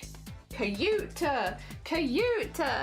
No, like you streamed like 9 hours yesterday. Nope. I did 10-hour stream yesterday it was. I need that advice, please. Me too. I have an amazing ad to tell me. Is it Ghostbusters 2? Stay hydrated. I also heard a tip to use Sour Patch Kids. Oh, is it eating something sour makes... Oh my god, wait, that's an intro. I don't know if it works. I don't know how it works, but it does. Do you do this full time? Yeah, pretty much. I don't do 10 hours every day though. 10 hours of the speaking kind of does me in, but like for special events, I like it. That being said, I would really love to do longer art streams because I have a really good time with them. And they're not too physically taxing except for my voice. That's the thing, is like crafting streams I often have to have a limit on because eventually they will become taxing for like my arms and stuff as well. But these ones are only really taxing on my voice. And so like if I could get my voice sorted out, I could consistently do longer streams. I had Ghostbusters 2 typed and ready to go. I'm getting the hang of it. I'm learning. I'm just a little old granny, but I'm learning. Also, yeah, I should say to Dem as well, and everyone who came in with the Dem raid, if you do need to go look after yourself, do any self-care, get any sleep, have any food, anything like that, please do. For any of our peeps who have not checked out Dem before, a very hecking sweet bean. They were one of the first people we drew. They are... Where are they? There. They're one of the first people we drew as one of the members of the Bootober staff, who was also a mod at one point as well and sometimes joins us for temp modding. A very, very heckin' sweet bean. If you have not gone and checked them out before, please go send them some love. But I also understand if Dem does need to go look after themselves. Also, I'll talk to you later, Dem. Oh dear. Would you say it's good income? No. Streaming good income? No.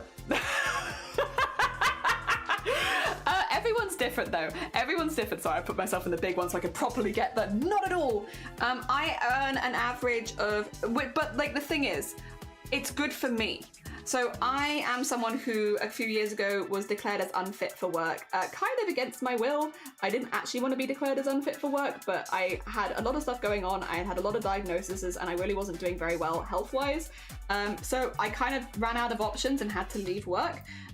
It is what it is. It was many, many years of building up to that, I guess, in some ways, so I could have seen it coming, but it was not fun. So the only options for me really were to go on benefits because I wasn't allowed to work, and I earn more than I would have gotten off of benefits.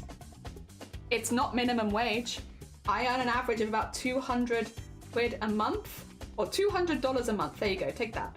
I earn about $200 a month on average, which pays for my art programs and a few other little bits and bobs here and there, but does not pay for that much.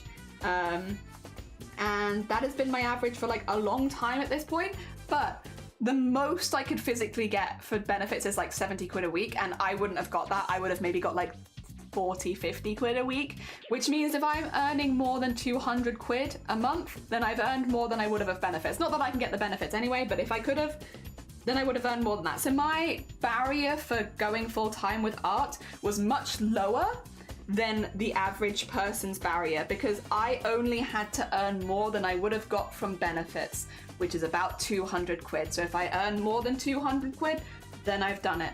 But again, most people's barriers are going to be a little bit higher than that. There are also other things you can do to help you earn more money on Twitch. This is a very hot button topic, but ads. If I only do pre-roll ads, I've only ever done pre-roll ads, which is like not a good way of earning money on Twitch. It is something that I have considered, especially since we're currently trying to save money to support the stuff with the car, that I have considered changing, but mid-roll ads will pay you so much more ads revenue than pre-roll ads. And you can pick between the two. There's a lot of misinformation out there that you have to have pre-roll and mid-roll. No, you don't. You can have pre-roll or mid-roll, or you can have both if you select both. Very easy to turn that off if you actually don't want to have both. I don't know why. Okay. Can I be a little controversial here? Okay. Hello, it's me, a controversial jelly. You can have pre-roll ads, just mid-roll ads, or both. You can have both. And if you want to do both, make your money. You're fine. Do both. Do whatever you need to do. But don't go online saying that you have to have both. That's a lie, and you're literally pushing people in the wrong direction. You can have one, you can have the other, or you can have both. And if you want to do both, do both. You don't need to make up some bullshit lie about it. You could just do both. Just say that you want to make money on Twitch. There's nothing wrong with that. Anyone who shames you for wanting to make money at something that you're aiming to make your job, you don't take them in your community. Just kick them out. Literally. There is no reason to shame that. But there's also no reason to lie about it either. And it's really easy to double check. Literally, you can have pre-roll, you can have mid-roll, or you can have both. and all of those are options. The people that go online and say, well, you have to have pre-roll regardless, that's not true. You can put on enough mid-roll that you don't have to have pre-roll. And you can also not have mid-roll ads. You do not have to turn mid-roll ads on. You can just do pre-roll. That being said, if you are looking to make Twitch your main income, you make a lot more money by having mid-roll ads. So again, if your community is trying to shame you for using mid-roll ads to try and make extra money, that's on them. That's weird behavior, honestly. I don't like that, and I don't feel like you deserve that in your community. Personally, I've always gone for pre-roll ads because we're very, very chatty and the conversation moves very quickly here. If we were to have mid-roll ads, it would really break up the flow of the stream for me, and that's why I've always done pre-roll only, no mid-roll. But that's a personal defense of my own stream, because that's how my stream runs. It is not how other people have to run it. And you see so much stuff going on about people lying about this, that, and the other, and it's like, no, you don't have. You can do just pre-roll ads. You can do that. If that's what you think is going to work for your stream, that's what I do. You won't earn as much money. You won't earn even close to as much money. But if that's what's going to work for your stream, that's what you do. If you want to use mid-roll ads, that's what you do. If that's going to work better for your stream and you want to earn that extra money, you deserve that money for the work that you're doing, and you should go get it. And if you want to use both, you can use both. Because at the end of the day, if people don't want to get ads, they can always get Twitch Turbo, which will get them no ads on any channel. It's not like options aren't out there. Sorry, I went on a little bit of a rant there. But like, it really pisses me off when you have people say things online like, oh, well, I have to have, you know, mid-roll and pre-rolls. Like, you don't have to. You've chosen to. Own it, because you deserve that money, and you can just own that. You don't have to lie about it. It's really awkward when you see people lying about it. It gives me a bad vibe. I'd much rather see somebody go live and be like, I'm trying to earn money because I want to make this my full-time thing. So I've put on this. And I'll be like, hell yeah, let me support you. I want to support that as another human being. Rather than being like, oh, you know, I don't have a choice. Twitch has made me run both. And it's like, no, they haven't. That's just lying. And I know you're lying and it gives me a bad vibe. So you don't need to lie. Sorry. I have a lot of, like, again, at the end of the day, it's your own personal choice which you use, but I feel like the lying about it is the bit that I don't like. Ah, dear. I'm spreading misinformation online. Who could have seen it coming? Ah, dear. So I hope that answers your question. It's not good income. It's also highly variable. Exactly. When I used to work in the theatre, I tried to blow out of my hand with my open mouth, but a softly. Oh. And drink a lot of water. Yeah, drinking definitely seems a big one. Thank you for the honesty. No, you're fine. Everyone different. In regards to long stream, the tip from a voice actor I've heard is throat coat tea. Oh, alternatively, I do the lemon and ginger. I've not had the Manuka honey though, but I've had lemon and ginger with regular honey. You're not getting into streaming for the money. You'll likely be discouraged before actually making a decent money stream because you enjoy it. That's also very good advice. I think if you want to make it your job, there are things you can do that will help you in that direction, but I think it is definitely hard to earn money to like keep yourself sustained from just streaming alone. I'm gonna try to get a copy of your data as well. Finding the piss. We're gonna find it. I keep hearing that many do mid-rolls so they can disable. Yes, that is true. You can do mid-rolls to disable pre-rolls, or you can have just pre-rolls. That is true. That is true. But you can't have no ads at all. Yeah, you have to either have pre-rolls or mid-rolls, one or the other, or you can choose both. Yeah, one or the other or both. But it's your own personal choice. And again, I think as long as your community isn't building a community that shames you for making that choice, I feel like makes no sense. It should be your own choice of what you want. And again, like, up to you. If you want to be rich fast, draw for it. True. Now that's the real tea right there. As an affiliate, you have no ads in some form. You have to have ads in some form. Exactly. One or the other. Or both. You can choose both, but that's a choice. I use mid-roll ads as it reminds me to take a break, which is also important. Yeah, a lot of people use mid-rolls as an opportunity to take a break. The thing is, I'm about 4 hours into stream and I'm maybe thinking about taking a break for the first time. So like, because you have to have them every hour, it doesn't really work for my break schedule, but it does for plenty of other people. Honestly, Cypress Fairy art is super common and you can make good money from it. It is true, you can get some good money from it. Also, Cypress is a very good artist. I wouldn't be surprised if Cypress could do some very good fairy art. Hi Twilight, good morning. Personally, I recommend waiting until you have a few regulars before doing mid-roll at the very least. I would recommend keeping track of where ads are. The FOMO of continued content being muted more often leaves people leave rather than subbing from my research. I think it's different, right? It's different for different people. And it also depends on how long the ads you're playing are, because some people will use more ads than others. I think it's a balancing act, and I think it's going to be different for every single community. Again, like, if I know a streamer is aiming to become like a full-time streamer and stuff like that, and trying to earn more money, or they have like a specific goal in mind, like and it's a streamer that I like, I'm probably gonna want to support them with that. You know, I'm gonna wanna even if it just means sitting through the ads, because that is like a free way of supporting said streamer, right? Like, I'm going to want to. I do agree that, like I said, depends on like me already knowing the streamer, but yeah. I guess it depends. A lot of it's just going to depend community to community. I really don't think there is a right or wrong way of doing ads. I think as long as you're not lying about it to make yourself seem better, like, because anyone who streams is going to see right through it. And like, again, it's just kind of awkward. I don't know, because the amount of times I've seen people say things like, you can't disable pre-roll, and it's like, yes you can. Just have 3 minutes of ads mid-roll. Yes, you can. It literally says it in your dashboard. It's not complicated. It says it when you set the ads.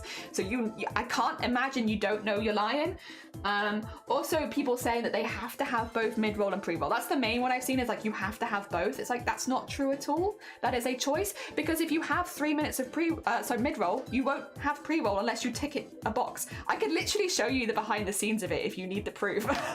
Like, I'm pretty sure, but actually, before I do commit to that, let me just make sure this doesn't have any of my personal information on it. I'll show you why it pisses me off when people lie about it, because it's right there. Oh, it's got a new ads manager, apparently. I haven't looked. All right. Will this dox me? Will it dox me? We shall see. No, this won't dox me. None of this. Sorry, I want to double check because it's in the monetization area. Just doubly checking that it doesn't have any of my personal information anywhere. There we go. Let me show you this. You can see just how easy it is to not lie online. Not to not make stuff up. Also, Poshcat, I never said hi. Hi, Twilight. Hi. I hope you're doing well. You've all come in a time where I was in mid rant about something, which is definitely not good for my voice either. Sorry. So apologies. Hi. Okay, well this is, you know what, this will show you basically what you need. So I have no ads on, so ads not scheduled. 3 minutes would be what it would have gone on, but I don't have that. Ad frequency manual, yeah. Disable pre-roll ads when you run ads. Keep pre-roll ads on my channel. You don't have to have them on. You can remove them. But yeah, basically if I turn this on, if I turn on the ads manager, it's gonna pay 3 minutes. Oh wait, you can't see that. 2 seconds, 2 seconds. Oh, how can I show you this actually? Wait a minute. Borked? You've been lurking this. Oh, bless you. Thank you so much for the lurk. It's very kind of you. And yeah, it sucks to miss stuff because of mid-roll. The worst thing is when I ask you, and then it adds starts like, I think if you are going to have mid-roll, general advice is to have like a little warning in the chat pop up, like ads are going to start in 30 seconds, so that people know not to ask questions before getting hit with an ad. Like, I don't think, again, I am personally of the opinion of mid-roll ads are the best. Well, it's not, maybe it's not an opinion. Mid-roll ads are the best way of making money on Twitch for adverts, right? Mid-roll will make you a hell of a lot more money than pre-roll. So, because you're playing them consistently. So they're gonna make you more money. So if a streamer is trying to make streaming their full-time job and such, yes, it makes a lot of sense for them to use mid-roll ads because that way they're making more money. And if you support a streamer, then you will support them making the change to mid-roll ads because it is gonna make them a lot more money. I could literally show you this. 2 seconds. I could show you this. But let me, okay, this is not an exact science, to be clear, because this isn't how it works.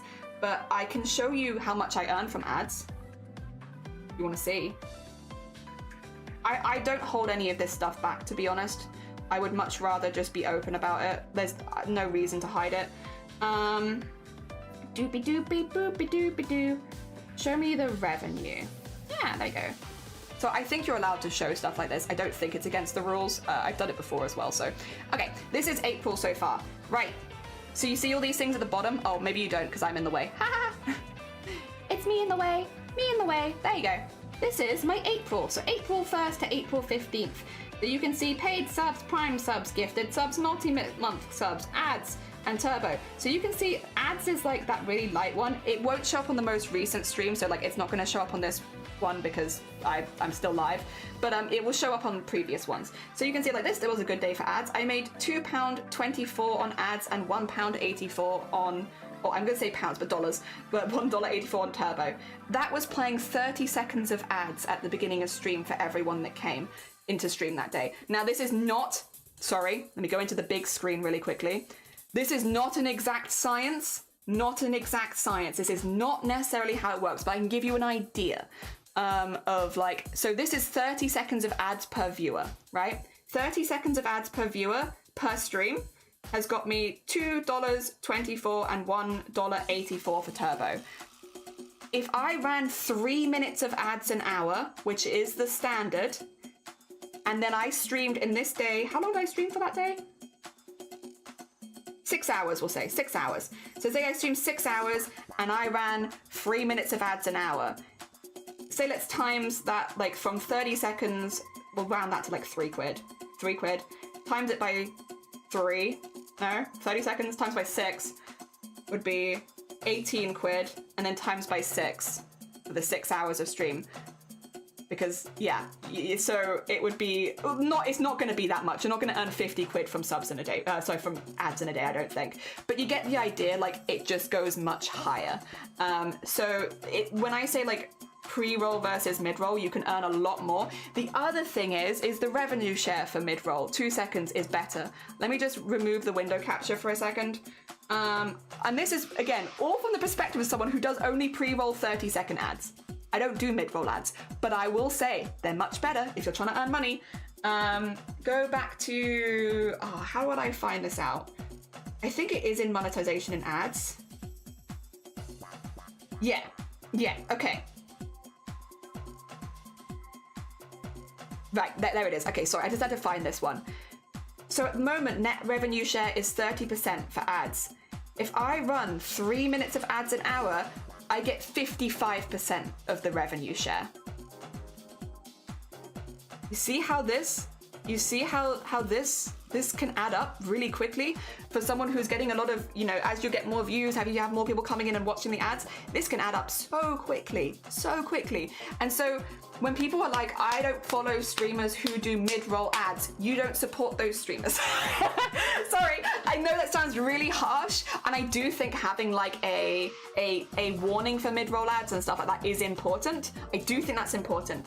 But because otherwise, again, people end up asking questions and then not hearing the answers, and that's just frustrating for everyone. That's not a good situation. If you're going to run mid-roll ads, make sure that your bots are set up so that you can run mid-roll ads. Make sure that you are ready to delay them if you get a raid and stuff like that. Like, prepare your stream properly to actually have mid-roll ads so that it's fun for everyone who's going to be there.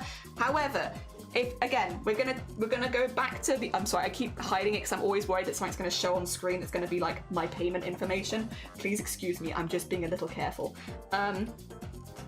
Yeah, it's fine. We're gonna go back to the same one as before. But yeah, if we take, knowing that this Wednesday was a 6-hour stream, and I spent, like, everyone who watched that 6-hour stream would have had 30 seconds of ads, and that's at a 30% revenue share for me, right?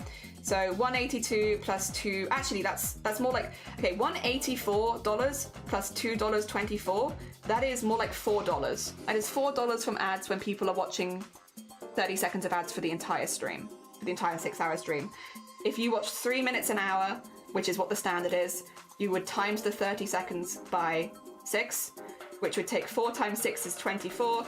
And then if you did that for 6 hours, then 24 times 6 is, oh God, 24 times 6 is $144. Now again, I'm not saying that you're going to get $144. That's not what I'm saying. I'm not saying that I could have got $144. No, it definitely doesn't work like that. But would you get more? Yes. You would get a lot more because I'm only showing you 30 seconds of ads. Hopefully that kind of gives you an idea of why a lot of people change to mid-roll ads. I really don't like, this all comes from, I don't think there's any reason to lie about the behind the scenes. I really don't. I think just tell the truth.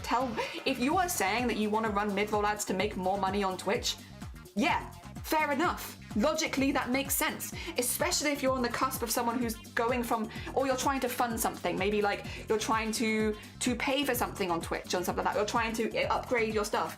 Like, literally, it's a free way that people can support the stream, and you will earn a lot more money doing mid-roll ads. That's just how it goes. And I don't like hearing people talk badly about people that use mid-roll ads at all. That being said, I also don't like it when people that use mid-roll ads say that they don't have a choice, because that's also not true.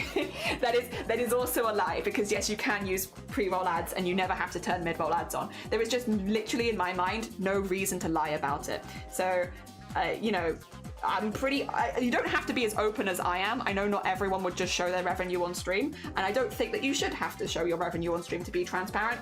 I am just someone who doesn't care. I'm very open about that kind of thing anyway, so like, it doesn't bother me. But yeah, I don't think you need to, but don't lie about it either. Sorry. I'm on a proper rant here. I'm so sorry. I need to catch up. I think I'm manually trigger them for breaks. No, they will play. You can delay them a few times a stream, but they will play on a schedule that you have to set ahead of time. So yeah, which is a bit of a pain for people like me who are very, very chatty. The one break an hour with some kind of entertaining gimmick for those is pretty popular. I've seen a channel that spins a variety wheel of things to do. Yeah, which is a really, really good one. That's a really good way of doing it. Again, because then the people that are watching the ads aren't missing the actual content they're there for. People that do pay for it still see something, and you are supporting the streamer regardless. I think pre-roll makes people click away faster, which is also true. Pre-roll is not for everyone. It's good for chatty channels like me, because once you're in, you're in. But if you're someone who's a bit quieter on stream, watching like a 30-second ad to go into then silence might not be the best for you. Yeah. But my guinea pig cameras, that's a good one. From adverts is important since many say ads are not lucrative compared to other revenue sources, including diversity. Yes. So the stuff behind the scenes does split it all up so you can see everything. I don't think you're supposed to say it. You're supposed to, but you can say it. Okay, really? Yeah, is there a problem with me giving my... But like, it's my revenue. I feel like, damn, is it not just like a... Is this not just like a societal thing of you shouldn't say how much you earn because it's bad? And it's like, why? Why can't I say? Why can't I say? I don't know. Society. Or is it like it's against the Twitch terms of service? I feel like it's a society one. There's also one large streamer who has a looming giant head of Jeff Bezos that appears in its ad. I like that one. Oh dear. For raiding in, yeah, educational. I like how this has turned into an ad for ads. I just don't like seeing people get slandered online. I also don't like people saying lying. I'm far too black and white person for that. To be a manager, thank you, yeah. I told all join me, I use mid-roll, but then all I earn is for songs for stream. Yeah, exactly. And a lot of the time, like myself included, the money I earn from stream would normally go back into stream. We can add a thank you doodle as well, Queen. Sorry, I was in the middle of a good rant. And if you lurk streams with mid-rolls, you're paying the streamer while you're busy. So true, so true. And Ginger Bay, good morning, welcome on in. I use mid-rolls, but as a small stream, it doesn't do a lot. I thank everyone, specifically the 5 regular subs I have now, and I was proud that I paid for half my fabric purchase. Yeah, exactly. I forget which ones you gotta do to keep ads away from viewers. I think it is mid-roll, because then you can delay the ads. Pre-roll is a bit hard, yeah. I do hate when ads scare me with their loudness. True! Some of the ads are not volume leveled at all with everything else, and it's like... I believe I started streaming I read in tears. I could be wrong. It's also almost 5 years ago. Almost 5 years as well. Could be considered part of your contractual details with the business secrets. Oh. I think probably not, though. I think the amount that I earn is probably not a business secret. Probably. If I could do 6 minutes every 2 hours, I would. I like the stretch breaks every 2 hours when I remember. Yeah, honestly, that would be better for me as well. If I could, even if I did like, again, like a 10-minute ad break every 3 hours or something, that would actually be better for me, because that's when I would want to take my break anyway. It would be after like the 3 hours. It wouldn't be after 1 hour or half an hour. I would want the 3 hours first. At that point, if I was given the option to run 10 minutes of ads every 3 hours, I'd do that. I'd actually switch to that to prevent pre-rolls. I would do that in a heartbeat. And that would actually be more ads because it's like more than the 3 minutes that they suggest. But if they did 10 minutes every 3 hours, in a heartbeat, because that would actually suit my streams a lot more. But then that's the thing, is you use the ads that suit your streams. That would suit my streams, but it's not currently an option. So I can't do it. But if I could, I would. Yeah. I bought a tin of beans from Tesco for 11p, streamed the tin of beans on Twitch for several months, made 64 English pounds. The bean gave me like so much profit turnover. Hell yeah, insert jokes about no breaks for Amazon workers. True. I wish there was more flexibility. It's annoying that every 30 minutes. Yeah, I think you can spread. It depends on how many ads you're running though, actually, doesn't it? Because some of them you will have to split by 30 seconds. Oh my god, a new ad every 30 seconds. Also, sorry, we have gone on a full tangent there. My bad. Apologies for like big tangent. I don't even remember how we got onto it. It's again, different ads for different people. Some people will like some kind of ads more than others. I think if you support a streamer, you'll probably respect their decision. I think sometimes it can be off-putting for new viewers when you have the type of ad that they don't. Also, like, I don't know. It depends on how quickly you're going to give them a chance. And I feel like I'm different day to day. Some days I'll give things a chance much quicker than I will others. So it really depends. It really depends. I use 3 minutes per hour. I think the 3 minutes per hour is the one that disables the pre-roll, isn't it? Which it does make the most sense. So the amazing tangent is very educational. Thank you. If you ever have any questions, at least for the behind the scenes stuff. I think a lot of streamers would feel maybe a little uncomfortable showing you their dashboard, but I'm not like other streamers. God, could you imagine? No, it's more just like, it doesn't really bother me that much. I am not earning an amount that is going to make me feel in any way unsafe showing it. I think it's also a fair point.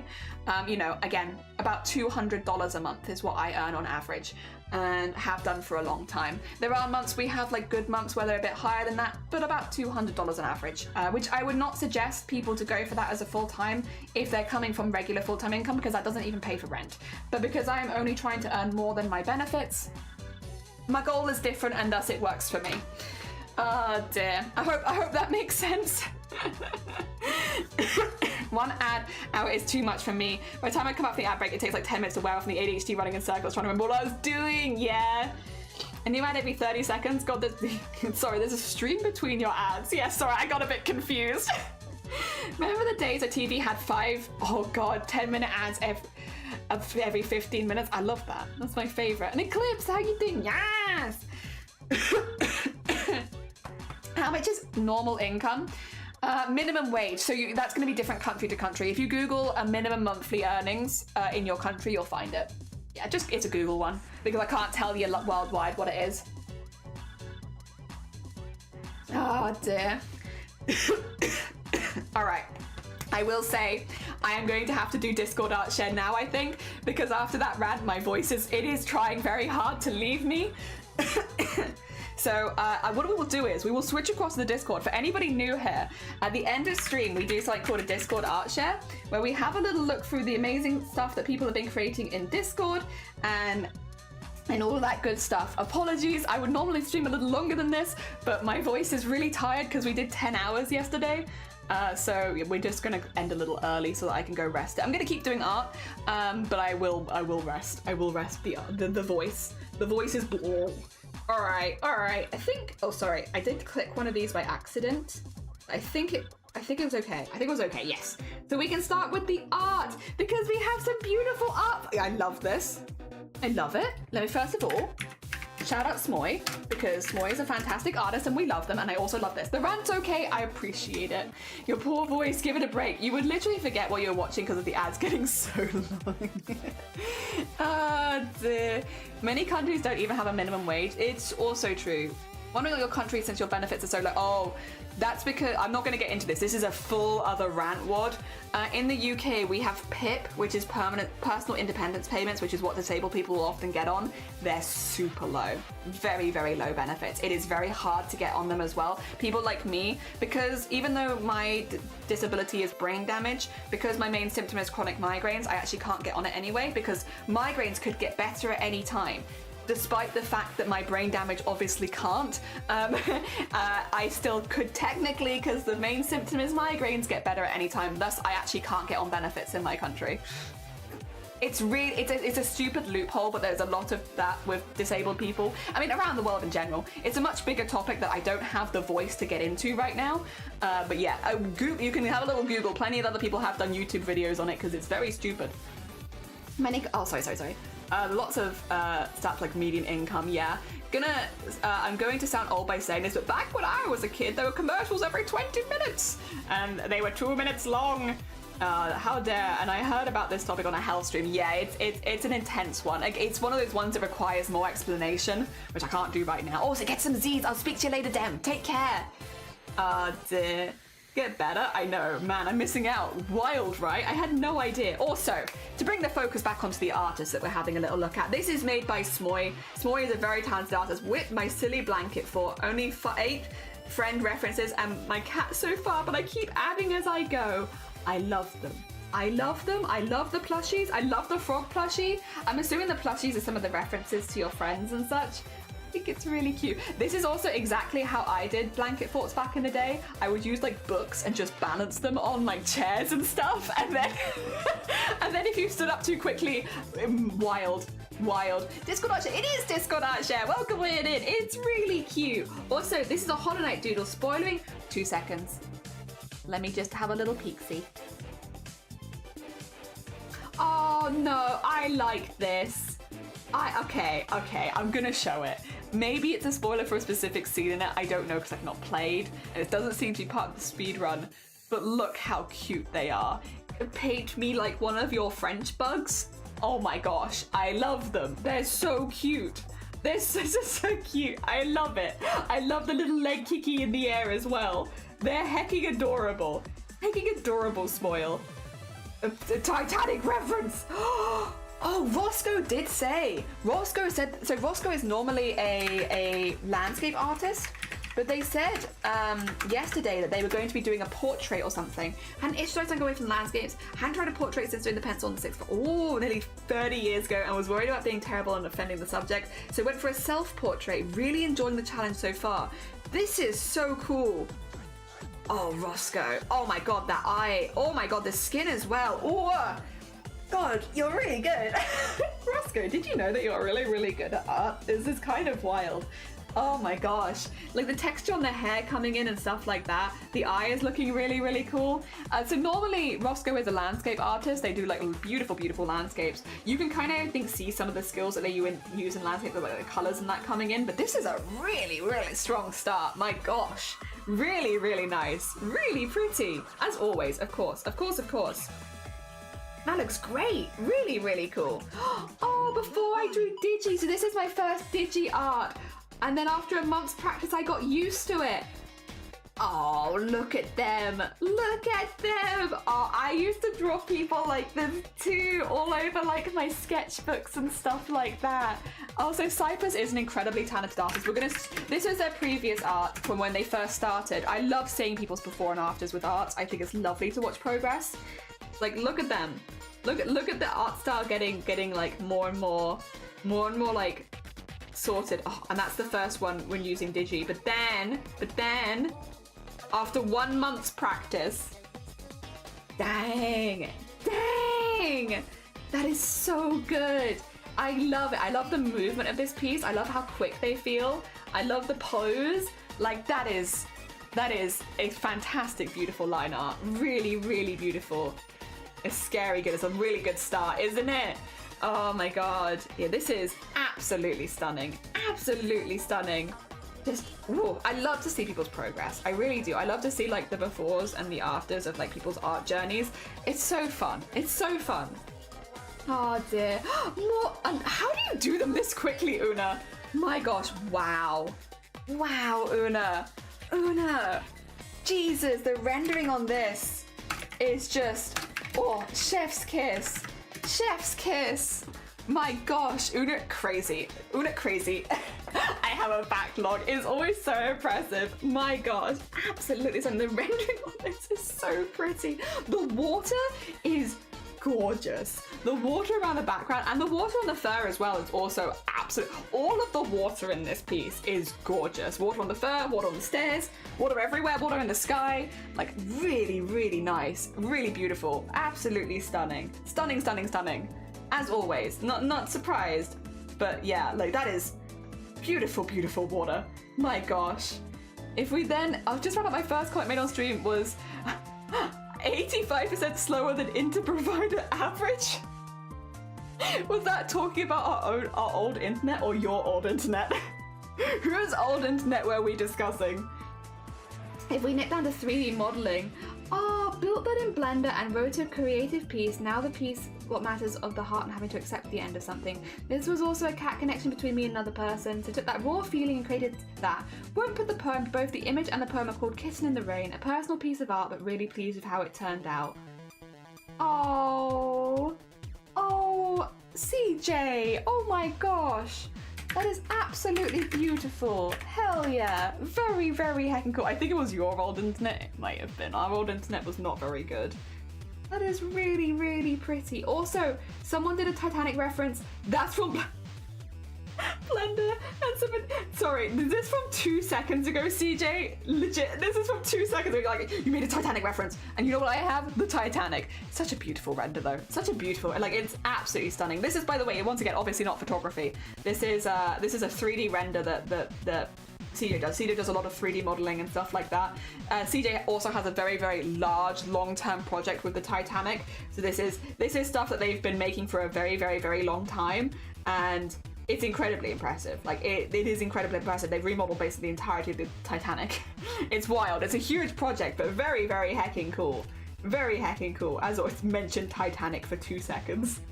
If we nip down to photography, oh my god, No! Oh my god, you can see the fuzzies on the leaves. Oh my god. Hell yeah, Nyor. Look at those leaf fuzzies. Also, look at the little guy. I completely rebuilt the project in a new engine, which meant rebuilding from scratch. Whew. Huge, huge job. My gosh. Look at the fuzzies. Look how fuzzy they are. They're so cute. Hell yeah, Nyor. Also, wow. Wow. Wow. That is so pretty, Zero. Gosh. That is just absolutely stunning. The heckin' angles you're getting on these places. I like the Barbie house. I don't know who lives at the Barbie house, but that is a Barbie house if ever I saw them. And I like the Barbie house. Just in the middle of this, like, you know, like obviously like residential area. There's the Barbie house. There it is. Gorgeous. I love the Barbie house. Those are stunning. Really, really pretty. We nip down to food. Oh, edited out the real name. Good on you. Good on you. Oh my gosh, look at these fluffy, fluffy pancakes. Also, happy birthday, Lovey. Oh dear. Just add I will go back for it. Yeah, well, we'll finish going the whole scroll and then we'll nip back quickly at the end. Don't worry, don't worry. Oh my gosh. Oh, that's an interesting colored juice. I don't even know what flavor that would be. Like mint, maybe? It's very interesting. Also, oh my god. Happy heckin' birthday! Happy birthday, Lovey! I hope you had a fantastic birthday! More frogs! Queena, when are you starting your cooking channel? It's very important to me. I know that you don't stream right now, but when are you starting your cooking? Oh, melon. True. It probably is melon. You're probably right there, actually, because that is normally green. Look like Baja Blast with whipped cream. I'd give it a go. When is Queena starting their cooking channel? I need to know, because look at these. Look at these little frogs that Queena's made. Oh my gosh. I love them. They are so cute.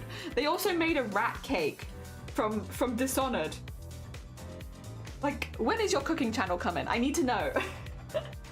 I need to know because it's so cute. I love them. All right, if we go back into art. Oh my god. Oh, the shiny Gyarados. Oh my gosh. And the little, oh my god, adorable. Cute Ginger Bay. Hacking so cute. Oh my god. Yep. More toad bread, true. I need to sort out cameras a bit. That's fair. The waves look so good.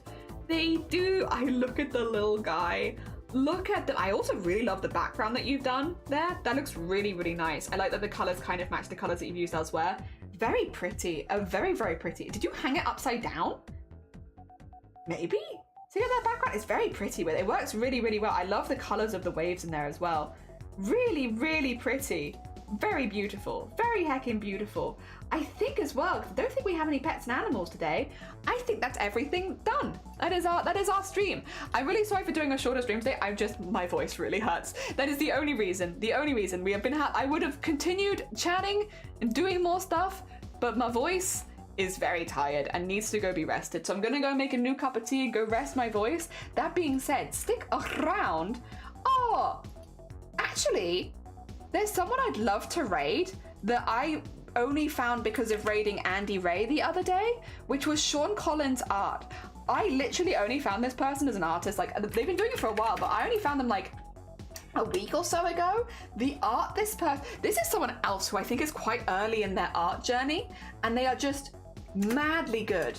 They're such a chill guy as well. They are really chill vibe streams. Fantastic artists. Like, actually like wildly good. Like, I'm sure they'll show like at least some art when we pop in, so you'll be able to see what I mean. But like, they're really good. Like, the art they make is just mwah, fantastic pieces.